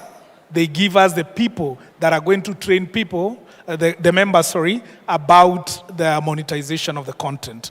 Also, we've partnered with other insurance companies, like, what's the name of this? Insurance. Nimesahau jina yake badao. Lumesa. Yes, the insurance. They insure our members, because one of the main reasons why you see creatives, mtu akikuwa mgonjwa anaeka pay bill, is because we don't have proper management of our finances when it comes to health insurance. We don't prioritize that. So this insurance company is there to cover people on health. And also besides that, they've now gone ahead to help creatives insure their tools of work, cameras, production houses, all that, microphones, unaenda kwao, they can insure. And before then, other companies were not willing to do that for us as creatives. Okay. So that is the value we are creating. Thank you very much. The reason I'm talking about that is because I'm happy that you're cognizant of the fact that there's need for training. As an educator, for me, I think there are 4 things that are critical for a digital creator. The first thing that is very critical is competence. It's not enough, and I know we think about creating digital content that maybe it should be inferior. I don't think so. I think we're in a very competitive global market, and therefore we need to be competent. Even if I'm using a phone, I must know the basics of composition, for example. Yes. the basics of how to take a good picture, the basics of how to compose something. So that's really critical. So as an educator, for me, I really think that competence is important as a creator. But I also want to throw in this one thing. We must be people who tell our own stories. Yeah? So as digital creators, how authentic are we? For me, the story is king. I think we all know Nigerians, Nollywood, Hollywood. I think Riverwood for me was very, I don't know, by then nini happened here, Riverwood. Riverwood by then ilikuwa inanigusaga. Riverwood we told our own authentic stories. They may have looked a bit rough, but they were authentic. I think the second thing I want to say about education is it is so important for us to understand that digital creators are, in essence, really when you think about it, entrepreneurs. They are managers, they manage themselves, they manage businesses, and so we must teach them entrepreneurial skills, and not the muzungu ones, the real ones, kwa ground. So even as we think about capacity building, these are going to be your next entrepreneurs who employ other people. So they must manage money, they must manage people, they must manage time. And I think for me, the other thing is, how do we then teach them also about digital skills? Let me tell you something. The world is going to become AI. Artificial intelligence is coming. We are not going to be able to escape it. How are we going to teach our people about the future? And I think lastly, for me, it's also, besides being, I call it a futuristic creativepreneur. You are a creativepreneur. But think about it. We talked about the street. The street is not a place. It's social media. It's where are you going to pitch your product? Who are you pitching to? It's not enough just to make stuff. People must be taught where to pitch. So there's so much that we need to learn even as digital creators. And I'm really hoping that MC Jesse, you invite me to come and train with you. I've been training for the last 10, maybe 15 years, and I think we need to design a curriculum for digital creators. Let's not imagine that any curriculum will do. Anything from China, anything we import. Let's actually design a local, well-done digital creators, whatever, even approved by TVET, even approved by NITA, that people can come through, and then when you register them, you're sure. That means you know what this guy is bringing to the table. That means you can vouch for him. That means if he's able to go into the market, he can get a credit score. That means you can take him to a bank to get a loan, etc., etc., etc. Frank, have I said enough? Yes, thank you for that, Pauline. I actually want... What she has said. Okay. With Digital Content Creators Association of Kenya, we've put training as our #1 main agenda. Training, training, training. We've also partnered... Which is where I'm coming in. Yes, you come in well in that. Joanne is there. I think you've met her. She'll initiate you into the people that train people at the association. We have partnered with USIU, United States International University, Africa, for a masterclass, your creative economy. When we went to and pitched to them, they agreed to that idea. And guess what? More to it. With USIU agreeing to do that, the masterclasses are going to start this May.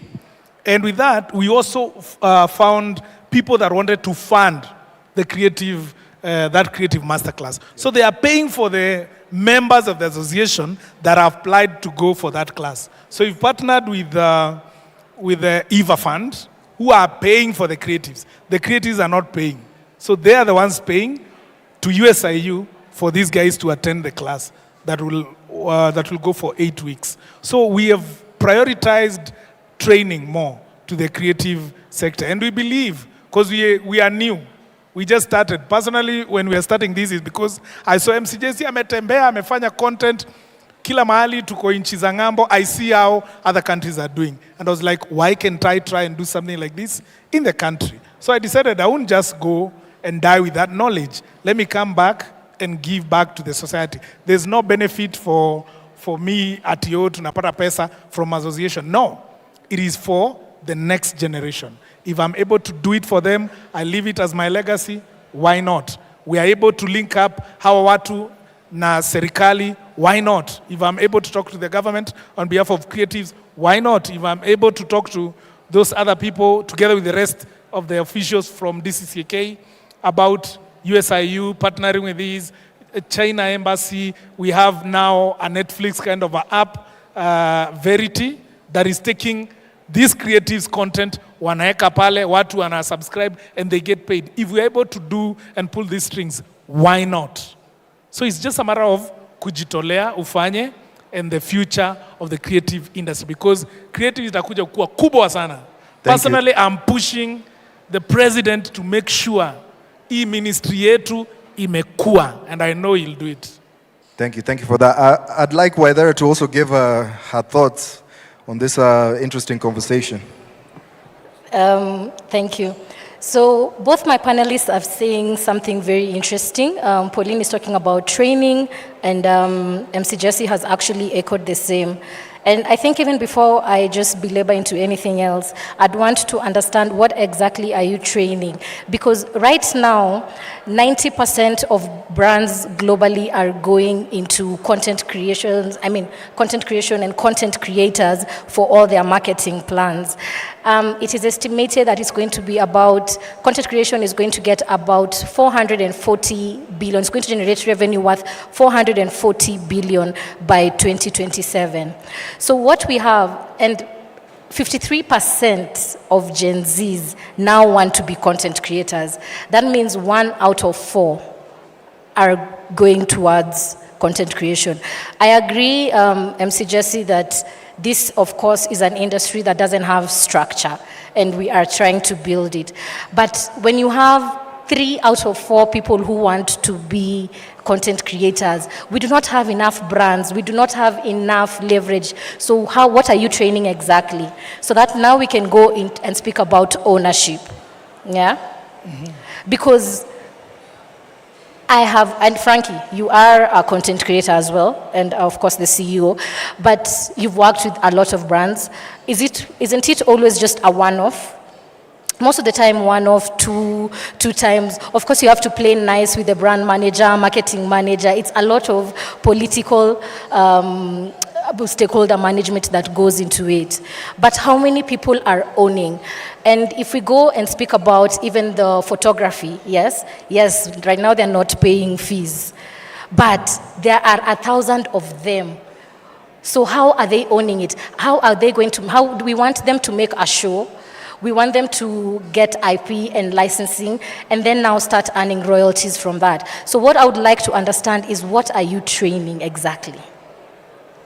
Let me answer her on that, because... Let me pitch in before. I think, allow me to say this. I know that what MC Jesse has tried to say, and I'm not defending him, is that he's had quite a plethora of trainings from China, from the HIVA Fund, from USIU, and he's been looking for funding. And I understand why. A lot of our creators cannot afford to pay for training. I understand that, by the way. At Filamu Juani, we actually give people bursaries because people can't afford to pay, even small amounts of money. And we may think they're small, but if you ask somebody to pay 50,000, 80,000, they can't afford to pay for it for a certificate course. So I hear you and I see your pain. But I think I also hear her pain. What is the curriculum that you are using? What is the curriculum that you are using? And I think for us, and I don't know whether I'm paraphrasing, I think the fear is all this training that we are doing may be a little bit haphazard. Couldn't it be better if we actually sat down and designed a curriculum for digital creators that actually was approved by the government, so that people know this is the curriculum that's approved. This is a certificate. This is the diploma. This is how you become a creative whatever. These are the skills that are needed. I think I have spoken about some of the few skills I think are needed. You have to be competent. You have to be a good storyteller. You have to be an entrepreneur. You have to have some life skills. You have to know how to pitch. You have to understand marketing. You have to understand IP. All that cannot be captured by so many different trainings from so many different people. So I think that's both the question for both of us. Don't you think you actually need to now, at this point, get stakeholders and design a curriculum for training. Yes, I agree. We need to design a curriculum for that.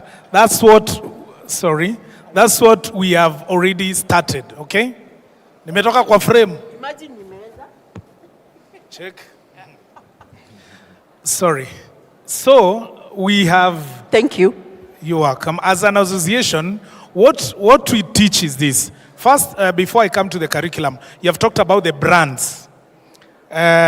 You have, people that are not in content creation believe that we make money from sponsorship.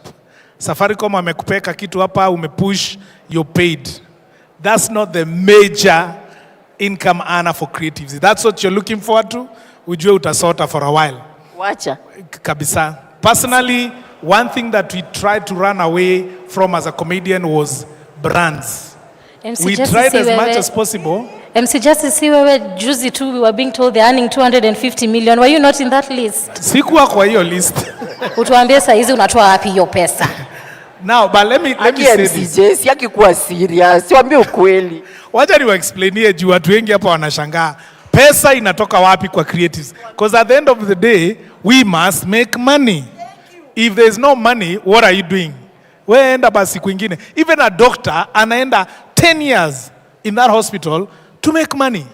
Every other person is looking for money. We agree. So, brands are just a branch of how you can make money. Right now niko na brand sana push kina Skyward, nilijifanya nikaeka brand yangu buji ndiye nipewe na watu wakubwa. Airlines, I pitch to those people. If they pay you well and good, si pesa mbaya. But they'll pay you, as you have said, one off. And that's it. Ama they can be repeat. Mimi huwezi nilipa less than 3 months. It has to be 3 months. You can remember we have a campaign for 2 weeks. Unless you give me value ya 3 months to run a campaign for 2 weeks, I won't take the money. Ni mimi nimejiweka hapo. Those are, nitazita aje. Hizo ni change. I'm sure hata Frank atakwambia, those are change. If you get brands, well and good. However, money is not in the brands. So where is the money? Money is in what we train. What we are training like at USIU. Content monetization. Can you monetize on YouTube? Can you monetize on Facebook? Can you monetize on TikTok? Can you monetize on TikTok? If you can, you don't need Safaricom. If you can, you don't need ABL. If you can, for example, we have Verity, the app that we have partnered with. We want people to create content.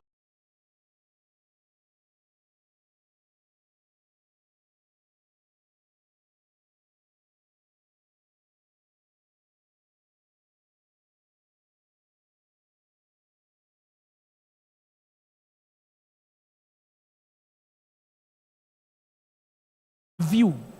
YouTube, the way we are paid. You know, do you know in Kenya, for 1 million views on YouTube, we earn around 80, 100,000. But mse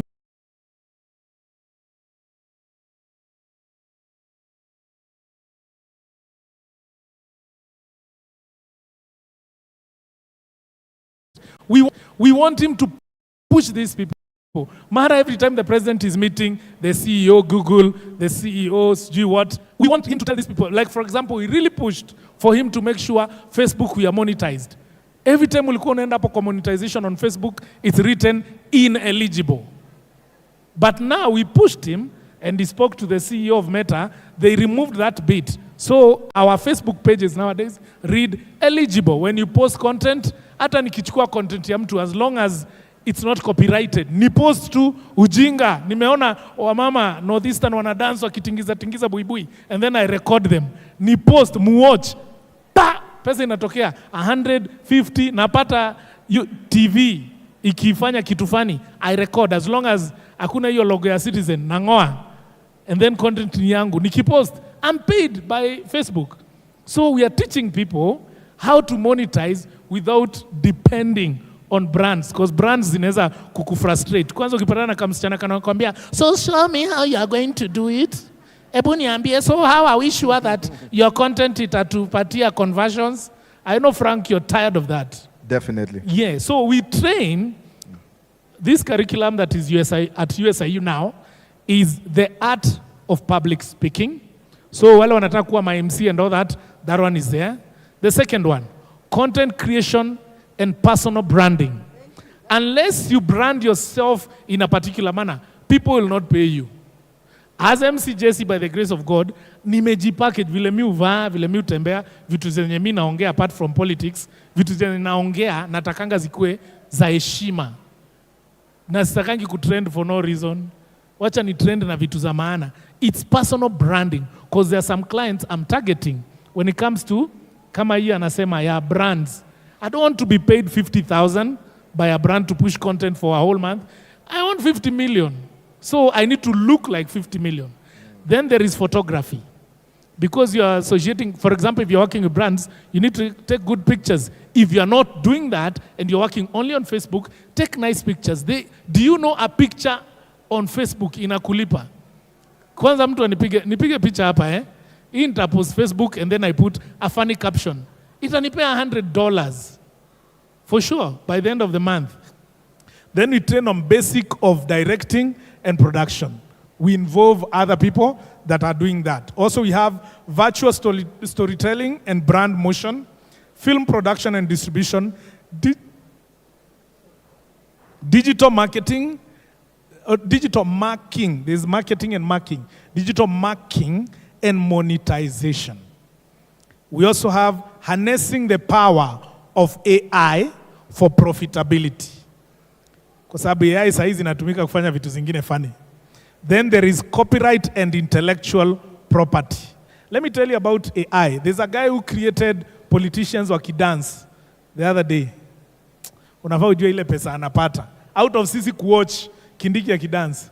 Sijui nani akidance. You should know how much he earned from that original content that he created. Some things mnaona online that have been created by AI, then we think they are stupid. That watu Kenya wanatumia AI vibaya. Hati mtu anakimbia hivi anafly. Bro, people are earning out of that stupid use of AI. Let me just ask him this one question. You are about to register The 100,000. I know. MC No, we are Jesse. not. We are not grilling him. We're just trying to convince him. MC Jesse, you're about to register 100,000 people. How many people are going to go to USIU right now? I want you to understand the Digital Content Creators Association of Kenya I today. know. We started last year. That's when we officially launched the association. Before then, tulikuwa tunaongea tu. We made meetings even with some organizations, with the US Embassy, wakati they were doing the creative. Sorry. So we had even our people going. No, nafaa kuongea kizungu. Our people that were right. No, okay. So people that actually went to pitch to the US Embassy, and they were like, "Who are you? You are coming to talk to us as who? Individuals? Do you have an association? Do you have an agency?" So that's where we came up with an idea of what? You know what? We cannot speak as individuals. Let's have an association where we have members, and then we can present our issues to the organizations that we intend to work with. And then when we have members of the association, the more members that we have, the more ideas we'll have. Everybody has a say in the organization. If there's an idea that someone has about something, they can bring to the association, and we can table it to where they need to be. So that is where we started, first of all. So we are still on the teething problems. When we came to an idea of, we need to partner with a university where we can offer trainings for creatives, our members. And we said, first we need to begin with our members. We cannot just say anybody can just come and train. No, our members. So the only university that was interested, because we actually pitched to a couple of universities, was USIU. So we and I went believe there. like once it starts growing, other universities are going to be. Yes. So now we have started. Yeah. We are not there yet. Yeah. We have a vision to train more. Our vision is not just USIU. We want it to be a daystar. We want it to be at different universities whereby people can go and get creative as a course and get accreditation for it. Can you imagine? We agree with you. Imagine we are not even fighting. Yes. All we are saying is, if you are going to register 1 million digital content creators, you're going to need a curriculum that you can take everywhere. That's Yeah. all we are I saying. believe Imagine MC we. I believe MC And Jesse I is saying believe that MC he's at Jesse the, is saying he's at the starting he's just, point. Yeah, that I'm telling you, we're not Yes. fighting. Tuko tu We are- pamoja. I understand. I'm saying we are at the beginning, okay? Yes. Okay. So with time, we are going, as we change things, Yes. we get to listen to our members. Yes. We do according to what the members are suggesting. Yes. You will become a member today. Thank you. So Now when I'm you going to come become in- a member just now. Yes, so when Yes. you come in, Yes. of course there are things that you are coming with. Yes. I don't know everything. Ah. I don't know. I don't Okay. know everything. You're learning come, as we you go. to- Imagine Yes. we are Yeah. returning it back to you. So yes, I'd like to talk about the brands because you guys have actually mentioned about brands. Now, brands are mostly focused on reach and not necessarily originality. And you'll find that a lot of content creators are creating content, yes, with the mindset of their followers, but once a brand comes in, you can see them swaying away from that because they're looking to please this brand, right? How do you bridge the gap between that in terms of still remaining authentic to your audience, but also being able to, I guess, monetize through brands? Because at the start of your content creator career, you're not as you're not like MC Jesse who can decide who to take, who not to take. You have to see which brands will work best with you. I'd like to pass this on to Waidera. Thank you. So there is definitely a need for us to actually have these conversations with brands. Right now we are playing, and forgive my French, we are actually playing at a very mediocre level. Yeah. So again, when I speak on ownership is sustainability. Ownership is long term. MC Jesse, I'm just putting a point. I'm not attacking. So MC Jesse is saying you want to register 1 million people. Which again, we are producing content creators at scale. Yeah. But we do we have the muscle? That's why we need people to go into ownership. That's why we need people to start intellectual property. That's why we need to co-create. Please feel free to steal my idea. It's not even my idea, but please feel free to think along these lines. Dennis Ombachi. Dennis, I up to now, 2026, I still do not understand how maybe he does, what's the unga he does? Is it Raha or Ajib? And he has his own spices. Obviously, he doesn't have the muscle yet, or maybe he's not in that headspace to create his own line of spices. But imagine Unilever times Dennis Ombachi, yeah? So all our brand owners, brand managers, marketing managers are thinking very, very small, yeah? MC Jesse right now, I mean, shida ni umeingia siasa, I don't know, and that's why I'm not convinced about this association. Yeah, because when does it go into politics? But MC Jesse right now, even when you're in the film industry, it should be the creative director, MC Jesse. This now leads into earning royalties. This now leads into sustainability. Again, not just one of why we are thinking very small. And this is what at Sangvera we are trying to do. We are trying to bridge the gap between content creators and ownership, because ownership is king. Yeah, we need, again, brands are riding on culture. So we are. And I wrote a post on LinkedIn the other day, and I said, Nairobi, we have an identity crisis. We lack direction.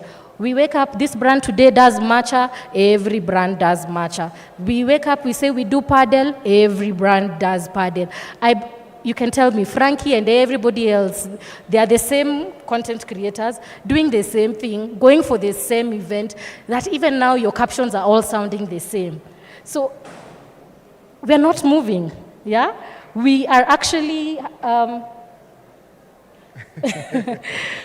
we are actually playing at a very mediocre stage. And what we need brand managers, and not even just brand managers, this is brand managers, content creators, the association, you, me, anybody else. We need to start moving to ownership.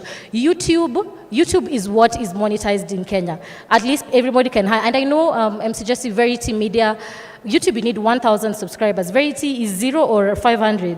I think Where is he? Victor. Is it Victor? 1,000. Views. 1,000. Come, we are with him at Talanta Mtaani, which is also something we are doing. Please tell us, I'm giving you, talk about Verity Media. And so even if you're seated here and you're a content creator, I need you to just listen first and use Mr. Beast as a case study as well. Okay, thank you. My name is Robert Ovino Tongoi. I'm a director of Verity Media Network, UK. Our company is based in the UK, but we have a platform that is a global platform for getting content. We are basically like integration of both Netflix, Showmax, and YouTube. So we are a subscription-based company. We are here to collect content from content creators, whatever type of content that you have. On the subscription that you pay, you get monetized within 24 hours. The kind of our monetization is divided in a few, like for example, we don't take content that is less than 15 minutes. So any content that you bring to our platform has to be a long content of 15 minutes and above. So each content, depending on the minutes that you give us, has its own figures of monetization. So for a 15-minute content, 15 to 30 minutes, we pay you 5 shillings per view. After 30 minutes to 45 minutes and above, we pay you 10 shillings a view. We also have a segment for donation and gift. So for anybody who has also content that has been put in other platforms, which we don't stop you, like maybe YouTube, any other platform, and you bring it to us, we shall pay you 1 shilling per view.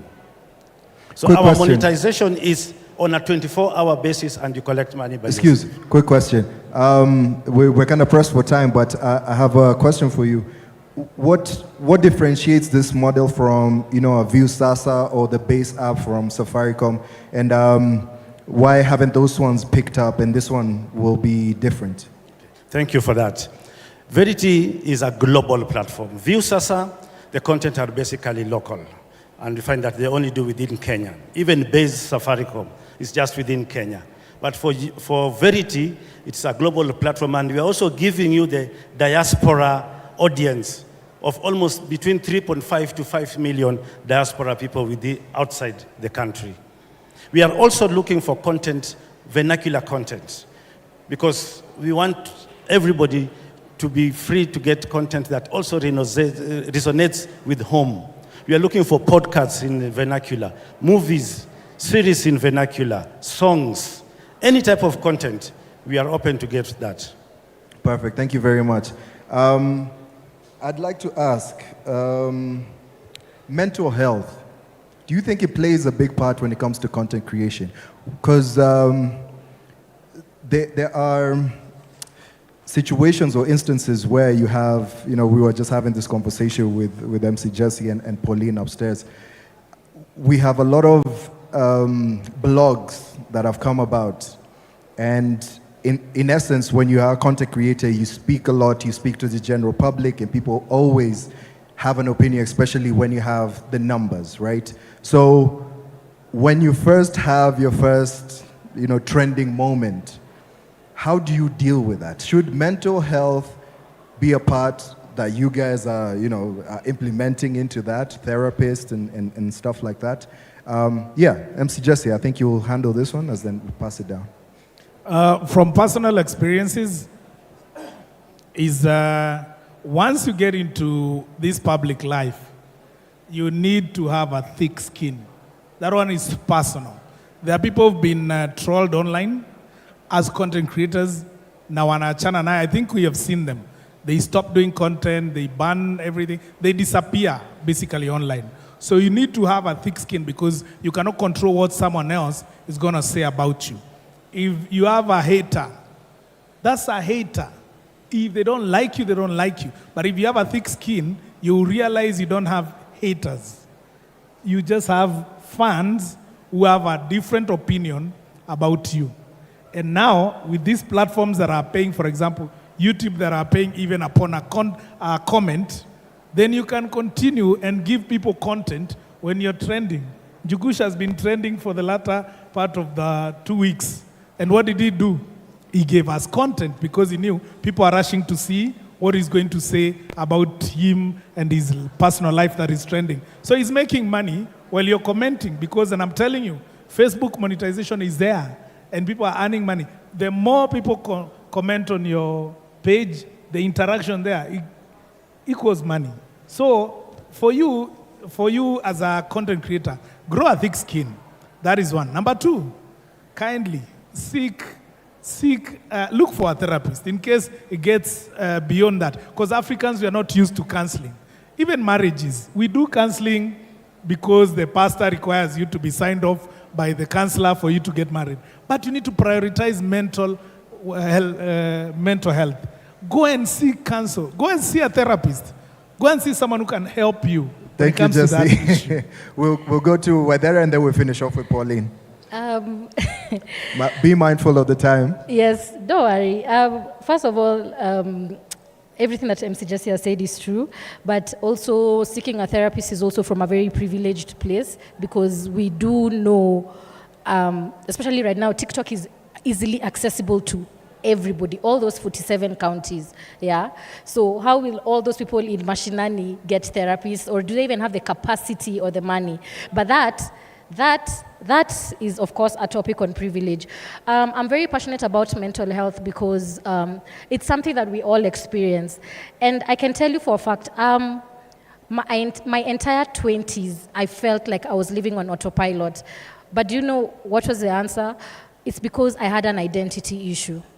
And you would not accept the people who have done the work, and which is very few. We have an identity issue. And this is why you're seeing it translating into brands. This is why you're seeing it translating into content creators.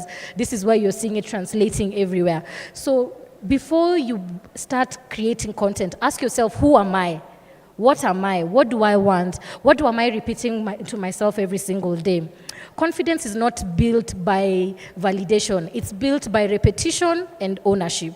So your mind does not know the difference between good and bad. Your mind knows what you constantly repeat to it. Yeah?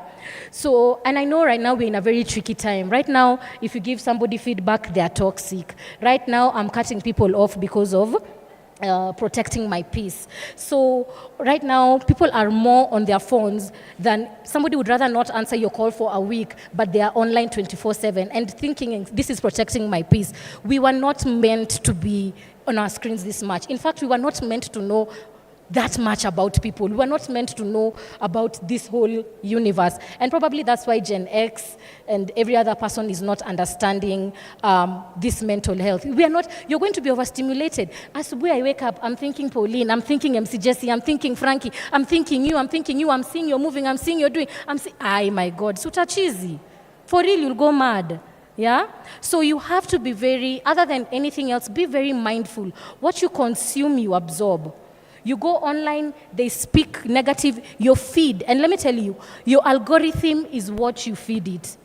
Everything. My algorithm, there's a time it used to be something different. Right now, my algorithm is discipline, repetition. It's things that I don't see like any rubbish. So if your algorithm, go and actually audit your algorithm right now. And if you see a lot of gossip, if you see a lot of negativity, that's where your state of mind is. Call yourself into a meeting. So what you consume, you absorb. So practice mindfulness. And when it comes to time it doesn't matter about yesterday. It doesn't matter about a minute ago. It doesn't matter about the next minute. It's about now. So what am I doing now? Am I being present? Am I being mindful? Am I thinking? Mental health has no formula. Nobody is coming to save you. Nobody is coming to do anything. But remember, what you consume, you absorb. And the mind rewards repetition. So if you tell yourself, I'm a loser, you will be a loser. If you tell yourself, you see, even if 1,000 people come and tell Njugush or whoever, or Frankie, anything, or MC Jesse, if he doesn't know who he is, that is what he's going to be. So work on your identity. Remember, your brain does not know the difference between good and bad. It just knows repetition. And number 3, be mindful. Perfect. Pauline? I think I want to end with this thought. And thank you, Waidera. That's amazing. Your mind rewards repetition. I want to end with this thought. There's value in community. there's value in community. There is a reason why there is a tribe that MCJS is trying to create in every county for people who are making digital content. Please value community. I think a lot of us have Gen Zs and Gen Xs, Gen Zs and Gen Alphas are so self-absorbed. I'm sorry to use that word, but you guys are absolutely self-absorbed. And we've lost the concept that we live in community. And so, MC Jesse just said that now you can't afford a therapist. You have somebody you can talk to. There are many people you can have a conversation with. It's not enough to just go to your phone and type something like, I am feeling depressed. What should I do? I assure you, the responses that you'll get will shock you. So let's value community, let's create community. And that's why I really value what you're doing. You're doing an amazing job. So don't just create community for advocacy or for making money. Please remember to create community for networking, for people to speak, for people to be well, to safeguard people's minds, social life. So I dare you, that's another frontier. I pray that you'll be able to get there, that we create those tribes and communities where people can be safe.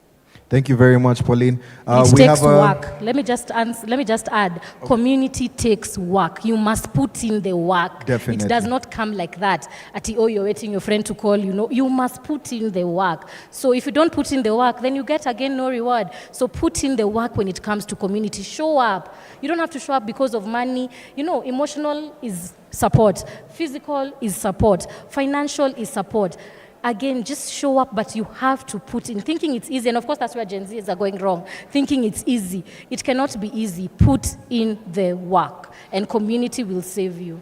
Thank you very much for that. So we have a couple of minutes where you guys can ask your questions. I've seen some hands already lifted. Gentleman with a nice white suit. Someone pass him a microphone, please. Thank you, Frankie. It's not white. It's cream. It's cream? Yeah. Off-white? Well, off or on, it's cream.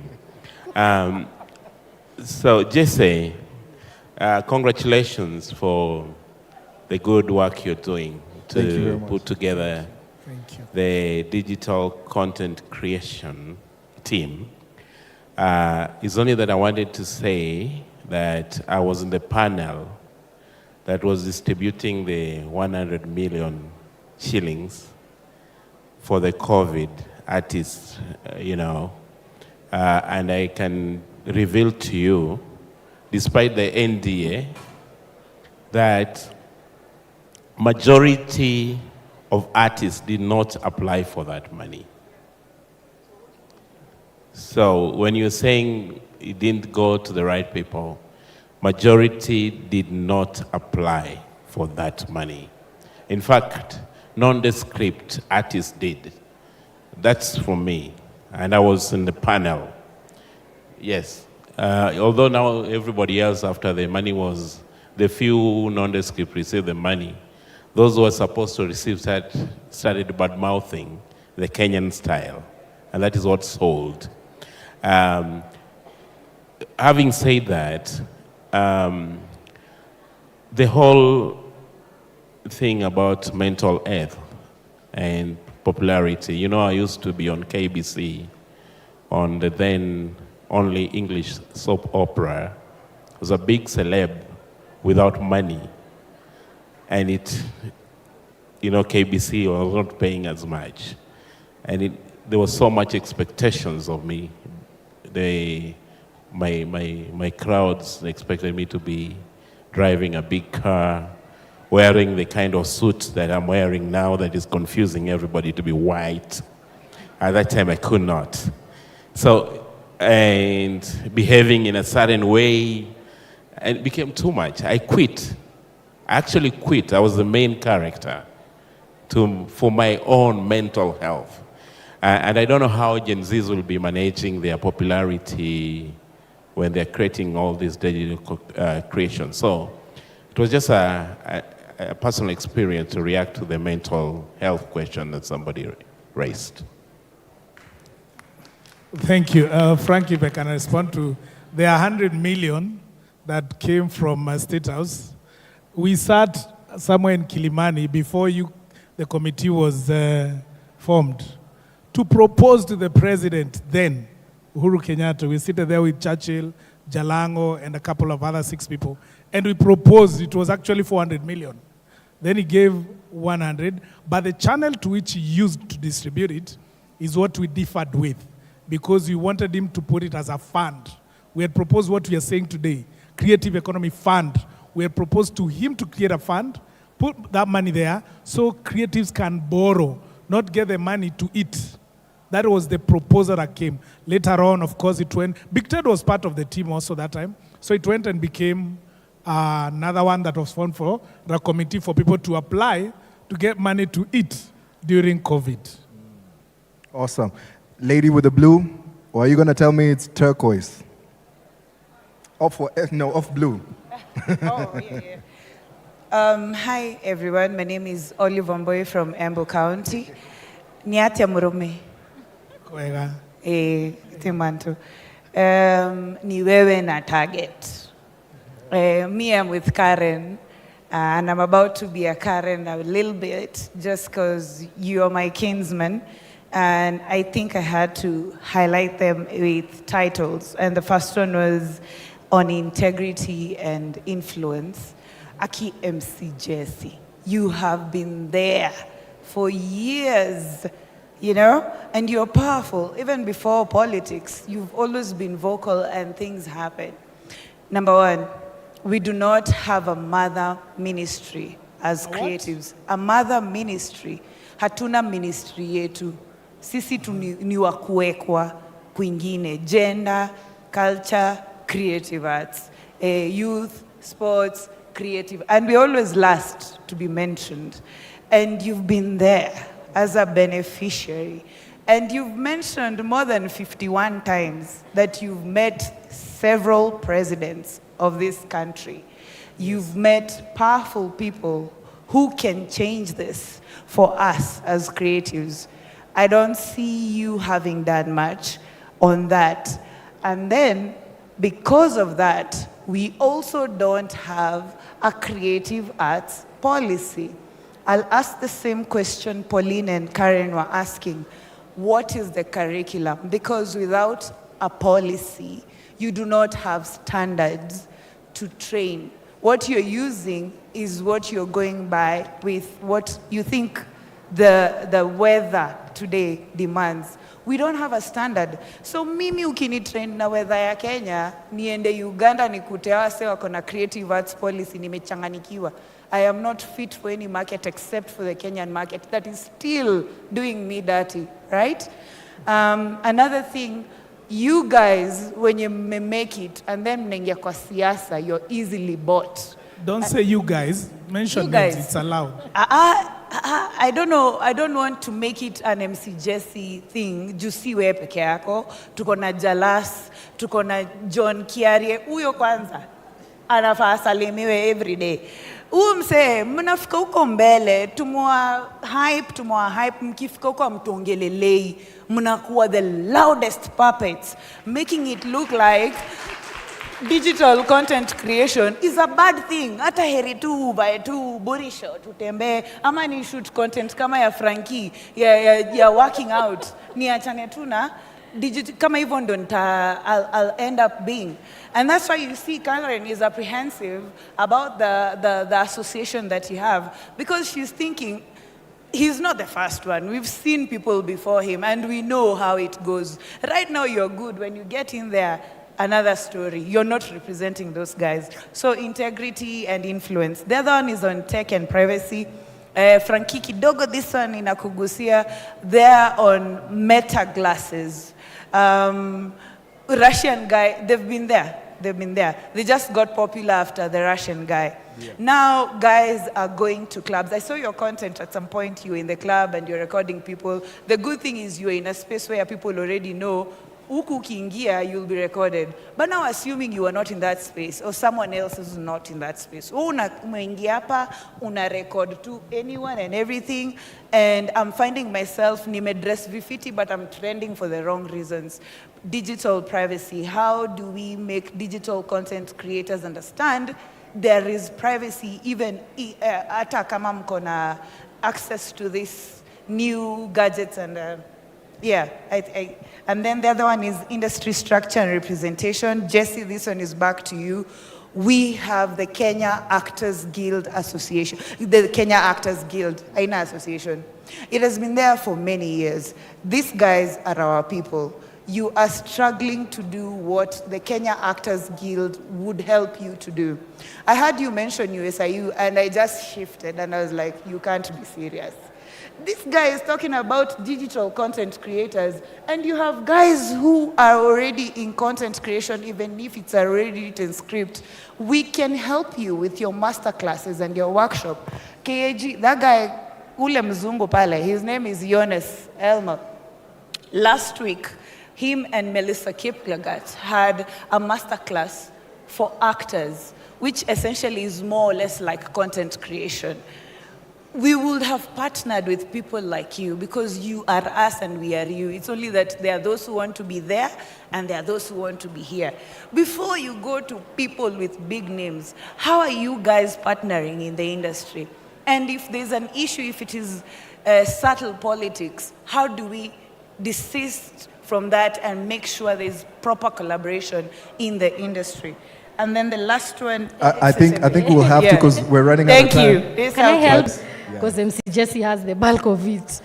Please, this is not the attack, MC Jesse. So I have said we have a mediocrity problem.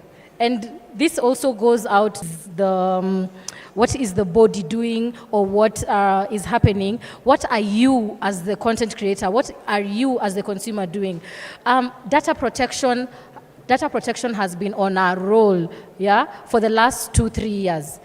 And it is very easy. They do free training. So are you aware of the Data Protection Act? Are you aware of the data protection policies?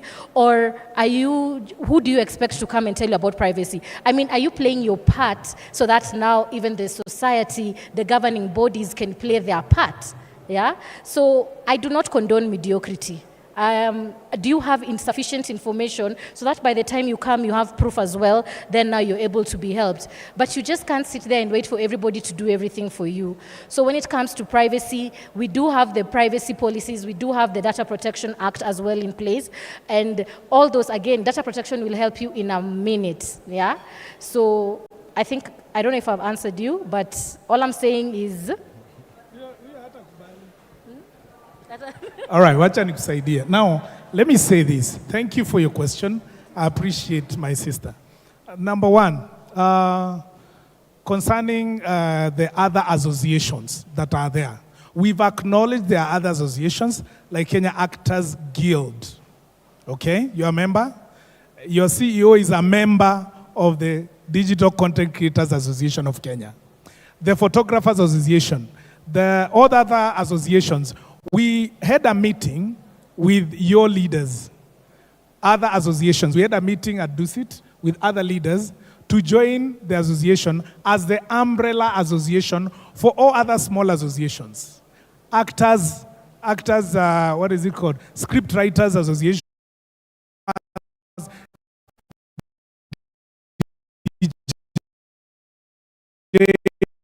Association.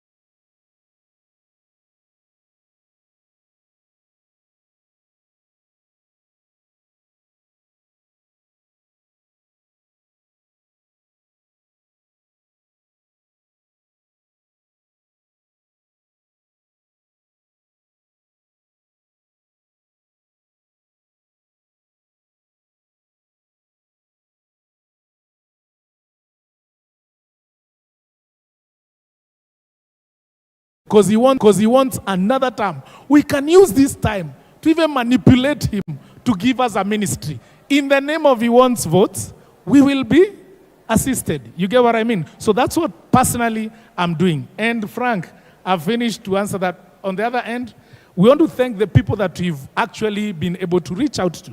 The Chinese embassy, they have actually bought this concept of the Digital Content Creators Association of Kenya. We are asking them to continue so that they help us with funding so we can go around the country and complete the recruitment stage. And I know they are watching. They want to know what we are discussing. So the China embassy, we are talking of USIU. What we did there is what we can do at the moment. When we fulfill this as an association, I believe we'll have a lot of power to change a lot of policies, to bring even this sample of curriculum we are trying with USIU is a pilot project. If it works, by the grace of God, we want, by the time the ministry comes, we can even, as a ministry now, push other Ministry of Education to entrench it in the curriculum. So every person can be taught about that. I think I've done my best, and I hope the next time when I win the MP seat, since there is a bill that is still lying in Parliament, nitaitoa mahali iko na vumbi, I dust it, and I present it, and it will pass. Awesome. Thank you very much. We're out of time, so I think we'll wrap it up right there. Thank you very much for each and every one of you for having a very, very insightful conversation. I hope each and every one of you guys also learned something from this. After this, you can probably find us out there if you have any other conversation that you'd like to have with us. But for now, thank you very much to Kalasha as well for having us here. And we'll see you guys hopefully next time.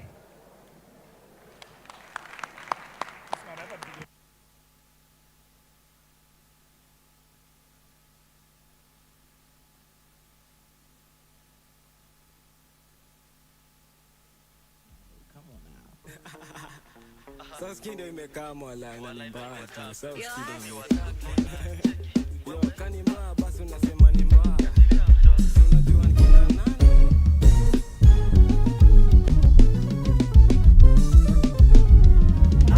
Katika mdogo, mikono juu unaweza katika mdogo. Mikono katika mdogo. Twende chini unaweza katika mdogo. Kindly ensure that you submit your feedback on the QR codes on the screen.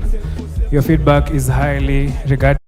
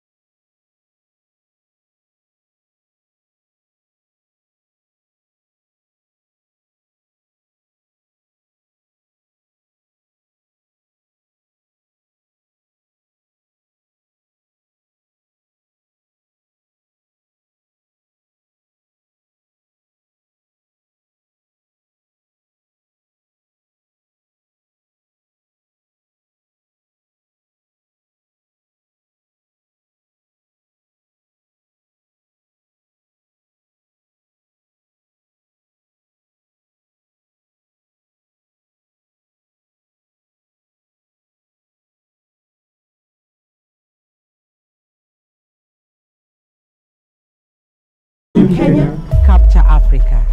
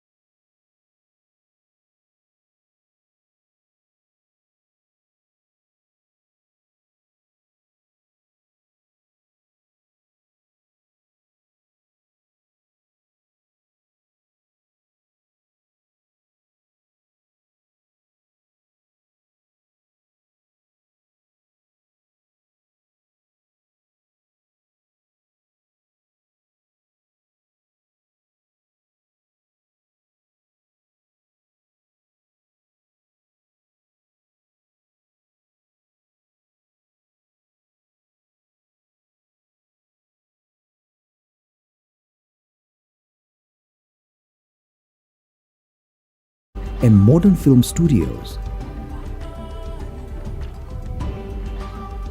Film festivals and awards are a major part of the Kenyan film industry, where winning productions by our own talent are featured. To film in Kenya, the process is easy. Kenya Film Commission becomes your first point of reference to get information as far as what are the steps you take to be able to shoot a film in the country. The Kenya Film Commission provides liaison services for all filming activities on location Kenya. The Commission is open to discuss film incentives on a project-by-project basis with you to make your filming in Kenya a preferred destination. Kenya Film Commission is responsible for creating a vibrant film industry in Kenya. The Kenya Film Commission is an open door policy for most of the filmmakers. The barrier and the boundaries are being broken. To access film services in Kenya, the e-film shop is the entry point. Talk to the Kenya Film Commission. We are committed to enabling you tell your story. If Africa was a country, Kenya would be the city. Kenya is the space for this. Film Kenya, capture Africa.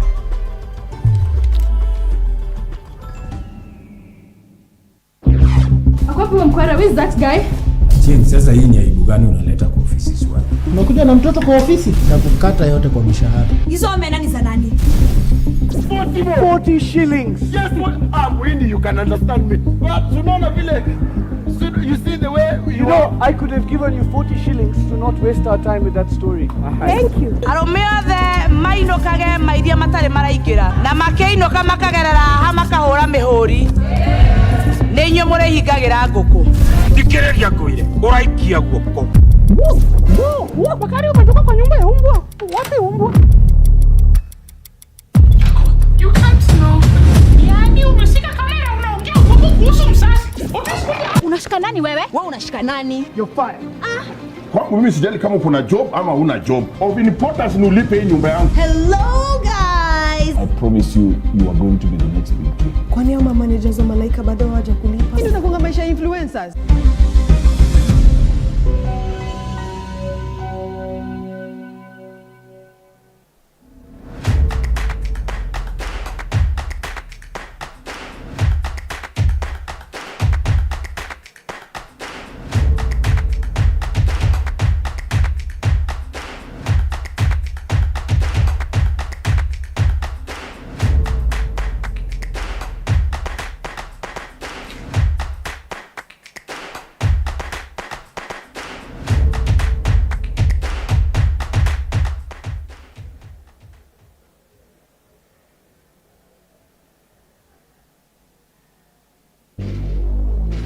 Yes, habari. Habari boss. Wewe ndio wa mwili?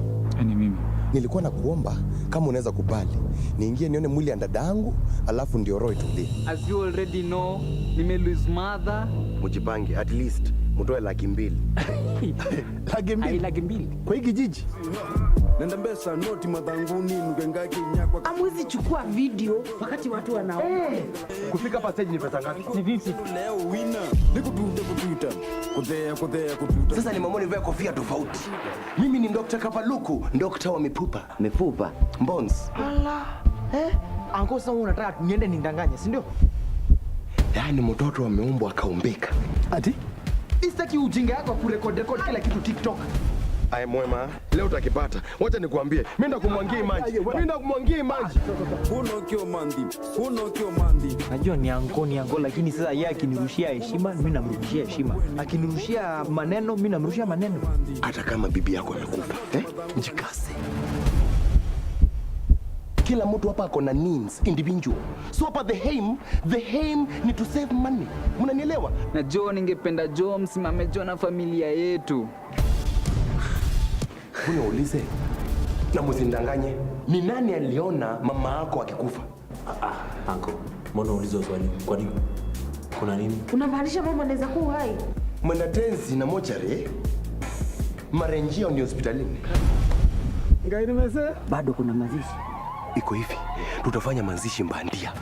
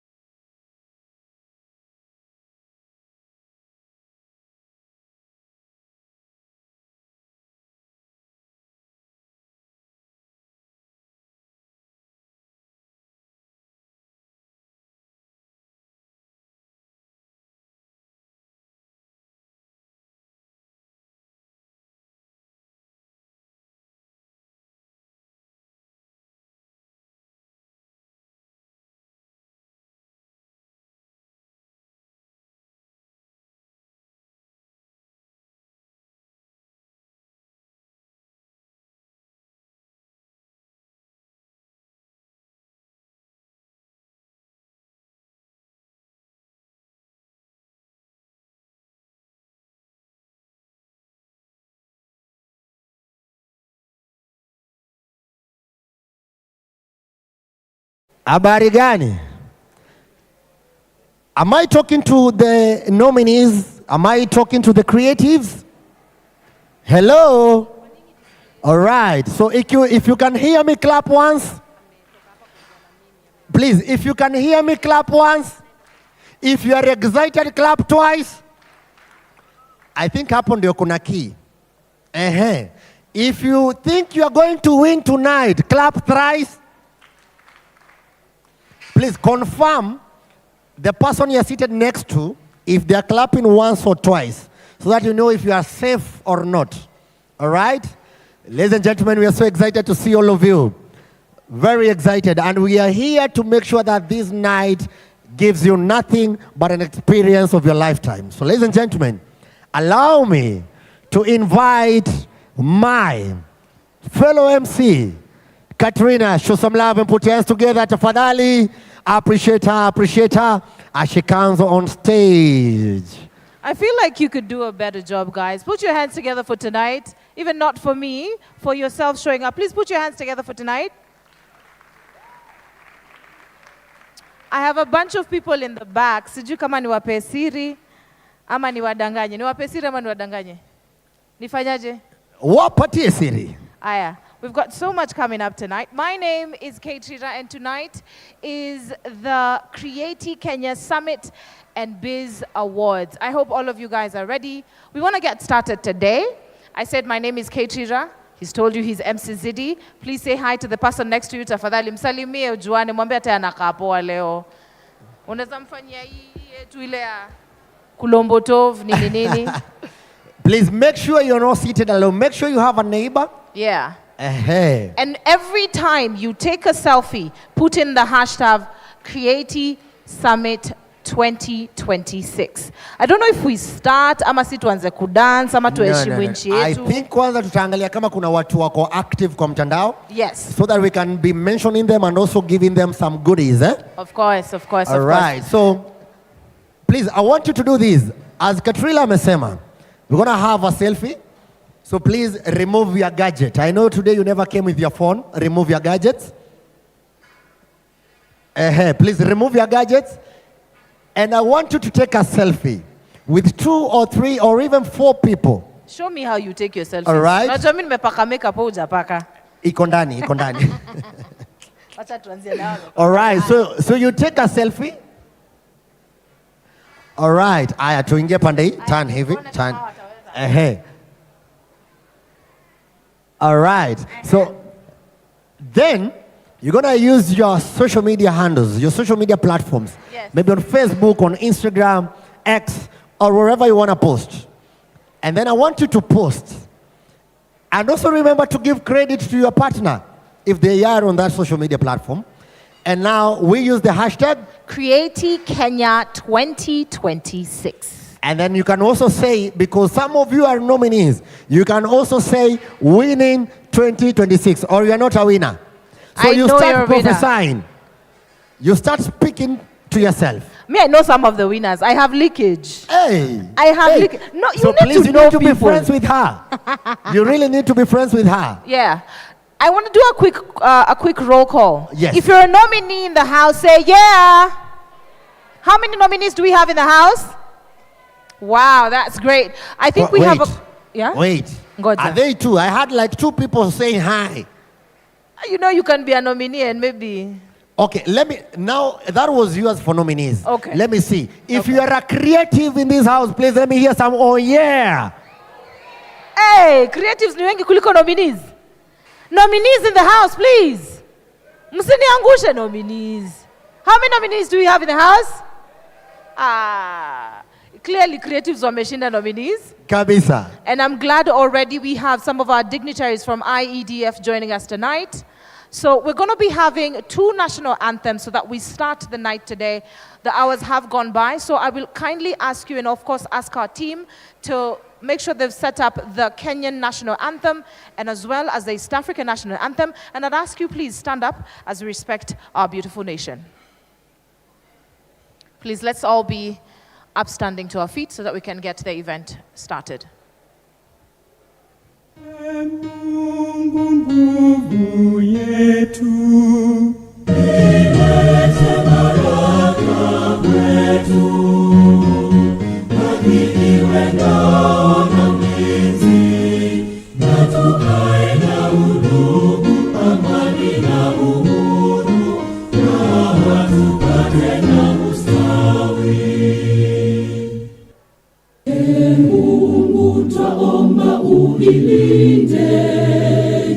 Jumuiya Afrika Mashariki, tuwezeshe kuishi kwa amani, tutimize na malengo yetu.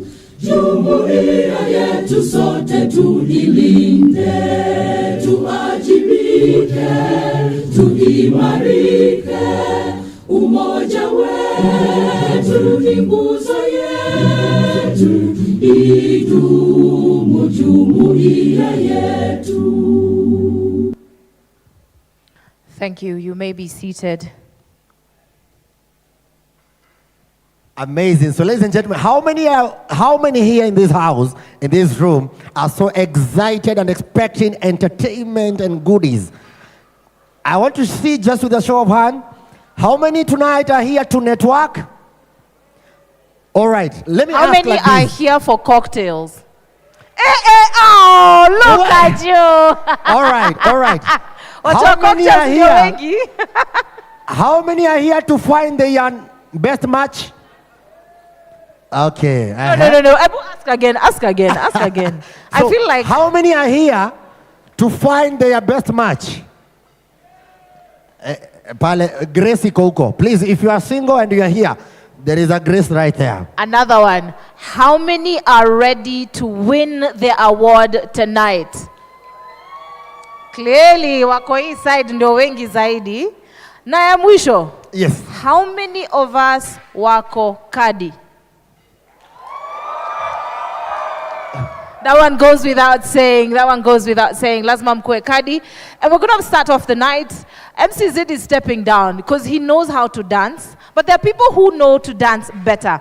And we have an array of entertainment, speakers, and of course telling us what tonight is all about. I don't want any of you to miss out. So remember, you can take a selfie, put the hashtag Creati Kenya Summit 2026 or Creati Kenya 2026. Make sure you tag at IEDF and we can get it rolling. I'm super excited about the dancers who are coming in because back in high school, hata mimi nilikuwa najaribu kudance sana.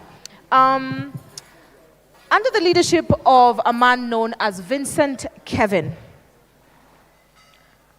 the Wasani Sana, a youth-led art organization that is located in Kibra, in the Kibra sub-county, and has a membership of 51 members. 51 youth, started in 2013. Of course, the aim is empowering the community with different issues among poverty, drugs, and becoming a better youth through dance. Without further ado, I'd like to welcome Wasani Sana on stage as they start off our beautiful night for the Creati Summit and Bees 2026.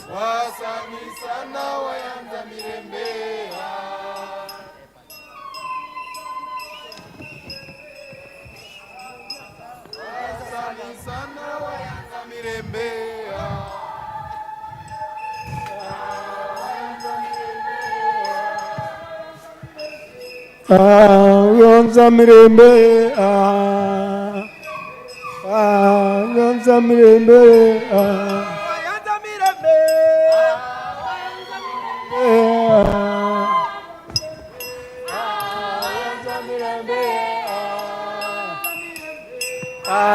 Yonza mirembe Yonza mirembe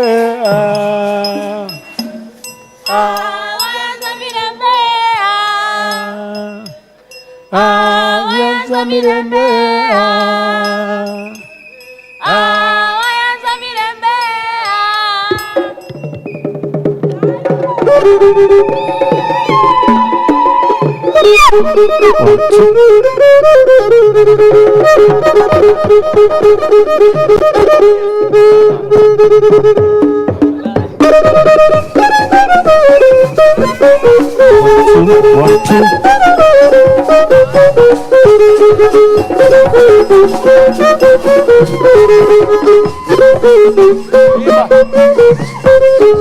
Mama pole pole wacha mbio, mama pole pole wacha mbio, mambo ya dunia hayataki mbio, mambo ya dunia hayataki hataki mbio. Ulipozaliwa ulipata haya, ulipozaliwa ulipata haya. Oh, mambo ya dunia, oh, lulululu, mambo ya dunia.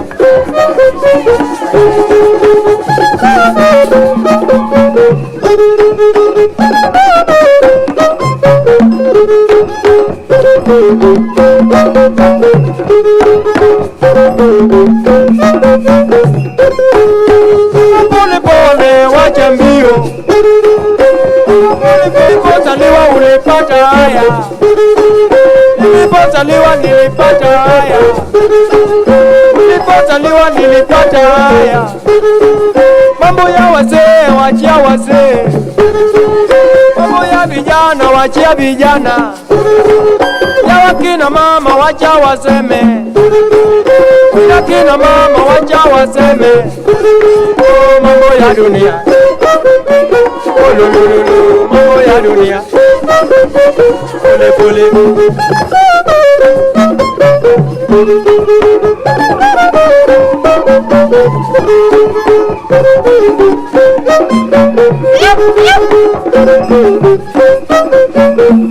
Goody bye way kora teko, goody bye way kora teko. Benda bire donga yodi yo, benda chobe donga yodi yo, benda chobe donga yodi yo, benda bire donga yodi yo. Oh, mambo ya dunia, mambo ya dunia.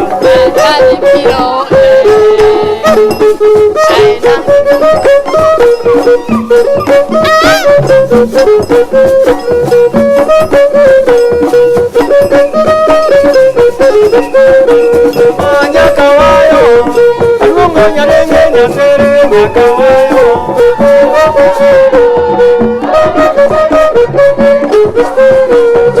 Nyakawayo, alungo nyarenge nyasere nyakawayo.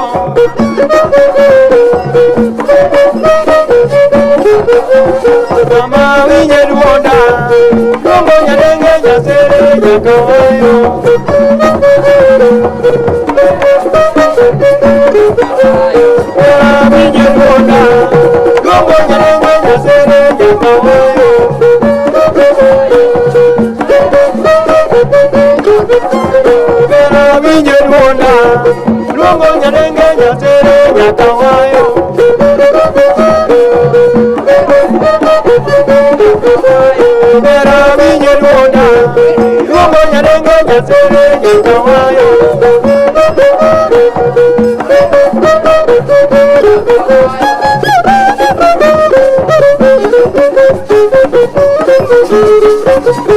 Bilima, bilima, bilima joina. Bilima, bilima, bilima joina. Bimosa, bimosa, bimosa joina. Oriti, oriti, oriti joina. Goodbye, goodbye, goodbye, joina. Goodbye, goodbye, goodbye, joy.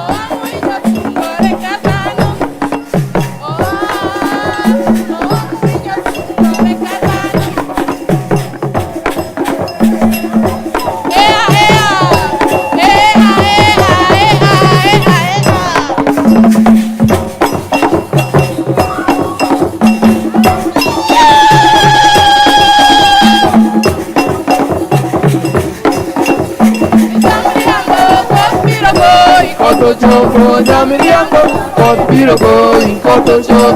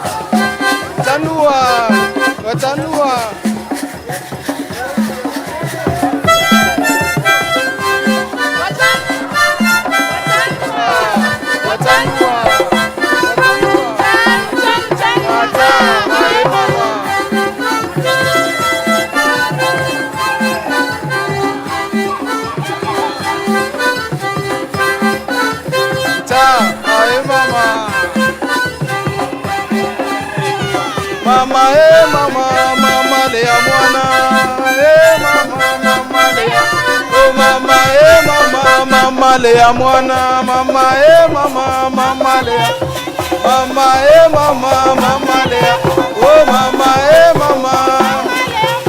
mama mama oh mama mama Eva mama mama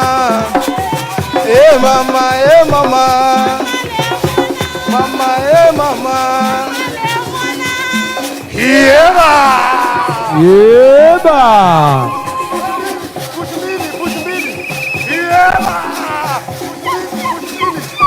Eva allo haya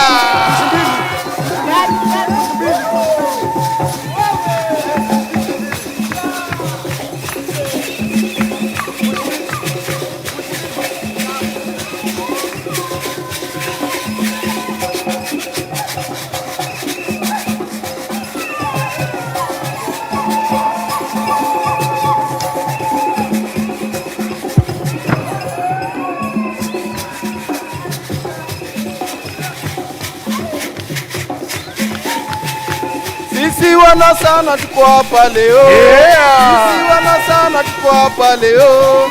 Kuimba na kucheza tukisherekea. Kuimba tukicheza tukisherekea. Imba sherekea utamaduni yo. utamaduni wetu wa Kiafrika. Sherekea utamaduni utamaduni wetu wa Kiafrika.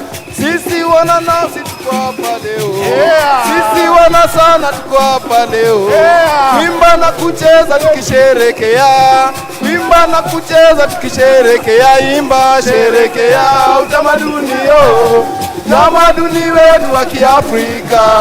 Sherekea utamaduni utamaduni wetu wa Kiafrika.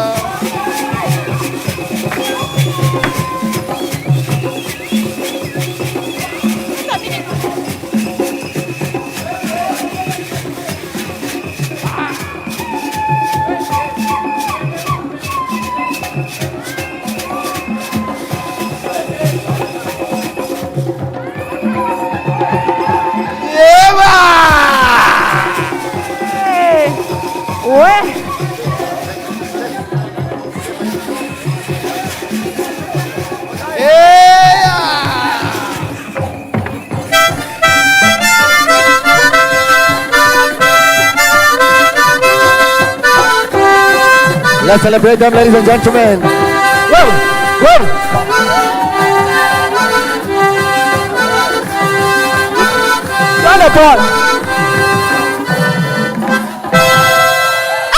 Show some love, show some love. No. Do it for me. I think I can join. I can join. Hey.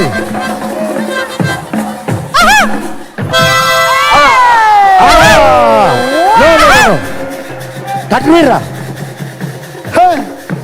My God. Thank you guys. Thank you guys. Hey.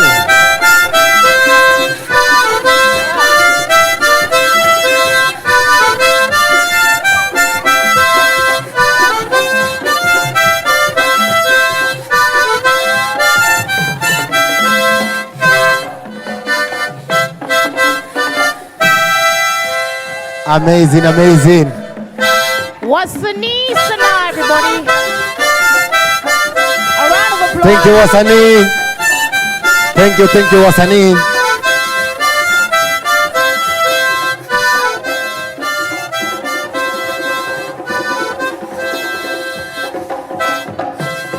Wow.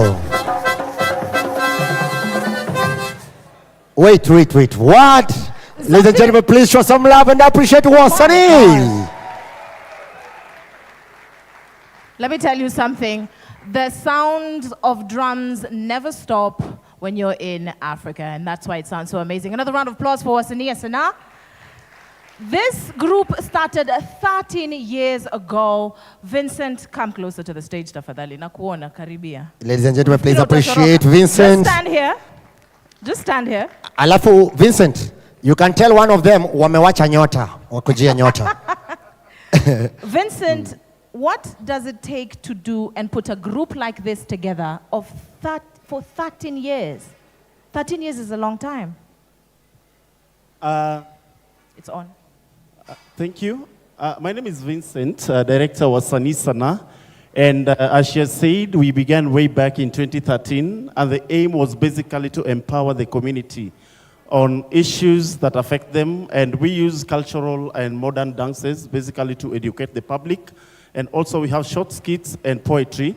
What it takes to put the team together, for our institution, we always say it's commitment and passion. That's what makes us moving. Wow, commitment and passion. That's all it takes to put in something amazing like that for 13 years. Thank you so much, Vincent. Another round of applause for the head of Wasani Sana. That's just one of our entertainments. And Katrina, yes. There's something kuna hiyo, the one I have seen the ladies doing like this. Ha! I want that. You want that? I want to try that. Let me run and see if you'll catch. Wow, ladies and gentlemen, you look amazing from here. You know? Can you see them? I know people look so beautiful. Please put a round of applause for yourself. You guys look great. Asanteni sana. We're going to be having more dances, more music, more vibes, more of a good vibe tonight. Remember, today is the Creative Summit and Awards 2026. So put in the hashtag when you're online, take a selfie with someone next to you. And I don't know if you are a better dancer than the dancer I'm about to announce. Ama namna gani? Can you dance better than the one I'm about to announce? In fact, they should be asking their neighbors. Yeah? Please ask your neighbor if he thinks or she thinks she's the best dancer. I don't think you're a better dancer than the guy that we have. There's a guy called Chino. He's coming up on stage. He's an interpretative dancer. He'll do a short dance as we get into our fashion show and our next stage of entertainment. Now, the young man is known as Stanislaus Wabwire, aka Chino. He's a freestyler, a choreographer. He's been in such amazing stages like the Red Bull Dance, Others Like Your Style, and many, many others. He's currently a student at Film Fupi Academy, and of course today he's proud to share his choreography and to get on stage. We want to welcome him on stage, but before we do, I need to know, MC Zidi. What do you need to know? You call yourself a creative. Yes. When you creative, when again? Is it my question or their question? Your question. You call yourself a creative. I'm a creative. Yes. All right. Today is all about creatives. Amazing. Yes. All right. So for me, I wear so many hats. And one of the things I do as a creative is to show that there is life beyond a white suit or black suit. That talent and gifts are employment. That I'm a gold and a walking asset. So through my art. Wow. Yes. And that's a showcase right there. Chino, if you're with us on stage, please kindly join us on stage. We're going to be having a short moment of an interpretive dance. Please, round of applause for Chino as he joins us on stage for his interpretive dance. Take it away.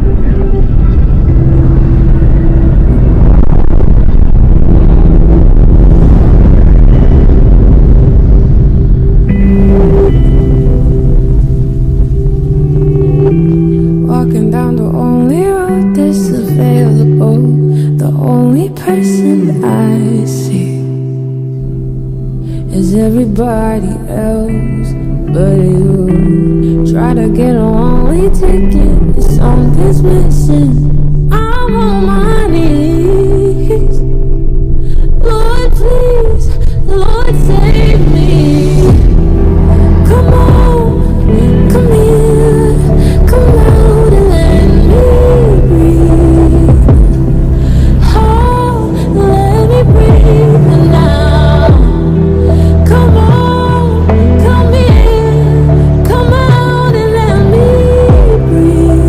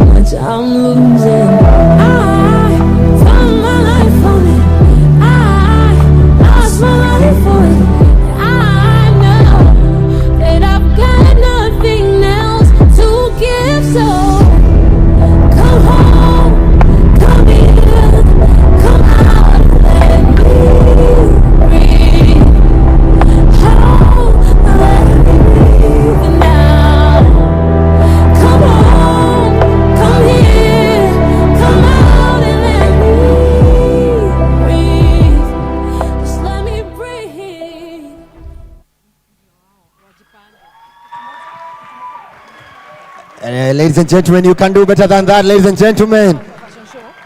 Wow. Yes, if you can shout, shout better. No. Please come. My brother, Chuma, come. Just come.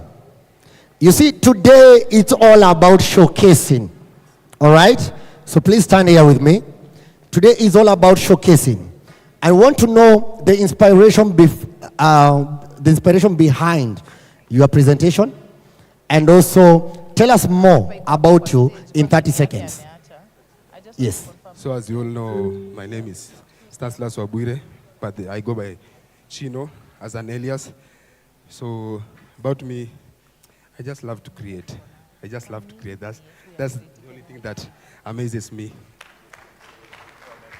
In regards to this choreography, it's called spreading of love in this age of disruption, so we can all support each other, because this cake is too big. So support your fellow artists, support your fellow creative without being envious. So the song that I performed is called Ego by King Madi. Thank you. Amazing. If you got that right, creative supporting ourselves, clock it. Clock it, please. Our chief guest, clock it. I don't know what it is. I just clock it. I even don't, thank you. Ladies and gentlemen, once again, please appreciate our friend and our brother. Show some love. Chino. And if you came when the program was on, we had briefed some of us and we had mentioned that it's all about creating. It's all about networking, creating those contacts. And we say that make sure you are taking a photo, a selfie with your neighbor, with your friend. So if you leave tonight without a new contact on your phone, or if you leave here without a new friend on Instagram, or a new follow, or even on Facebook, then today you'll have missed a lot. So it's high time as creative, you make sure that your fellow creator, or your promoter, or your manager, who you're seated next to, knows what to do. All right? Are we together right there? Thank you, ladies and gentlemen. And also, if you want to use the restrooms, please, you can use the exit on the right and on the left, and then you use the main entrance that you used as you came in. Take your turn on your left, go downstairs on your left, then you'll see the restroom right there where you can help yourself. Ladies and gentlemen, allow me to switch directly and invite these phenomenal, legendary. You know? Yes. I heard there's a fashion show. I wanted to see if I could get some of the dresses. Let me help you. Yeah. Please, my photographer. I know you are international. Help me remove this seat. Yes. No, get stand there. You want me to do a fashion show? Weka tu pale. You said there is fashion? There's a fashion show and fashion there's some show. nice clothes. So you see, anywhere there's clothes, yes, and there's women, yes, and there's someone who loves fashion, not necessarily women, even men love clothes. Mi niko hapo ndani. So now you say fashion and clothes. Yes. So you have clothes. I have them. Very good. And you know fashion. Yes. Thank you. All right. So, ladies and gentlemen, I want to test to see if she can do fashion. All right? Yeah. And I can see my amazing technical team also putting some music. Thank you. So, ladies and gentlemen, I want you now to help me celebrate her. As we want to see if she can do the works. If she got it. Okay? All right. So, breathe in, breathe out. And for the very first time in East and Central Africa, Nairobi, Kenya, ladies and gentlemen, please show some love for the best of East Africa that we have, Katrina, our first contestant. Wapi makofi. Let me tell you, let me just stop there. I'm not a good fashionista. Wacha tu nisare hiyo mambo. Hakuna haja hiyo. I'll say this though. Tonight we're going to be having so many models from across Kenya and collections that depict what African creativity is all about. One of the creative stars is with us here today. And he's seated right here at the front. I don't know if he'll come and tell us what his showcase is all about. But before we take so much time, yes, who are you dressed by? Because we're all about fashion. Who are you dressed by? Who dressed you today? Hey. But we appreciate the designers. Amazing. Yeah. By the grace of God, I was dressed by Pinterest. Hello? Feel I can see you. Feel I can see you. Oh, who is that taking camera up and down? Hey, Yes, so I just Googled, I sent to my designer, and I paid and collected. Allah, it's good enough. I love it. And I can see a lot of people came looking good. We said our theme is elegant and African. And a lot of you are dressed up to kill, and I love it. We're going to be starting off with Madam Immaculate and her fashion house. She has 3 collections. Amazing. Immaculate has been in the fashion world for quite a minute. We're talking over 5 years. Wow. Of working together with African regalia and official. So she says, si lazima uende kwa ofisi na suti all the time. Unakaka ankara hapa na pale inakaa vizuri. And if Immaculate is ready, I think we can start the runway already. I want to call out all the beautiful models from the Immaculate collection. Our DJs, I know you're ready for that.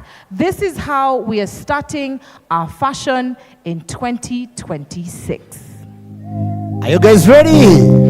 Please show some love. I appreciate Immaculate design.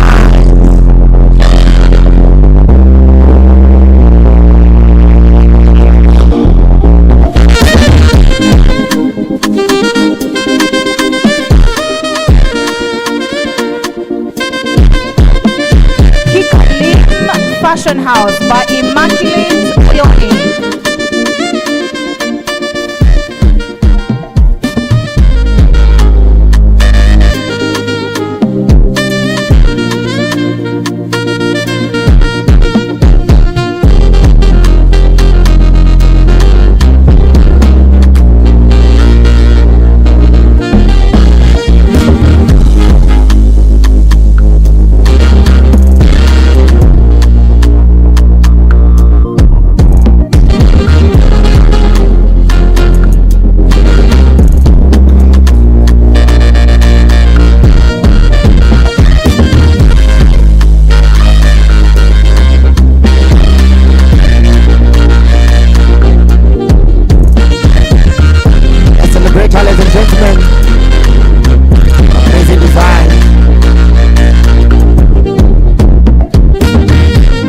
Courtesy of Kalim.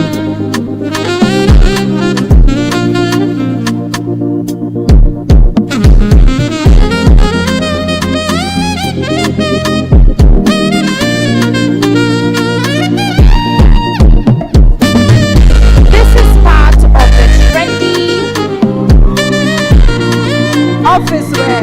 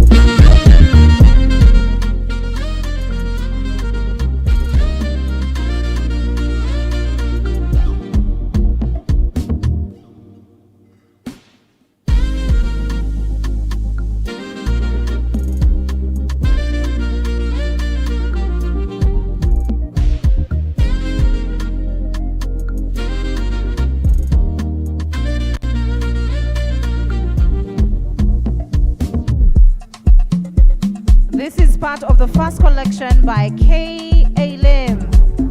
K. Lim by Immaculate Oyoni. Part of the official collection.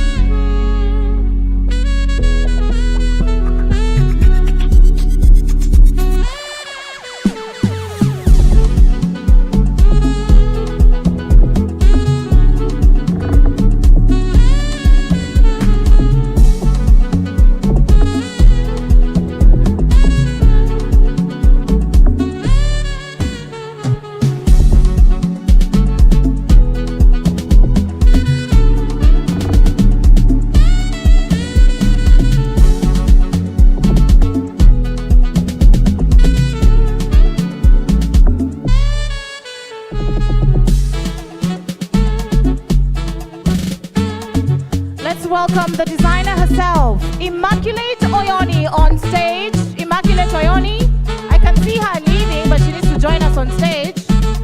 Wamboi, please get me Immaculate Oyoni. She is the amazing designer of K-Lim. And this is our feature fashion. Remember, tonight is all about the Creative Summit 2026.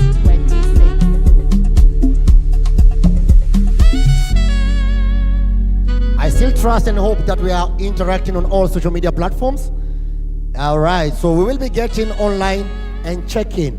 And we will be giving also shout outs to those who are posting not only your selfies, but we give you permission to take this creativity that is happening here. You know you can also undo this. Do you know that? All right. Who wants Wi-Fi password? Please. Why can't you hotspot us? So you just hotspot everyone, Bana. I thought you're, All right. So please search. Make sure you also follow all our social media platforms as much as you still tag us, please. That is now what we will humbly request from you. Remember, the hashtag we are using is, Katrina, the hashtag we are using? Creative Kenya 2026. It's that simple. Very Creative simple. Kenya 2026. And I can see our designer, K-Lim, of the K-Lim designer, Immaculate Oyoni, is with us. If she can join us on stage and tell us what her showcase is all about, we'll be more than happy to have her. Please put your hands together for the amazing designer who brought together what we just had. Just come even with your keys. Tuko sawa tu. Come as you are. This is not the church, but we accept you as you are. And Katrina, Yeah. remember she's having a last showcase. Oh. So before we do that, want to hear something about. So what is the inspiration also about the first outfit?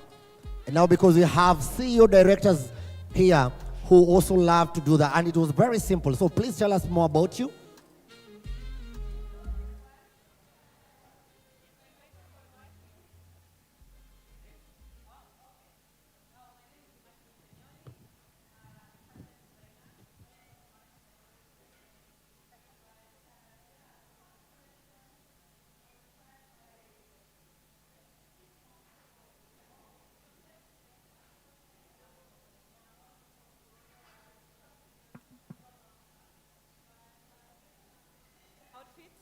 That is more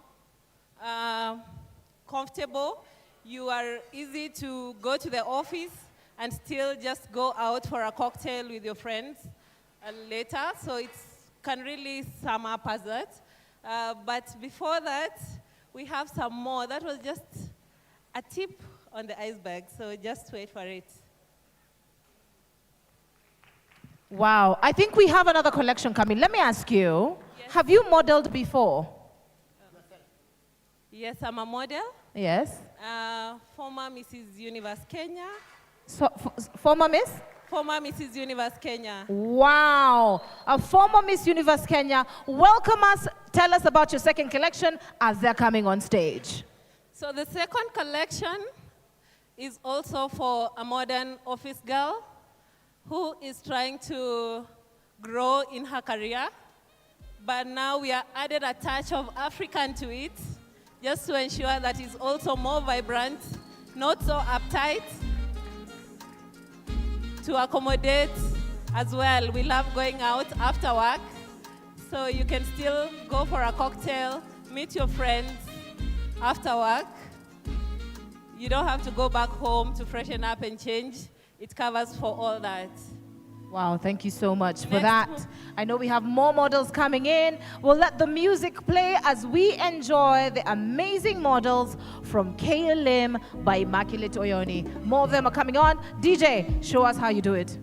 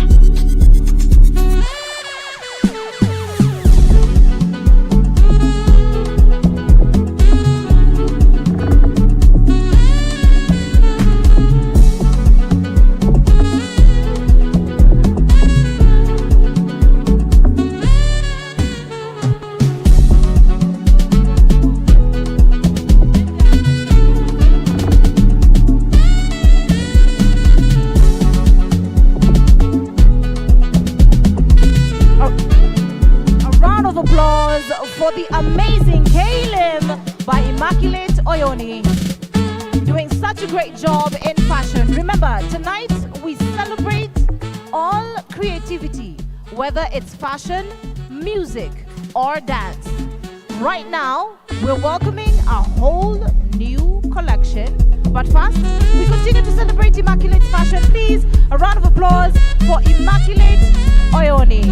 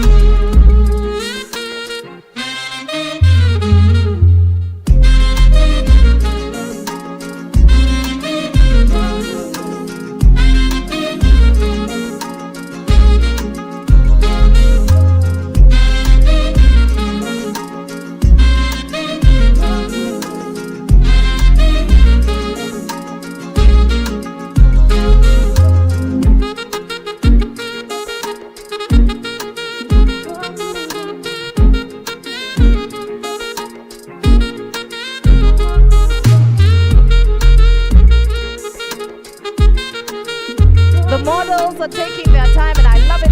Next, we are going to be moving to another fresh designer. So if all the models can join us on stage,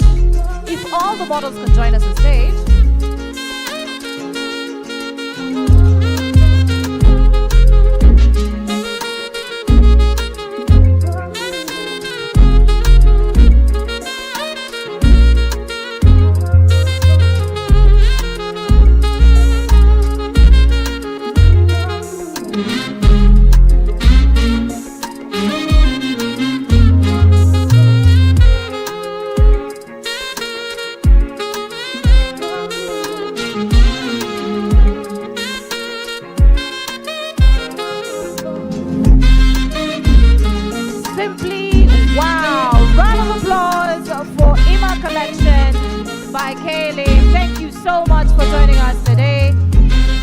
It's been a beautiful collection and we're more than happy. Just a quick one, Immaculate. Just a quick one. If anyone would want to adorn themselves with your clothes, how do they adorn themselves with your clothes? If someone wants to get your clothes. Oh, so we are on all the social media platforms, Facebook, Instagram, Twitter, TikTok.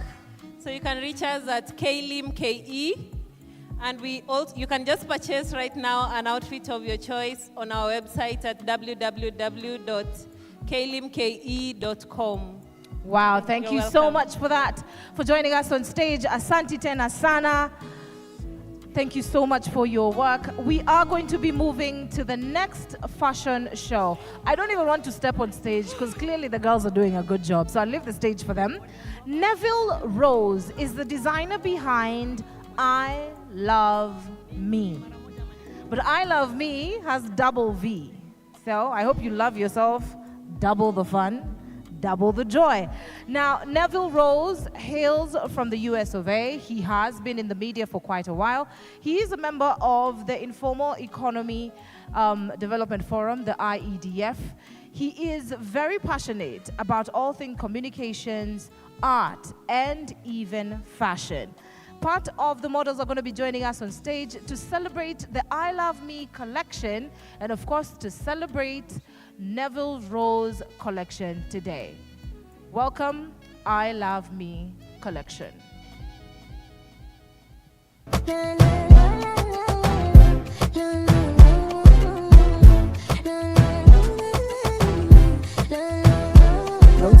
She let you know I'm loving now, you did do me slow. Baby, cause I don't need you already know.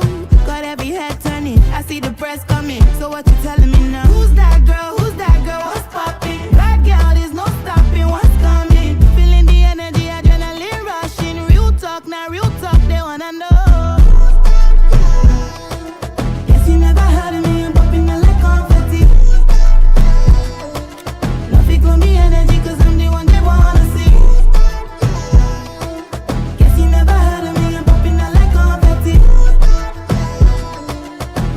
Me energy, cause I'm the one they wanna see. Yes, yeah. You got to know that God have no ring.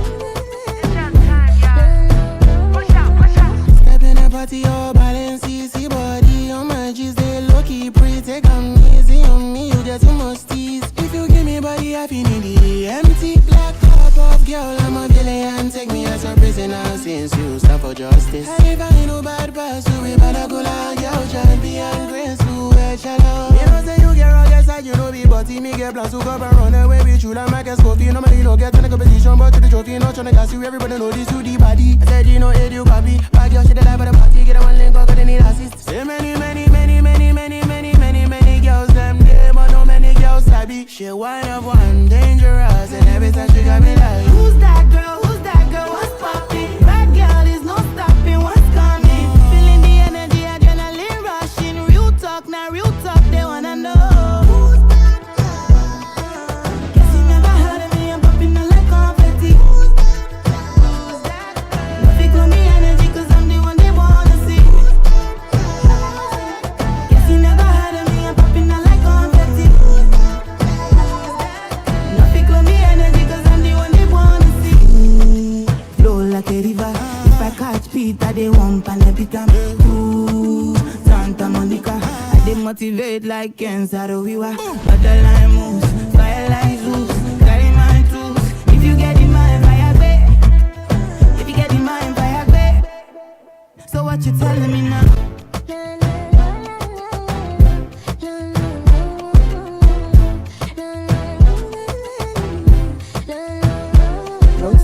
She let you know I'm loving now, they do me slow. Baby, cause I don't need you already know.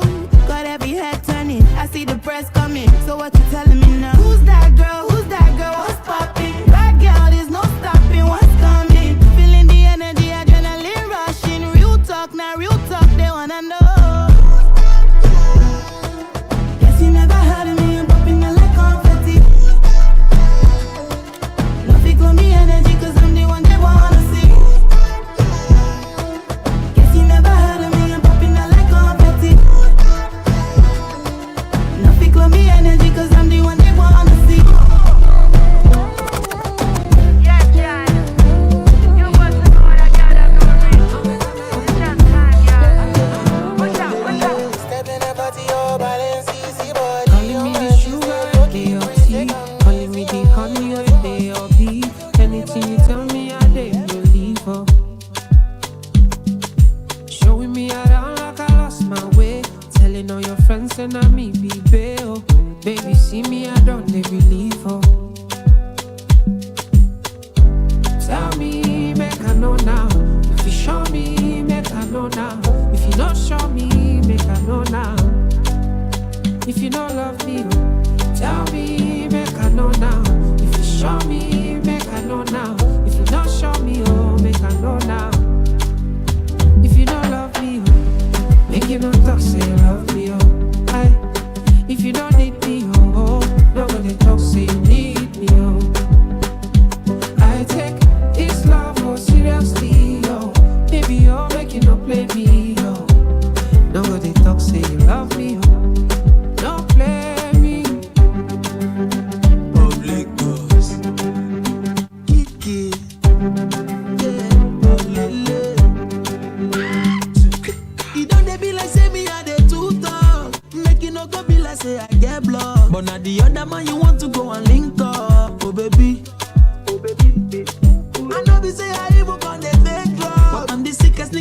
find in this world. And it doesn't matter, baby, got to choose one already.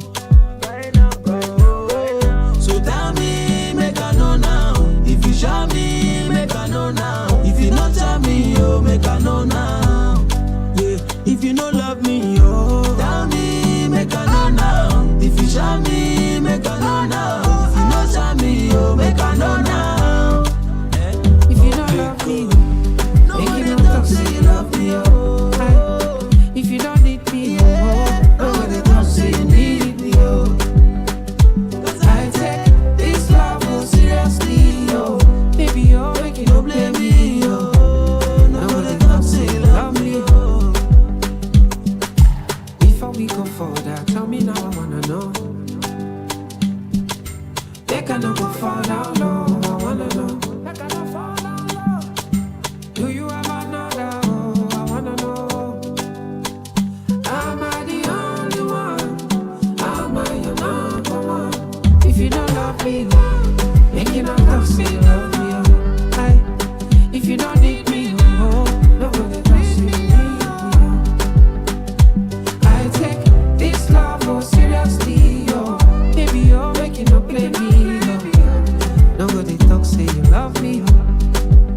If you don't love me, oh, make you not talk, say you love me, oh. If you don't need me, oh, nobody talk, say you need me, oh. I take this love so seriously, oh. You know if you need, you don't finish me, oh. Nobody talk, say you need me, oh. Don't play me, oh.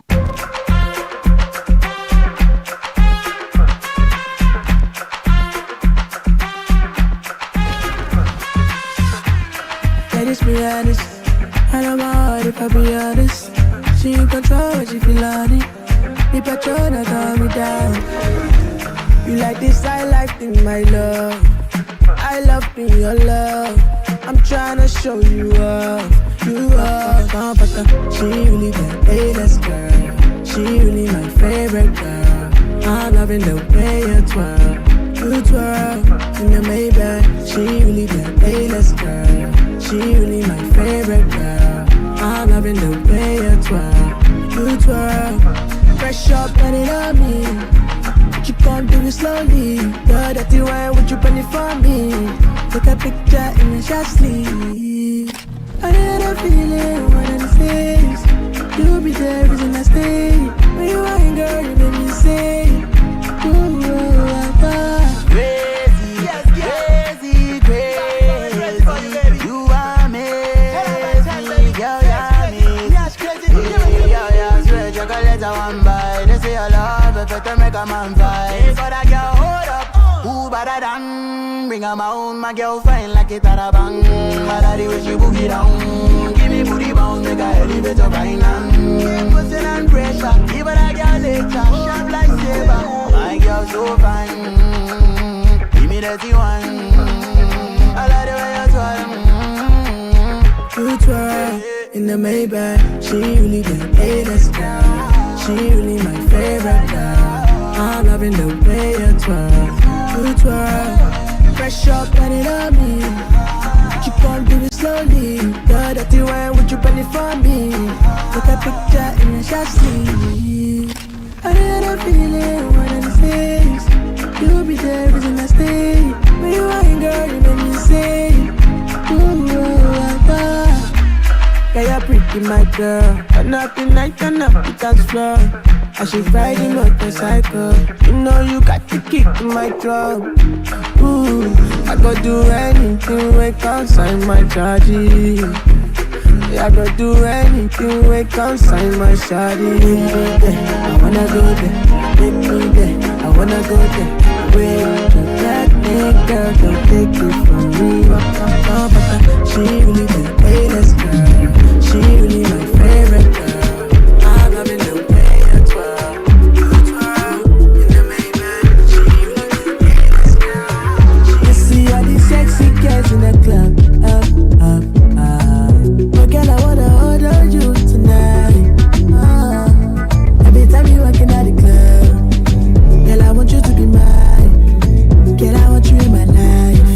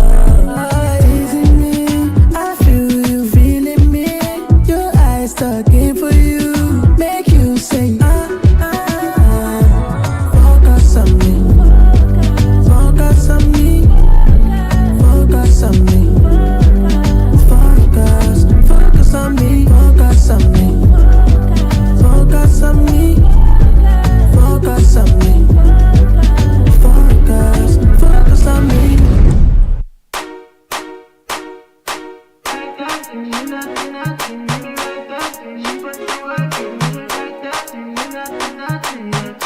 baby, go darling. Girl, I'm falling. It's 4 in the morning. Can't we do this again? So tell me, what it is that I gotta do? Oh my baby, there's nothing that I can't do for you. When I look into your eyes, girl, it's you giving me a sign.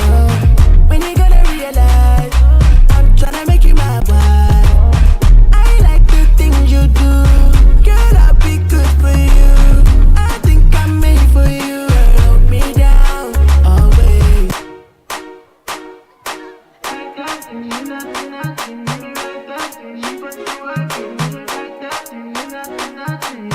Go baby, go darling. Girl, I'm falling. It's 4 in the morning. Can't we do this again? So tell me, what it is that I gotta do? Oh my baby, there's nothing that I can't do for you. When I look into your eyes, girl, it's you giving me a sign. When you gonna realize I'm tryna make you my wife? I like the things you do, girl. I'll be good for you.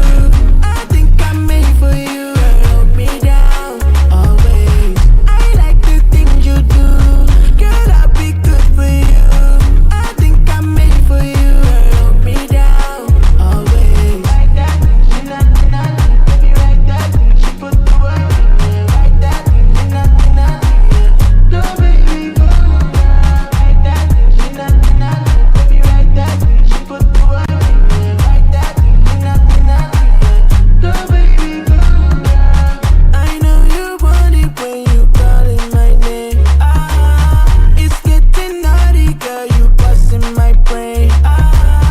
I'ma show you what I made of. Put your legs on my shoulder. Come on, let me bend you over. Have you licking on my sofa? When I look into your eyes, girl, it's you giving me a sign. When you gonna realize I'm tryna make you my wife? I like the things you do, girl. I'll be good for you. I think I'm made for you. Hold me down always. I like the things you do, girl. Ladies and gentlemen, let's encourage and celebrate them. I think I'm made for you. Hold me down. Remember, this is I Love Me collection, courtesy of Neville Rose. Show some love, ladies and gentlemen. Appreciate and celebrate them.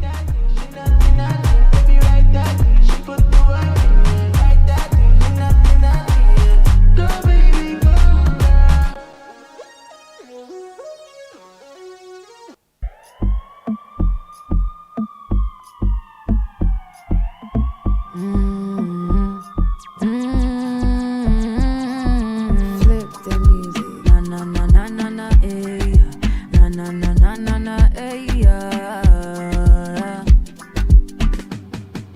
You don't know your dope, yeah. You don't wanna fake it. If you wanna Let's celebrate them, let's celebrate them. Remember, ladies and gentlemen, this is Neville Rose collection. I Love Me. Music is mad, I found me more I can't do, nah. I no go feel no cause, do, re, mi, fa, sol, la, ti, do. If you can't now move, stand by, oh. Guy man no figure, guy man no, should be you babo. Wine for the girl, then slow wine. Wine for the girl, then slow wine.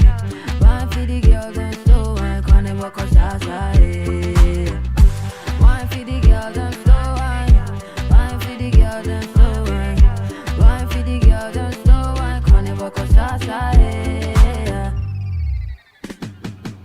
Yeah, don't know the exterior, you can't even fake it. Jackie on your speakers, Party about to turn up, cause I am your missus. And you know, yes, you know that I can be an option. Music is mad, I find me more I can't do, nah. I no go feel no cause, do, re, mi, fa, sol, la, ti, do. If you can't now move, stand by, oh. Guy man no figure, guy man no, should be you babo.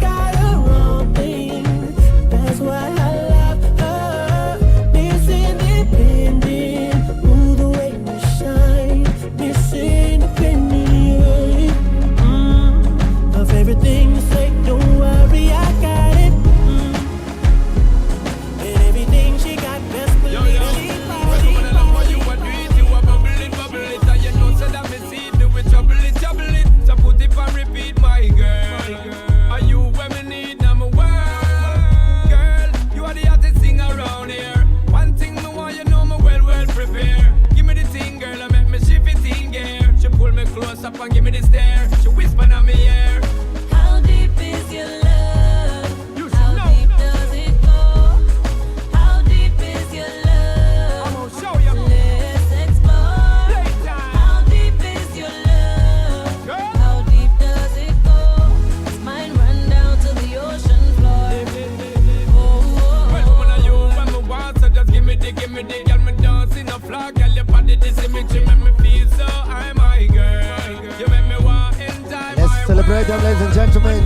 You know, for ask me, Show some love, show some love. Spin you make you know the Ferris wheel. You are the magnet, I am the steel. Strong connection, me know you feel it.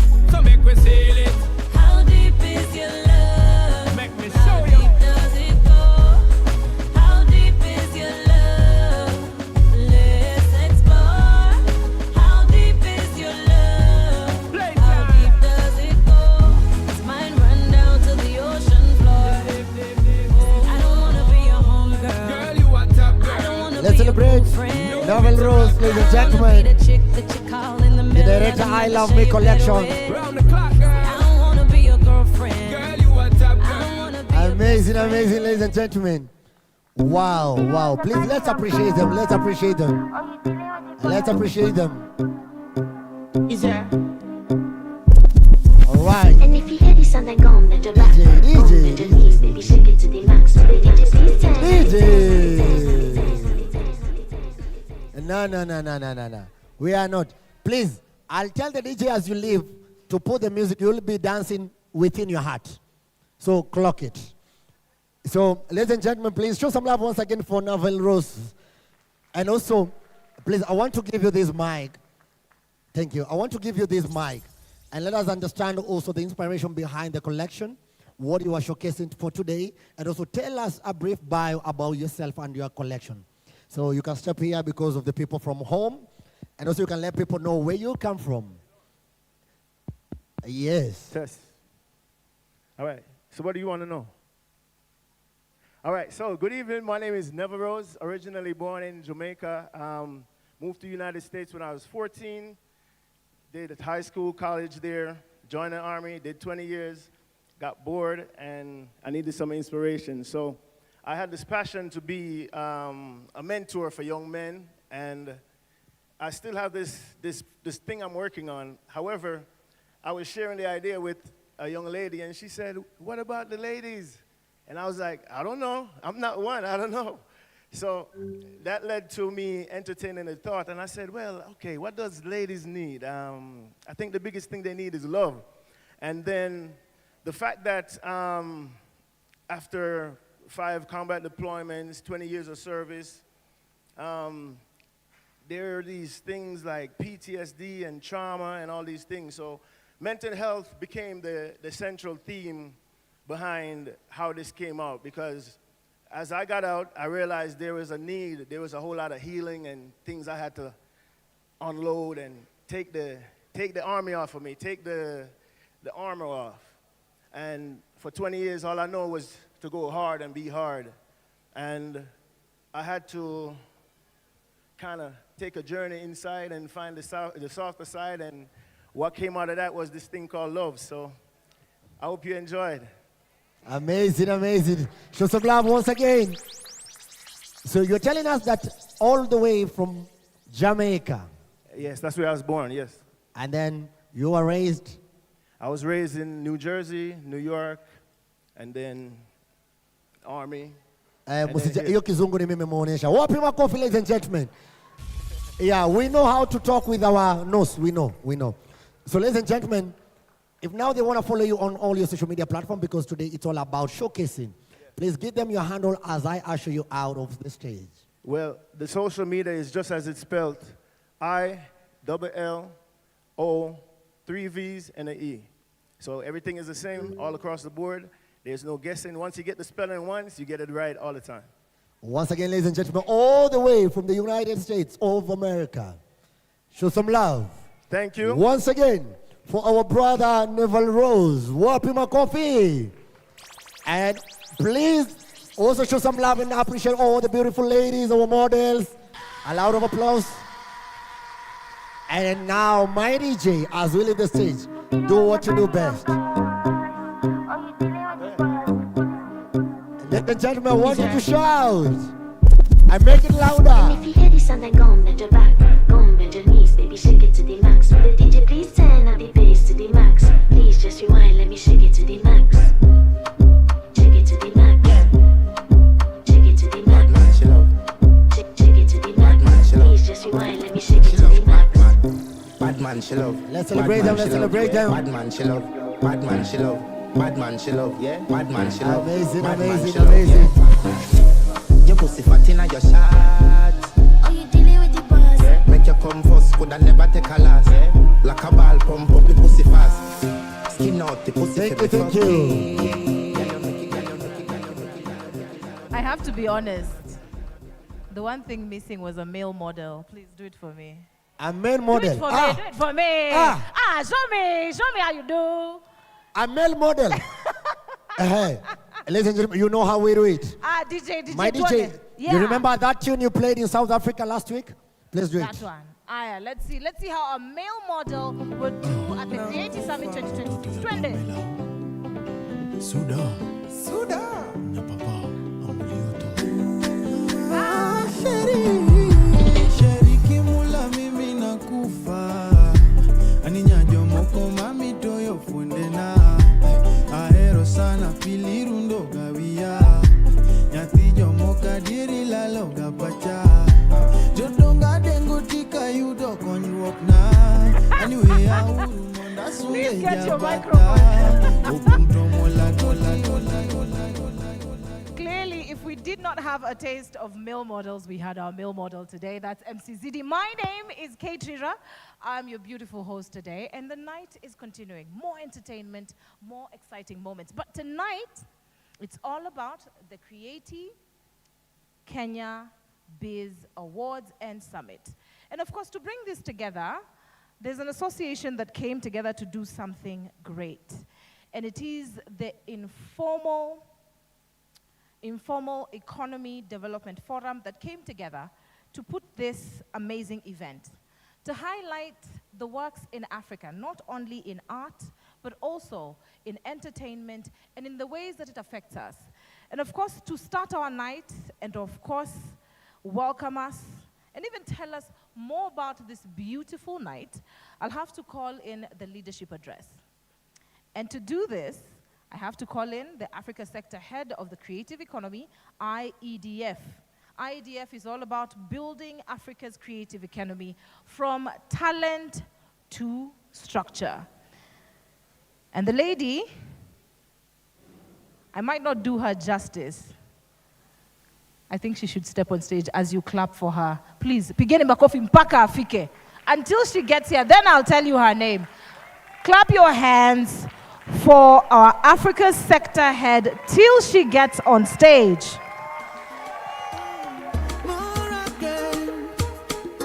I need a microphone. I need a microphone. Please put your hands together before my amazing head of Africa gets on stage.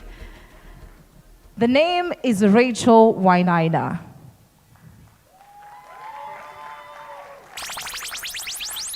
Rachel, how long has it been since this dream came to fruition? How long has it been? Okay, so the Creative Kenya? Yes. Oh, that has been like 3 to 4 months. But for IEDF, how longer has the journey been? Yeah. IEDF has been there for a while, from 2022 to now, yeah. Wow. Please welcome on stage Rachel Wainaina as she welcomes us to the Creative Summit 2026. Thank you very much. Good evening, ladies and gentlemen. Tonight is all about the creative economy, shining a spotlight on the creative economy sector.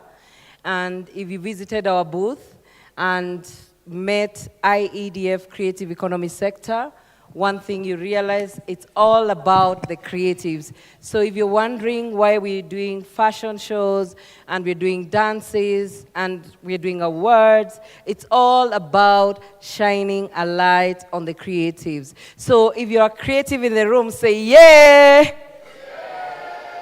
and give yourself a little pat on the back because you're in one of the most progressive industries in the world. So without further ado, I would like to also observe maximum respect to His Royal Highness, Highness Meredith Creighton Bill, who's joining us all the way from South Africa. And I'd also like to acknowledge the Deputy President of IDF Global, Ms. Chantal Maxim, who's joining us today from South Africa. Thank you for being here. And I'd also want to acknowledge the chairperson of the Kenya Film Commission and a good friend of myself, Mr. Sudi Wandabusi. Thank you for being here, sir. Thank you so much. And just to say that we also have a lot of guests visiting us from IDF Global, and we also have a big team from IDF Kenya. Please, I would like you to stand up and wave because we don't work alone, we work as a movement. So if you're a partner of IDF or you are a member of IDF, you've come here to support this event, please stand up and wave. Yes, I also want to acknowledge, if you're a partner of IDF, you can also stand up. Nazira, Femi, you can also stand up and wave. Thank you very much. So I would like to also say that in the room, we have a lot of partners of creative economy sector coming from different countries. We have USA, we have Brazil, we have France, and we also have a lot of African countries, including South Africa, and Nigeria, Zambia, Namibia, Kenya. And we are so grateful to be hosting all these wonderful people today. My passion for creative economy sector is something that developed from my talent. And I'm very happy to get this opportunity to serve in IDF. Across this continent, and if you may agree with me, we have talent. We have talent. Talent is not something that we don't have. But one thing that we've been struggling about is how to do the creative business, right? How to do the creative business. And today, as we are here, and I'm going to cut my speech very short, we are here to encourage the creatives to actually normalize doing business, making this industry an industry that is good for them and that makes business for them.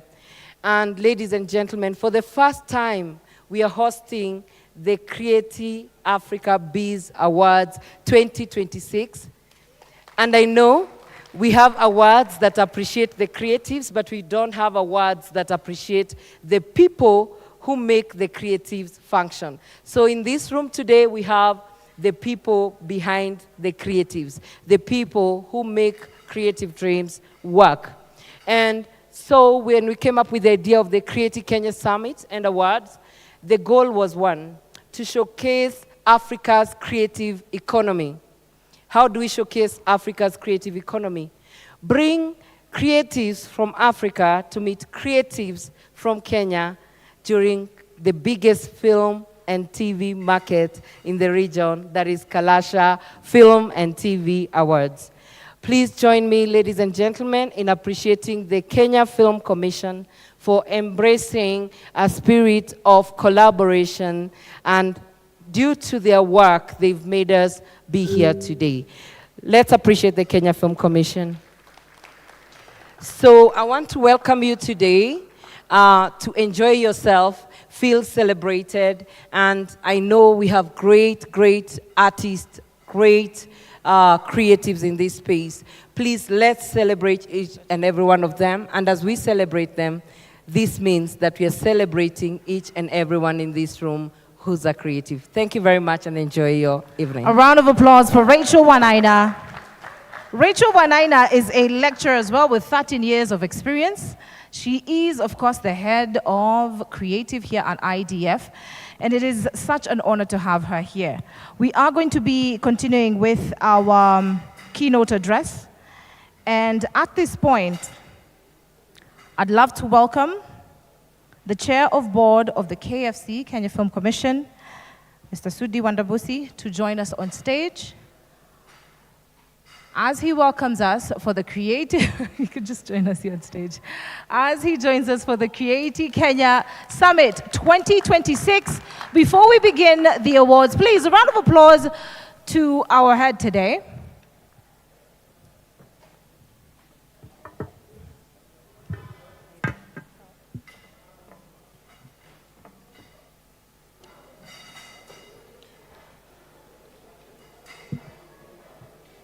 Right. So, good evening, ladies and gentlemen. I don't know whether I will manage to go through the protocol because, you know, we have very serious people in our midst. And I'm quite humbled, especially by the high delegation, serious delegation from South Africa. His Royal Highness, you know, it was a huge surprise to us when we were in some small meeting and we were being told royalty has landed. And our CEO had to dash out and ensure that we give you the honor that you deserve. Thank you so much. The entire leadership of IEDF that is here, we have had very deep conversations with you. And we really appreciate the fact that you came and honored us during this Kalasha. Don't think you are the ones honored to be here. We are the ones honored that you are here. Why? Because through you, you are creating a recognition of the fact that film does not operate in a silo. Film does not operate in isolation. Film operates in an ecosystem. The fashion that you have been shown here, those people have to dress people on set. Next time, I want to have a conversation around people who do hair, people who do makeup. That's the whole ecosystem of film. But then, how do you get on set? You need transport. So I want a situation where when we're having Kalasha, we're also having a conversation around transport and logistics. Because it's a real headache. When you get on set and you have done take 1, take 2, take 3, and it's not working and you are yawning, you need a break and you need food. So the food industry has to be part of the ecosystem.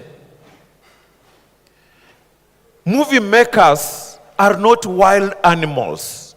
You have to get somewhere to sleep, to rest, and start the shooting again the following day.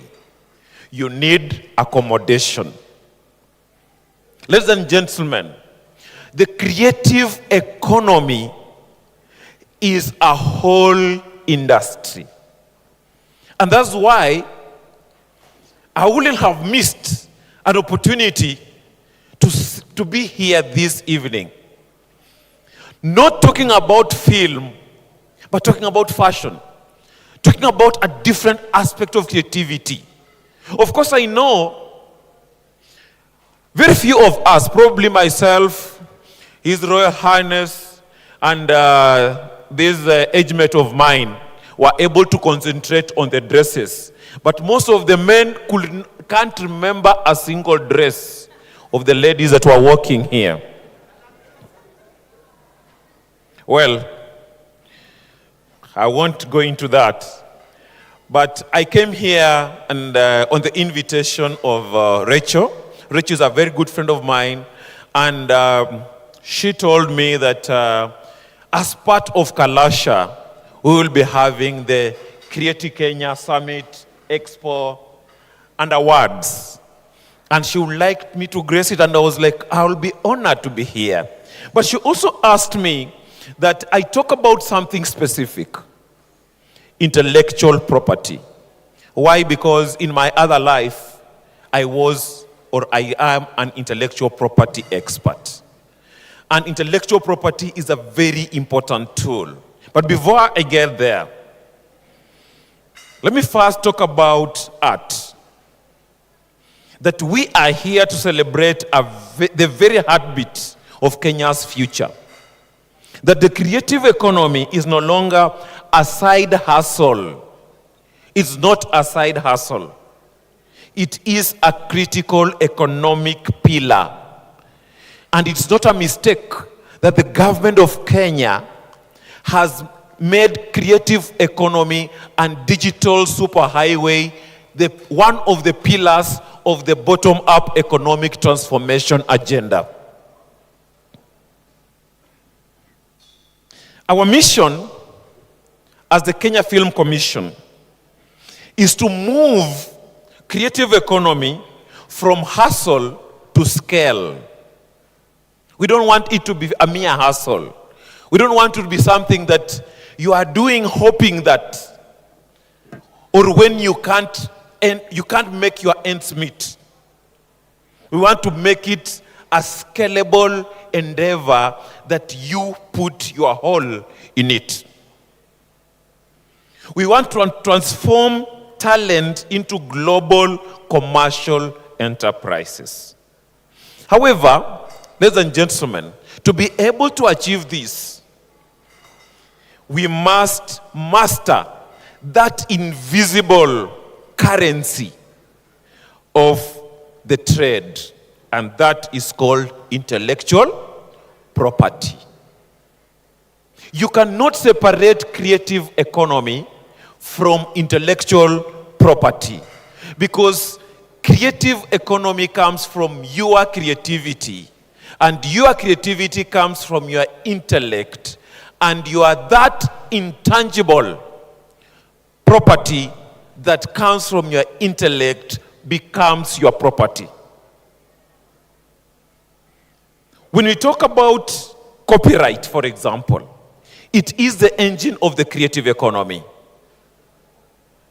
Under the Copyright Act and Related Rights Bill of 2026, that is replacing the Copyright Act of 2001, Kenya is seeking to overhaul the laws that you have had so that we match the digital era that we are living in. So when you talk about copyright, we don't look at copyright merely as you protect it so that no one can infringe on it or anything. You need to think about how do you make money out of it. You have a film, for example. You have a design. The fashion that has been here. That is copyright. Don't go and just say, okay, I can sell it to you. No. Think about retaining it, but still making money through licensing. How can you be able to have your own control over your copyright, but still you are making money from that? Is through copyright licensing. There is also the aspect of collateral. Of course, we are still developing, but in Kenya, we have an act that is called the Movable Property Security Rights Act. And it's possible, therefore, under that act, for you to use your intellectual property as collateral to take a loan. So which means you need to value your film in the form of intellectual property, in the form of copyright. Value it, and then you go to the bank and tell the bank that because I have created this intellectual property, can you give me a loan against it? So that then you are able to expand your business. Another important aspect of intellectual property for creatives is trademarks. While copyright talks about what you have created, trademark talks about who you are, your identity. We have seen the logo of I Love Me here and how he has drawn on the both ends. That is his identity. Now, that identity becomes a value for you because when I want to buy your product, I only need to see that to know that that is your product. But then, even in film, even just as in fashion, even in film, the name you give to your film, the name of your production company, the line you have used, a powerful line you have used in your film, you can use it to promote products. And that becomes a trademark. And you ought to protect it. You can franchise or use it on merchandise.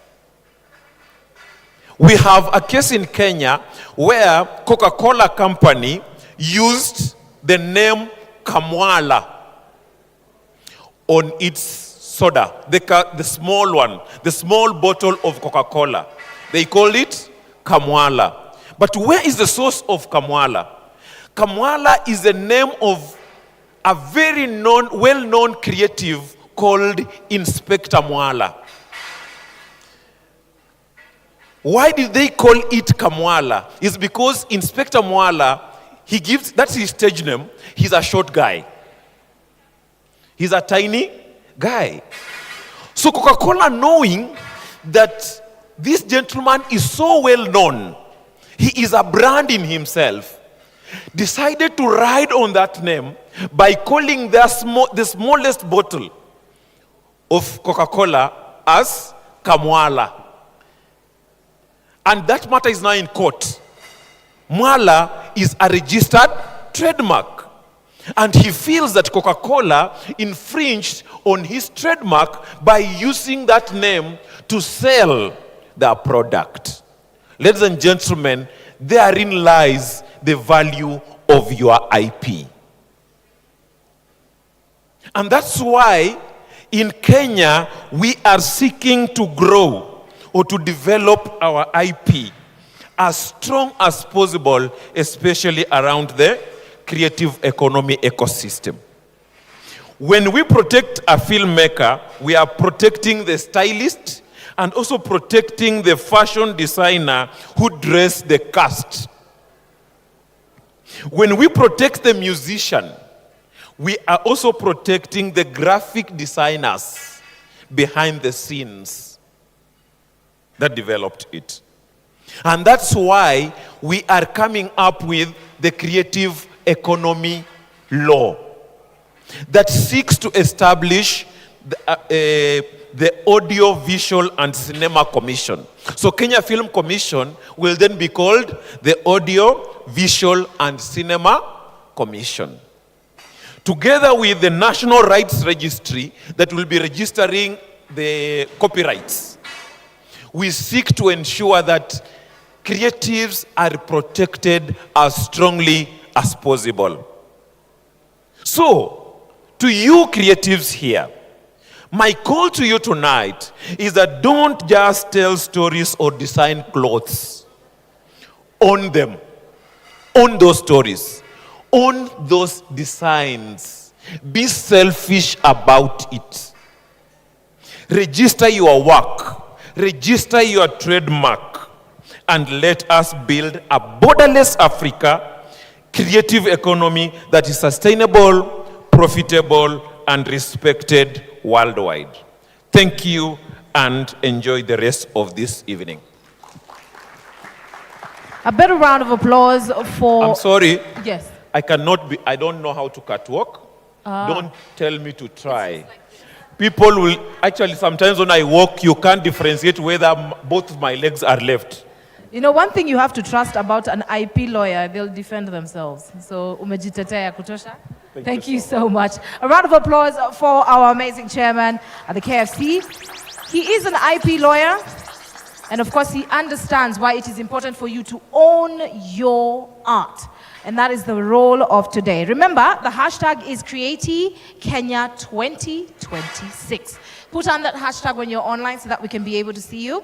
Right now, I want to welcome an amazing woman. She calls herself a protector. She is a global economy architect, designs, writes, and she also executes sustainable economic growth blueprints.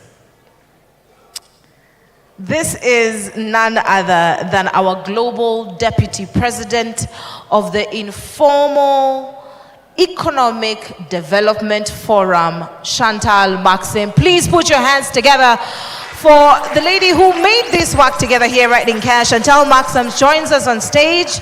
She will be welcoming the global envoy from South Africa. But of course, first, let's hear from you. Karibu. Welcome.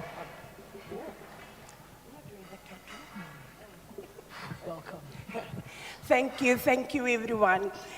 I did an entire speech for tonight, but Kenya has been such a home that I have to speak from my heart. But first and foremost, we are a purpose-driven organization. So I would like to take this moment and give the Almighty all the glory because He has provided for this. He has gone before us, and without Him, this would not have happened. Many a times, when we create something out of passion, we're behind the scenes. And I want you to ask you one huge favor. To stand, give a huge round of applause. That's all I need you to do. Stand and give a huge round of applause.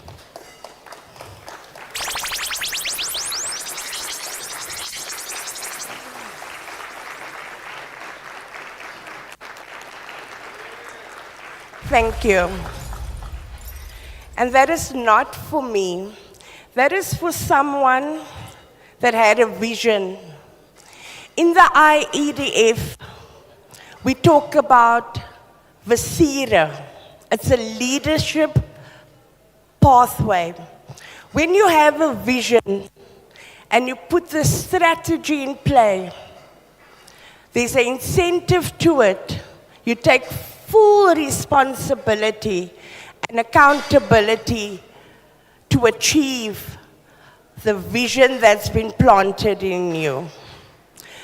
Leader Rachel had that vision for Creati Kenya, and she's behind the scenes all the time. But the magic that's happening tonight here is because of her vision. She stepped forward and she said, I'm gonna do this. The one thing that stood out for me, for Kenya, is the amount of youth. It's beautiful. If you walk through the exhibition, all you saw was youth. Youth driving youth.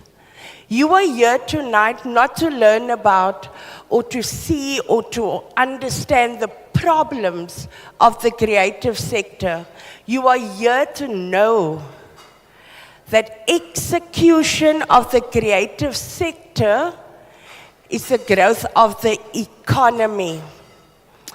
I want to take this opportunity to a very powerful organization, Cinemeets Africa. They had a vision and they're executing a very powerful platform, not to just learn, but to grow the economy.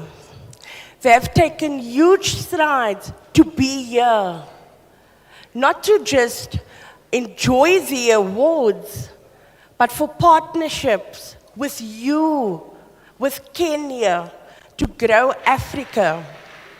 Our partner, our new partner in tourism, what are they doing here?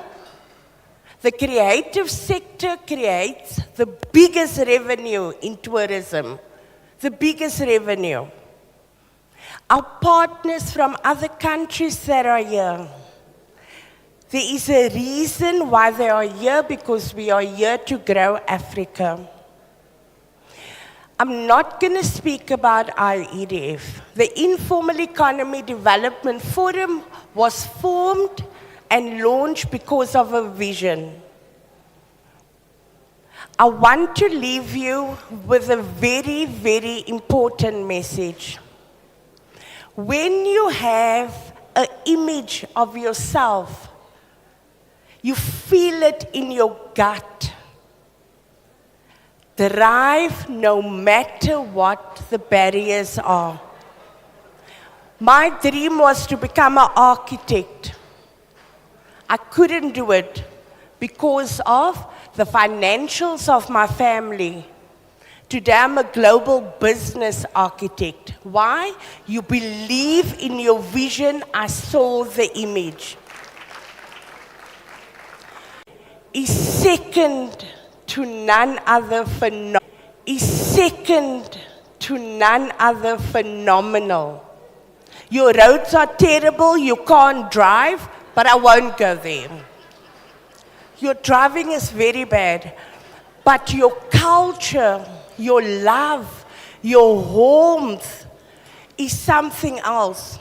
It's the first country ever that I ate goat. I'm addicted.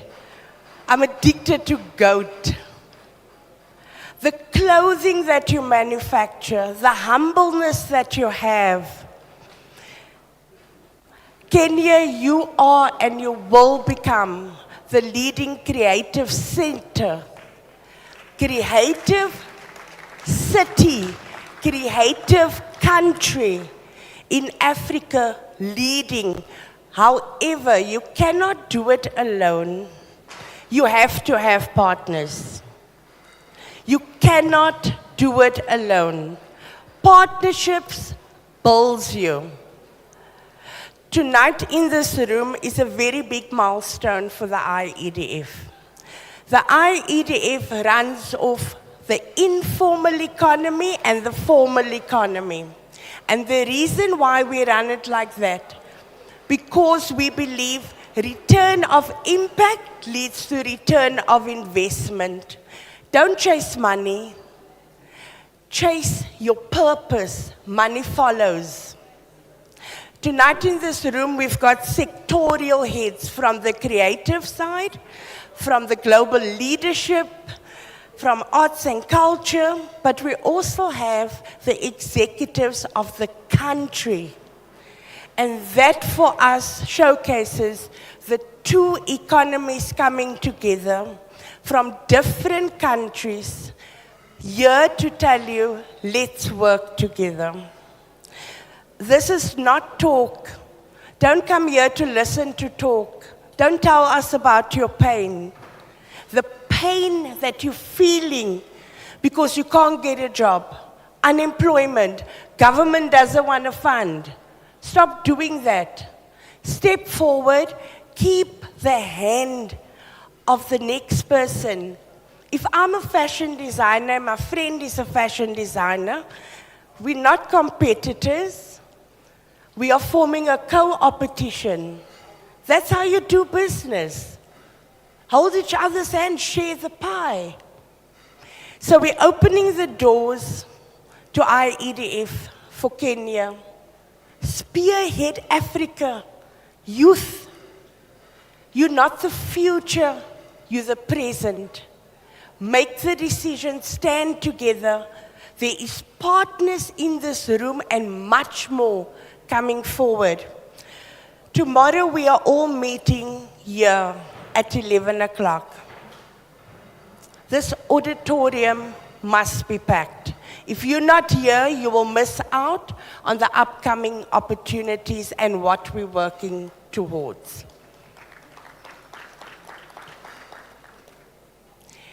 So I want to take this final moment just to say thank you to all the stakeholders of Kenya, to the Film Commission,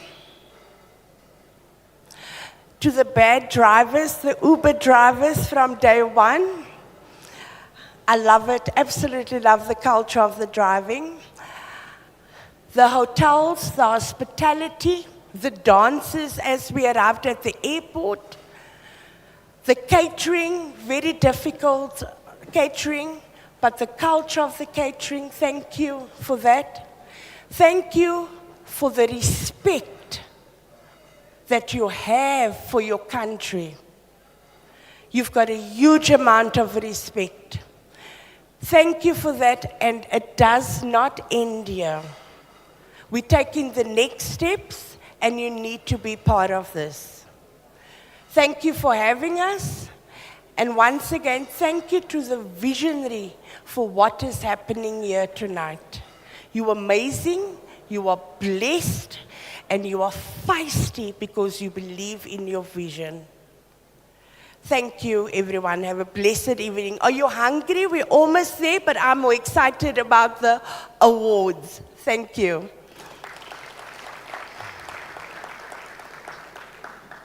I would like to call on Your Highness. Within the IEDF, the royal families are very important to us. In every project that we do, in every training module that we do, they come with the wisdom that we need to build successfully. So of the highest respect, I call upon His Royal Highness, King Meredith Clayton Bill. Thank you.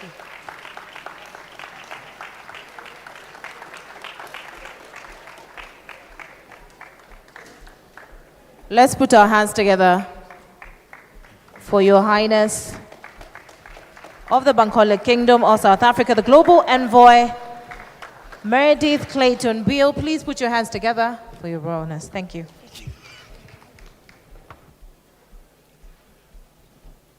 Hamjambo, Jioni and Jimma.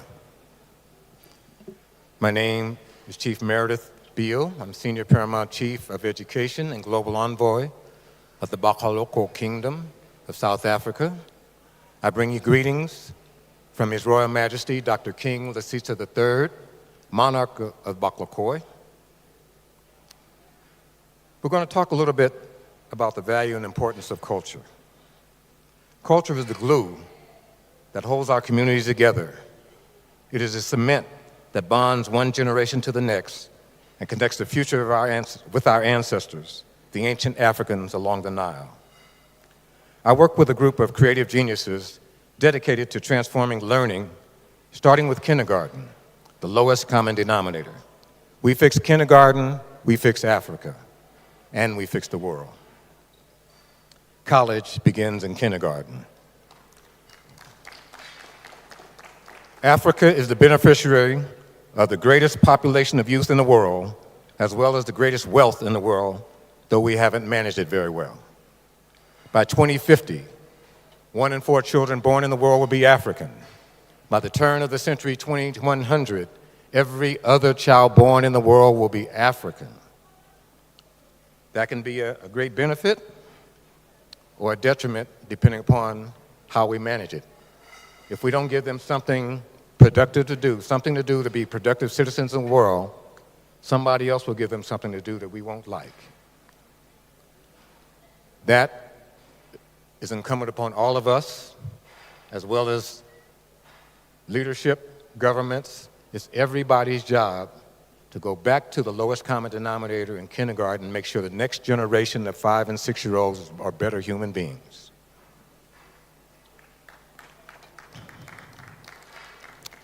To us, AI means African influence first, then artificial intelligence, the real intelligence first. I don't know if you're familiar with Dr. Cheikh Anta Diop, the brilliant multi-genius from Senegal. He is the scientist who proved to the world that there's only one gene pool for the entire human race, and it is African. The African woman is the mother of humanity. Every human being in the world, if they go back far enough in their family tree, they eventually encounter an African great-great-great-great-great-great-great-great-grandmother, whoever you are. Anyone on this planet denigrating Africans, in my mind, is displaying some form of self-hatred. How can you hate someone you've never met who's responsible for you being here? And we're seeing more and more of that these days. And the revival or the recognition, we've all been miseducated on purpose. So one of the missions, especially of the filmmakers and the storytellers, is to re-educate the world with the truth.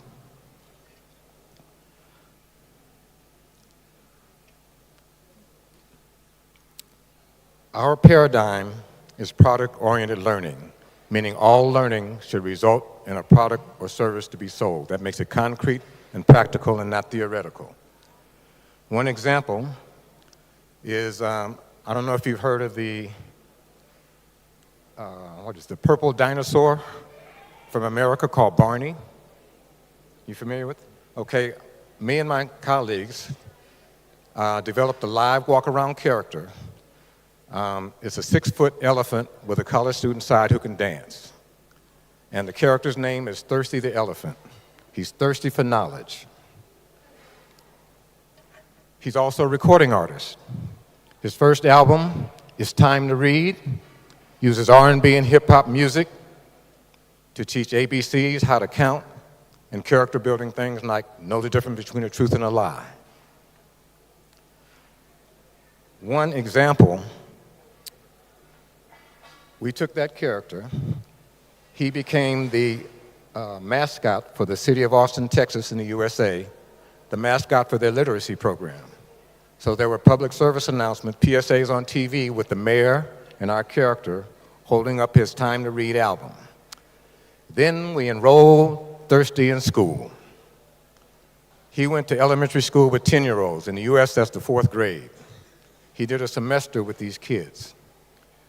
They wrote a book called Thirsty Goes to the 4th grade. Each kid wrote about his favorite activity in school, supervised a photo shoot with the character illustrating their page. By the time they graduated from primary school, they're published authors with a book in the library. Somebody buys a book, they get writer's royalty. School board gets some money, and we as facilitators get some money. That's a model that can fund education. Everybody's begging for budget. We need budget, we need budget. Make something and sell it. When we did the postmortem from the pilot, the teacher told us that that 4th grade class had bonded like none of the other 4th grade classes did because they tell you, I wrote a book. The pride that was in that family, you could feel and it was tangible. And then the teacher said, the next time she introduced an assignment, they asked were they getting paid. That was a change that we were looking for. Now they know that they can do something valuable that requires money, that brings them money. You may have heard last year that China announced they were mandating everybody in the country learn AI, starting with 6-year-olds. They just made that announcement sometime last year. The year before, in November, we, in our kingdom in South Africa, introduced artificial intelligence into the kindergarten curriculum. We picked a kindergarten class in our kingdom. It happens to be the one that King Lasisa's children go to, even though they're older kids. We took that class. We had them draw themselves as a cartoon character, in this case, a pencil, because a pencil is the most valuable tool in history. The chair you're sitting on was a drawing before it was a chair. They drew themselves as a pencil. We taught them how to animate the eyes and the mouth. Then we had them write a 2-line or 2-phrase poem. They're beginning a global campaign on kindness and fairness. They're creating content for their peers around the themes of kindness and fairness. What is fairness on the playground? What is fairness at home? They're creating coloring books, songs, music videos. The result of the pilot was a 24-minute animated short. They published a book. They wrote the book. We haven't published it yet. We just finished. They wrote a book, and they did a 24-minute animated short. Each of those kids' families has 1% of the copyright, that IP. So going back to the thirsty character, those kids, that project was in 2001. Those kids are 30-something now. They're still getting writer's royalty from a classroom assignment in primary school. How many people do you know making money today from the classroom? Nobody. What if every class was generating revenue? What would that do to the lives of those children and the nation's economy?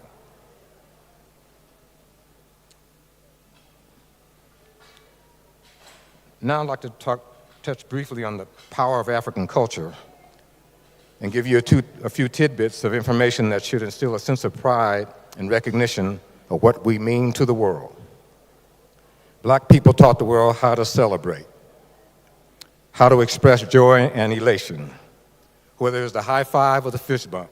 Whatever we do, everybody else does eventually. Okay. They want to be us, but they don't want to be us. We gave the world its first humanity. Let us usher in the elevation of our higher humanity. In 2010,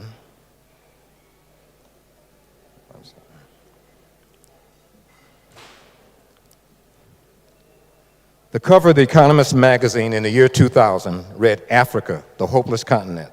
The cover in 2010 read Africa Rising.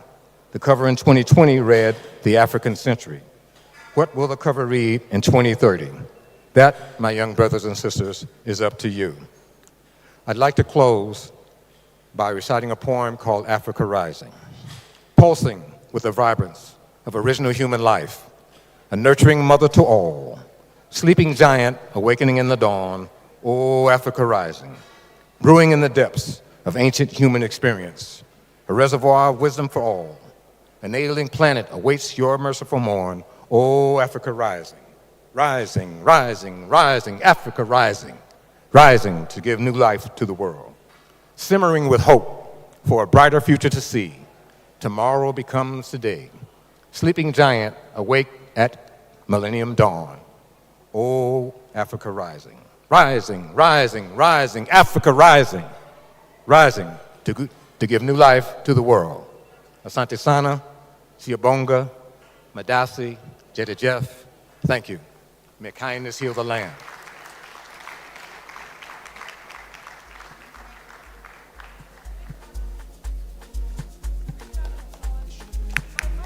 Still, a big round of applause for His Royal Highness one more time. Of course, we are super grateful for our connections in Africa. Remember, tonight, it's all about the Creative Kenya Summit and here in Kenya. I want us to do something amazing, and I want us to, of course, celebrate our oneness, even as Kenyans and Africans. Remember to tag IEDF. I know so many of you guys are outside. Right now, I want us to take a moment and watch an amazing film, only 6 minutes. So we're going to be turning down the lights to do the same, to be able to watch that 6-minute film before we get into our creative awards. So please, the team that is responsible for the lights, please let's turn them down a little bit. We are going to be having a moment where we'll watch the film The People Shall by Mark Minor and the late Nick Wambogo. If we're ready, we can turn down the lights and start the 6-minute film. Please, let's be quiet while the film is streaming. Thank you.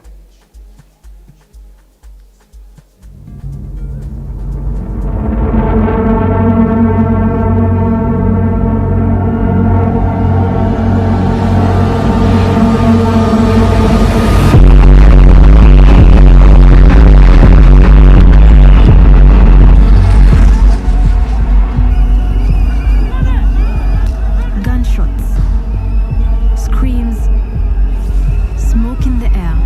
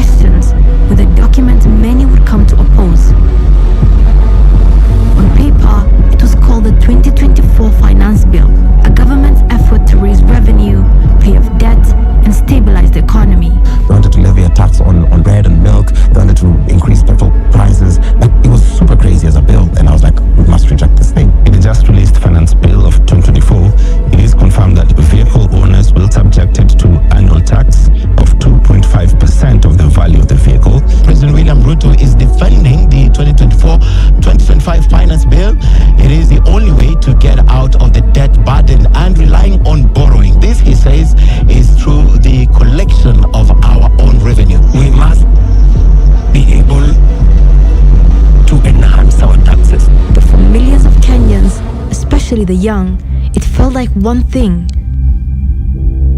punishment. Punishment for surviving in a country that had already taken too much.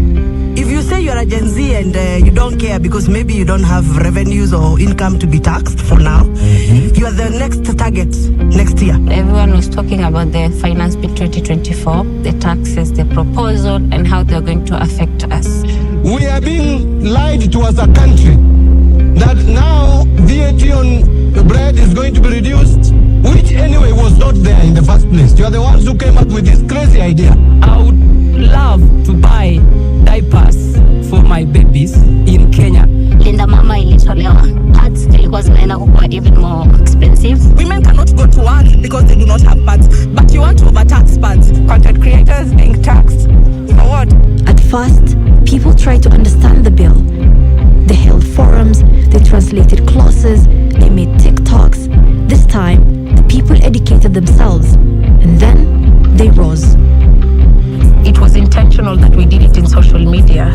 It was important for the numbers. It was important for the narrative.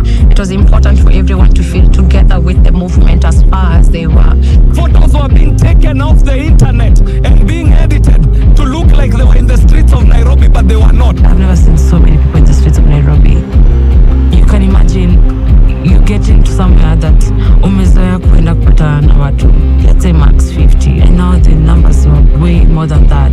In cities and towns across Kenya, something rare began to happen. People who had never protested before were now marching, organizing, occupying space. They said, reject.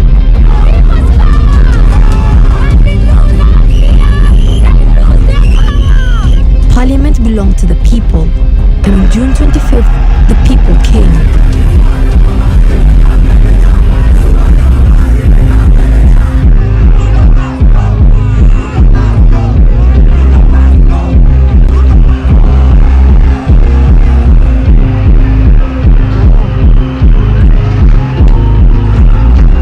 What started as a peaceful protest became a national reckoning.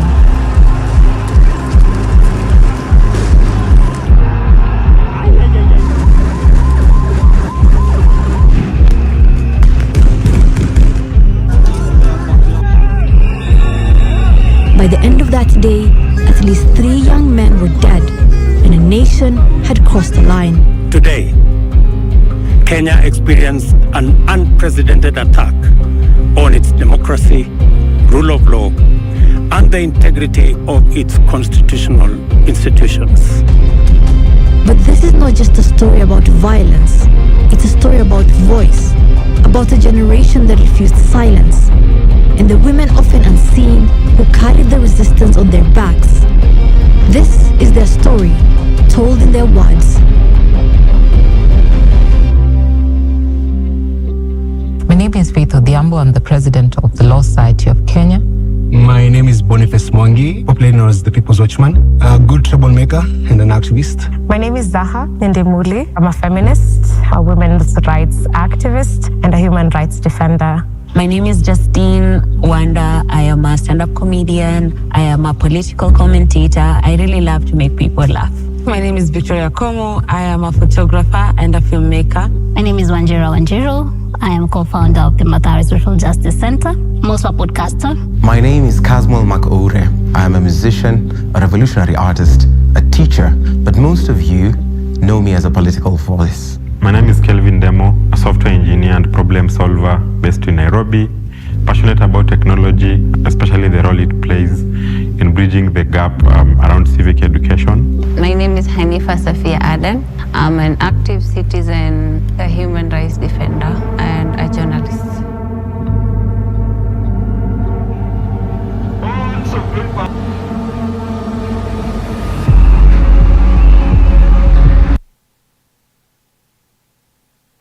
A round of applause for the film by Mark Minor and Wambogo. I want to ask you to do me a favor. Please, let's stand up. Kindly, let's stand up. In the making of this film, Nick Wambogo lost his life. That's why we're calling him the late Nick Wambogo, together with Mark Minor. Please come, just wave to guys. Just wave from where you are. That's the amazing Mark Minor. together with Nick Wambogo, who passed away during his, just when his charges in court were being read for this film. So clearly it was a labor of love, a labor from the heart, and a labor for the people. This is actually from the heart. And the film is called The People Shall. It's something I stand for, myself, Keitira, and I stand for Kenyans who believe in their own country. Do me a favor, say this after me. The people shall. The people shall. The people shall. Because the power is within you, the power is with you, and the power is you. Thank you so much. Another round of applause for you guys. Thank you so much. Right now, we're about to get jiggy with it. Amazing, amazing. Wow. So, ladies and gentlemen, we are getting charged. Yes. Tell your neighbor, getting charged. You're getting charged. How much? We're getting charged. Yes. So now, ladies and gentlemen, we have a legendary in the house. Today, it's all a matter of showcasing. So we're going to have a legendary. I know some of you have heard his music. Some of you have never heard his music. Some of you were there when he was composing. And some of you are even his parents. Others were in diapers. Like you. So ladies and gentlemen, please show some love and put your hands together as I invite on stage this phenomenal artist, a legendary, we respect in this country, done a lot of songs. One of them you know, Kumbeni, na sitoi kitu kidogo. So ladies and gentlemen, a lot of applause and please show some love for Jimwa Tumugenge. J. Thank you very much. Give it up for MC ZDB. And give it up for yourselves. You are a lovely crowd. Yeah, so I'm going to take you back on my musical journey. I started way back in Calif Records. Watu wangapi wanajua Calif Records? Kina Jua Kali, No Nini, Major, na Pili Pili. So Pili Pili gave me a message. Acha niwaone poa. Pili Pili alinipea message akaniambia, tuko saa hii mpaka saa ngapi? Semeni mpaka che. Mpaka. So for our visitors, mpaka che means till the morning. We are here till the morning. Are you ready to party? So here we're having a good time. We're going to party. Afterwards, there are people who will go home and sleep till the morning. Some of us will go on and hustle. Others will go for a kesha at the church. It's mpaka sangapi, semeni mpaka che. Mpaka che. Wazi Joe, shukran. Bibi wase kama mnajua hakuna kulalani kupandisika mpaka che. Tukiwa pamoja tuchore mpango leo mpaka che. Hey, amua hakuna kuzuba. Amua twende klabu tubanjuke. Ama chagua twende round mwenda. Hao mademo super tu wasu. Kiswahili penye yastahili. Waingie akili, waachilie mwili. Leo kila kitu tunadu mpaka che.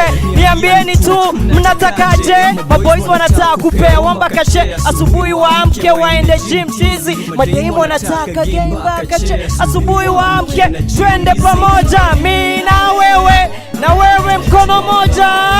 Mpaka che, mimi na wewe mpaka saa ngapi? Mpaka che, mimi na wewe mpaka saa ngapi? Kalasha mpaka saa ngapi? Mimi na wewe mpaka saa ngapi? Mimi na IDF mpaka saa ngapi? Mimi na KICC mpaka saa ngapi? Mimi niko kadi mpaka saa ngapi? Swahili kama vitaipe usimwache. Fanya hii siku ya kuremember band. Sahau siku vitu zimeenda mram. Kaa gadi wakahadi uitwe tochi ulete nuru kigani. Ambia shauri sasa dali toka saa hii hadi che niwe na nani. Wazijo wapi nduru? Are you having a good time? Yay, twende pamoja ati mimi na wewe mpaka saa ngapi? Mimi na wewe mpaka saa ngapi? Mimi na wewe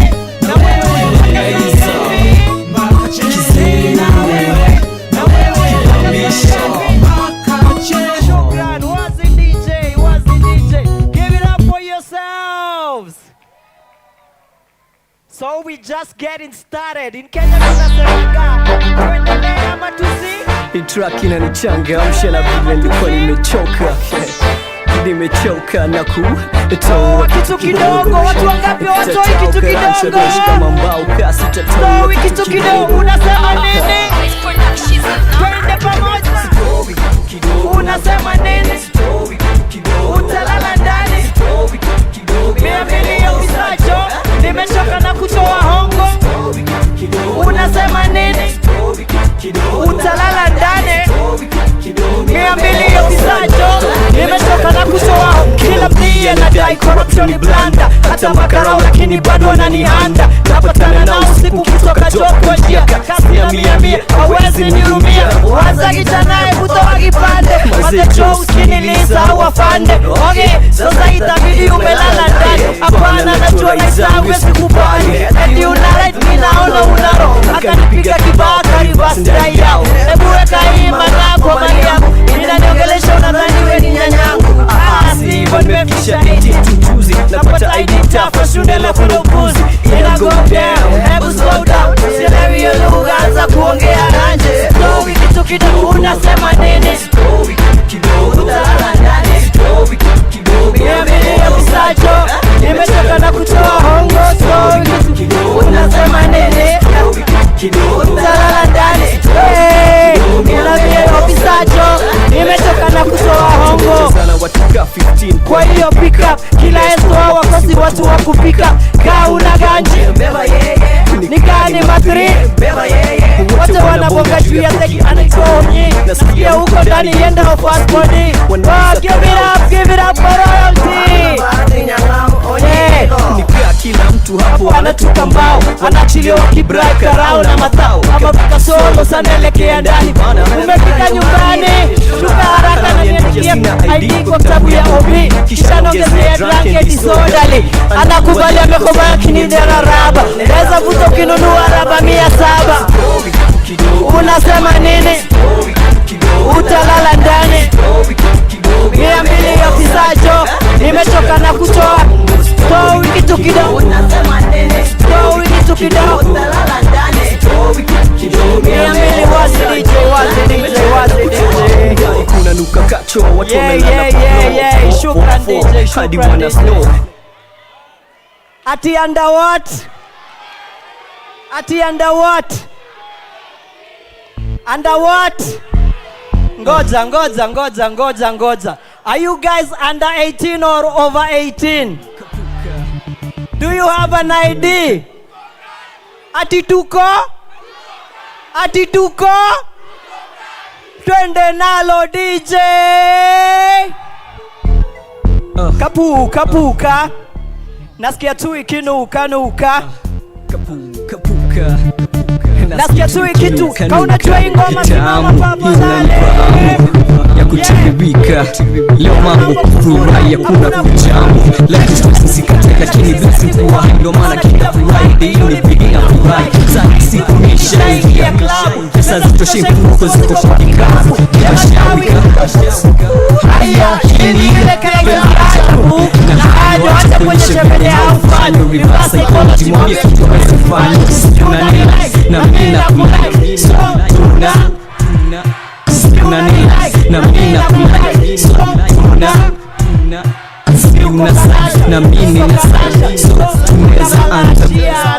eti uko Kalasha na mimi niko Kalasha. So tuna Kalashiana. Shararuka ashaanza kushuka Kiswahili na mshata kama yetuka kabla tamka ataanza kwenda ni shamwa This man of Christ na sambuka Mbeni yenda 18 Sami ningetu waje Mbeni yenda 18 Venya napewa maje Mbeni yenda 18 Sijui itakuwaje Mbeni yenda 18 Nitabia jaji Tatu for me, myself and I Kawaida mwaga peke yangu Sina la wife, lakini today ni nasty Nina shore, nina manzi Wala mkataa, leo wanasikia ouch Tuwana mahagazi na vitu kwa couch Vizuri sana, yani mzuri sana Sani shamu, lisa ushama, lisa fully bana Niko ndani ya University of Nairobi Kumpandilia itakuwa kaobi Akanisikiza twende walking the park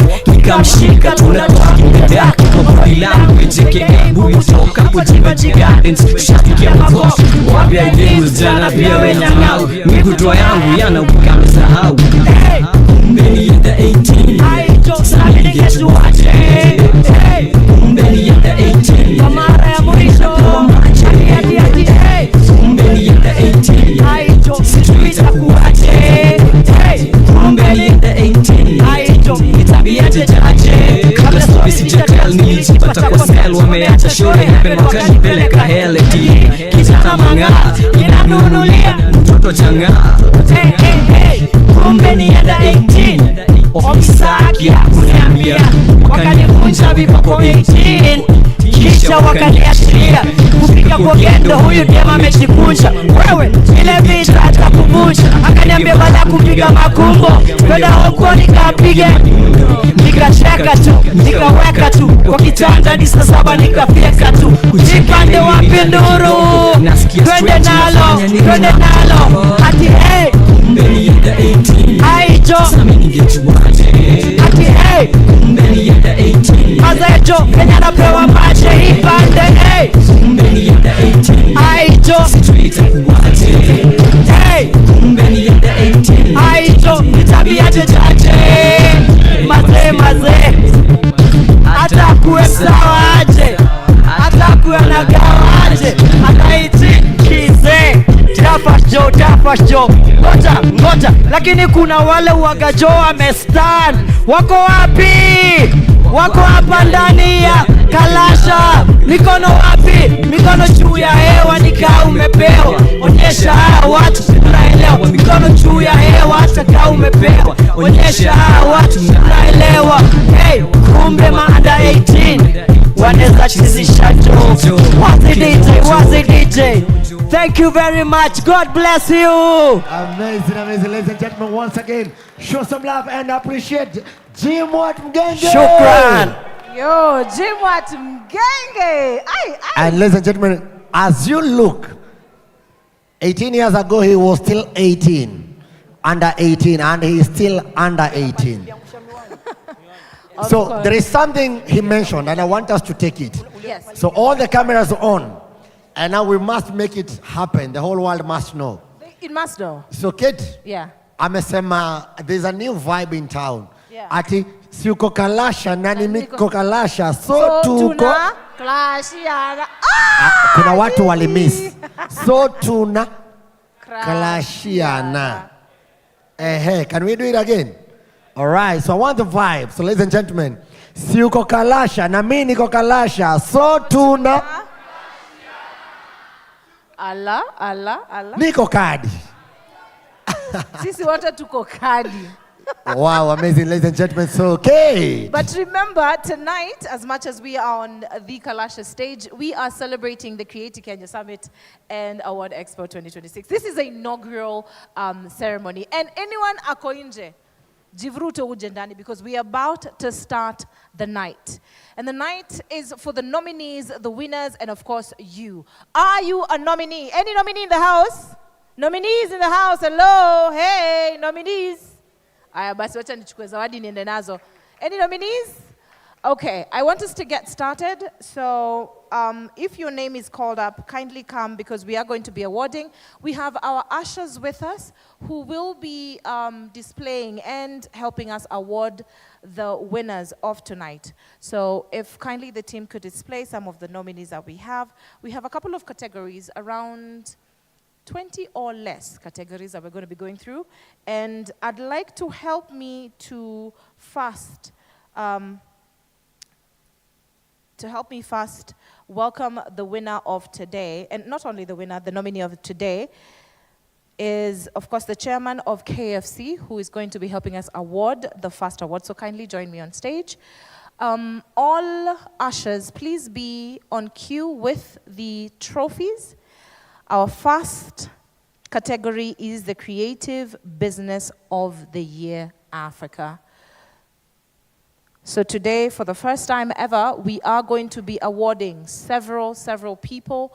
This is an endeavor by the IEDF Forum to support the creative community and, of course, to support you who is a creative.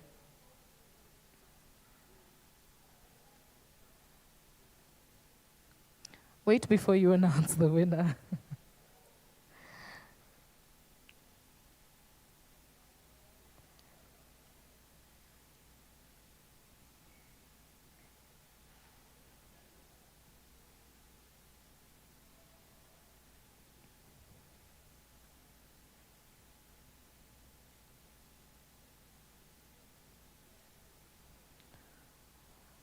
And I think some of the nominees for the creative startup, the creative business of the year. Just a minute. The creative startup of the year, Cinemits is one of the nominees.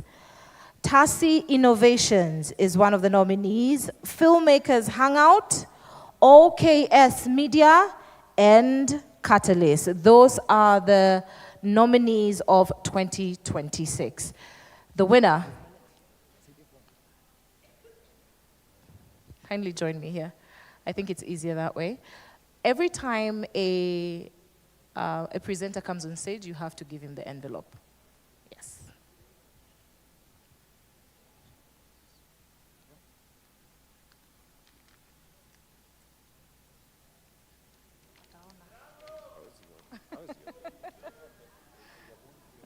Yeah.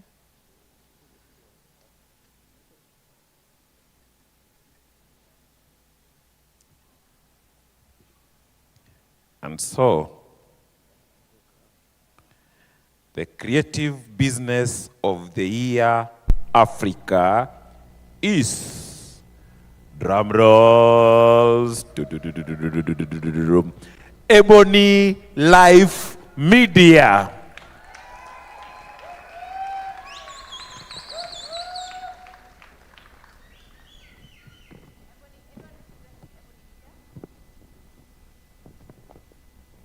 We'll move to the next, the Creative Startup of the Year. And these are the actual nominees, I'm sorry. I think I missed it. The Creative Startup nominees of the year is Catalyst, OKS Media, Tassi Innovations, Cinemits, Filmmakers Hangout. Envelope.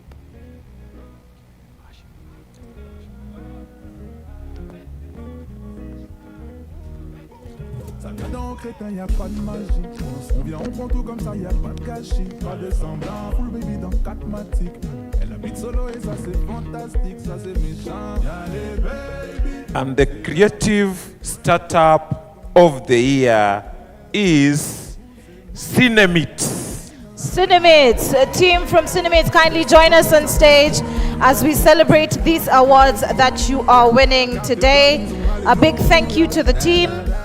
And of course to you for putting in your votes and for, of course, showing up today. I kindly want to call one boy from EDF. One boy from EDF, kindly join me backstage.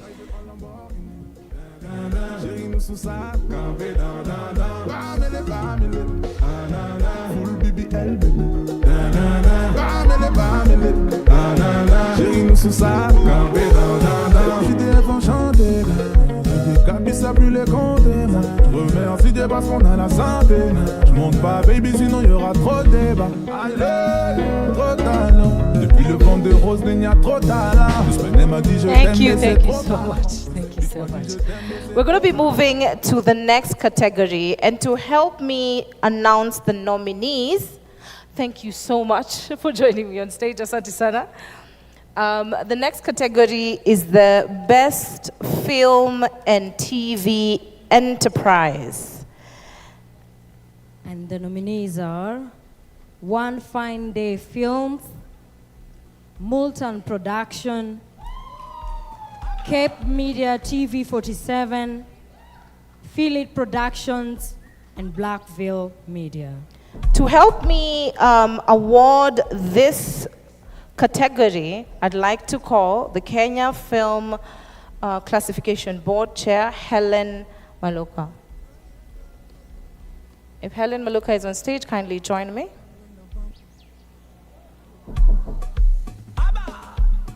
This is Hendrik Sam.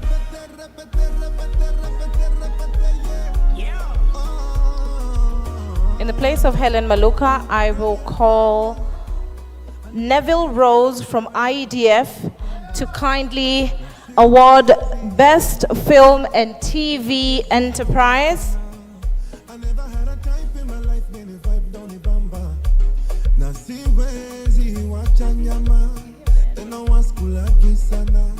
Leo silali, nikukesha mitungi na washa na choma. Tena sijali, yamewashinda yao yetu wataweza. Leo silali, nikukesha mitungi na washa na choma. And our winner is Blackville Media. Blackville Media are the nominees of today, are the winners. Thank you so much. Blackville Media, if anyone is from Blackville Media, please come so that you can get your award or any representation of them. I think you can take the award for now, and then we'll be able to award them next time. The next category is Best Music and Performing Arts Enterprise. And the nominees are Myogenic Mema, Music Hands-On, Showman Residency, Wasafi Records, and Seto East Africa. And to help me award this category, IEDF Global, Dr. Mary Ofedu will join us on stage. Wait.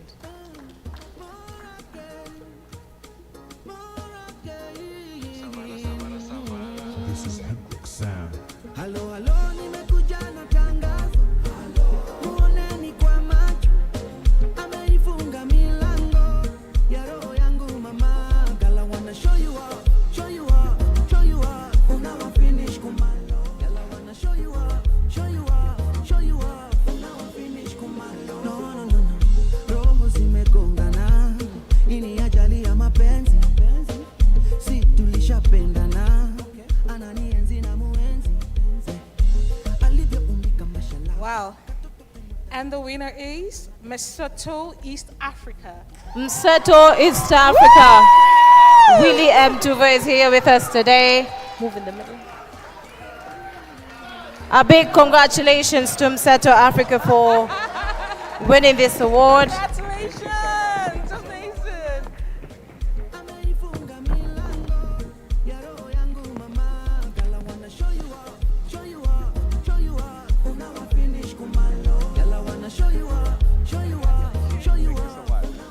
Watati watatupenda, refari puliza kipyenga.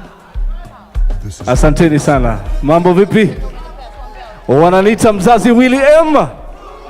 Mzazi Willy M.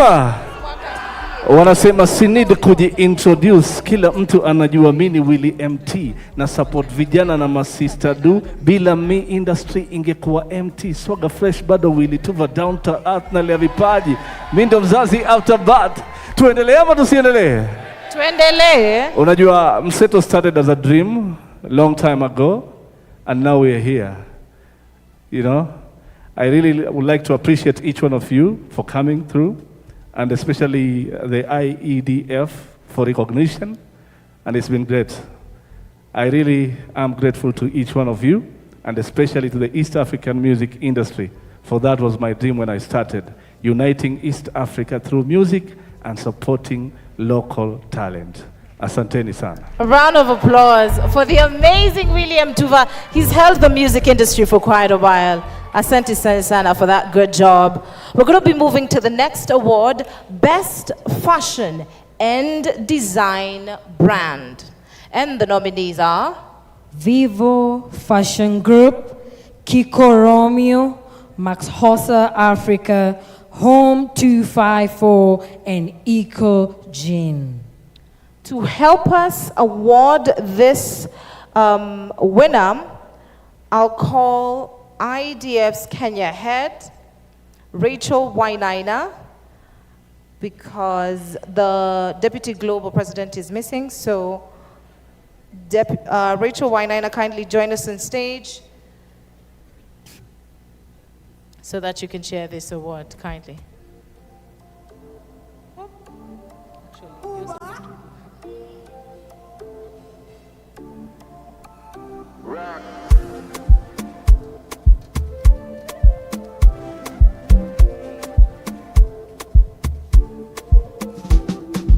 And the winner of the Best Fashion and Design Brand is Home 254.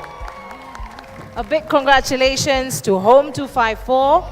They have been dressing us here in Kenya with their amazing regalia for now over 7-10 years. Congratulations to the team at Home 254. Please, a round of applause for the team at Home 254. You're always adorning one of them.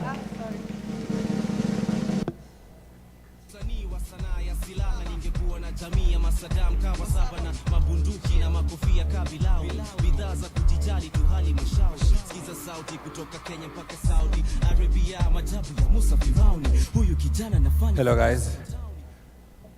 On behalf of Home 254, I'm a man of few words. Thank you so much for the people who voted for us, and we are blessed to be here, and thank you. Thank you so much for that. Best Fashion Design and Brand. Let's move to the next category, which is Best Creative Tech and Digital Innovations. And the nominees are Cleaning the Airwaves, CTA, SPM Buzz, Mdundo, and Obina TV Studios. And to give out this award, I'll be calling Ayitso Owendi, who is pivotal to the IEDF. Ayitso Owendi, kindly join us on stage. You will be giving out the award of Best Creative Tech and Digital Innovation.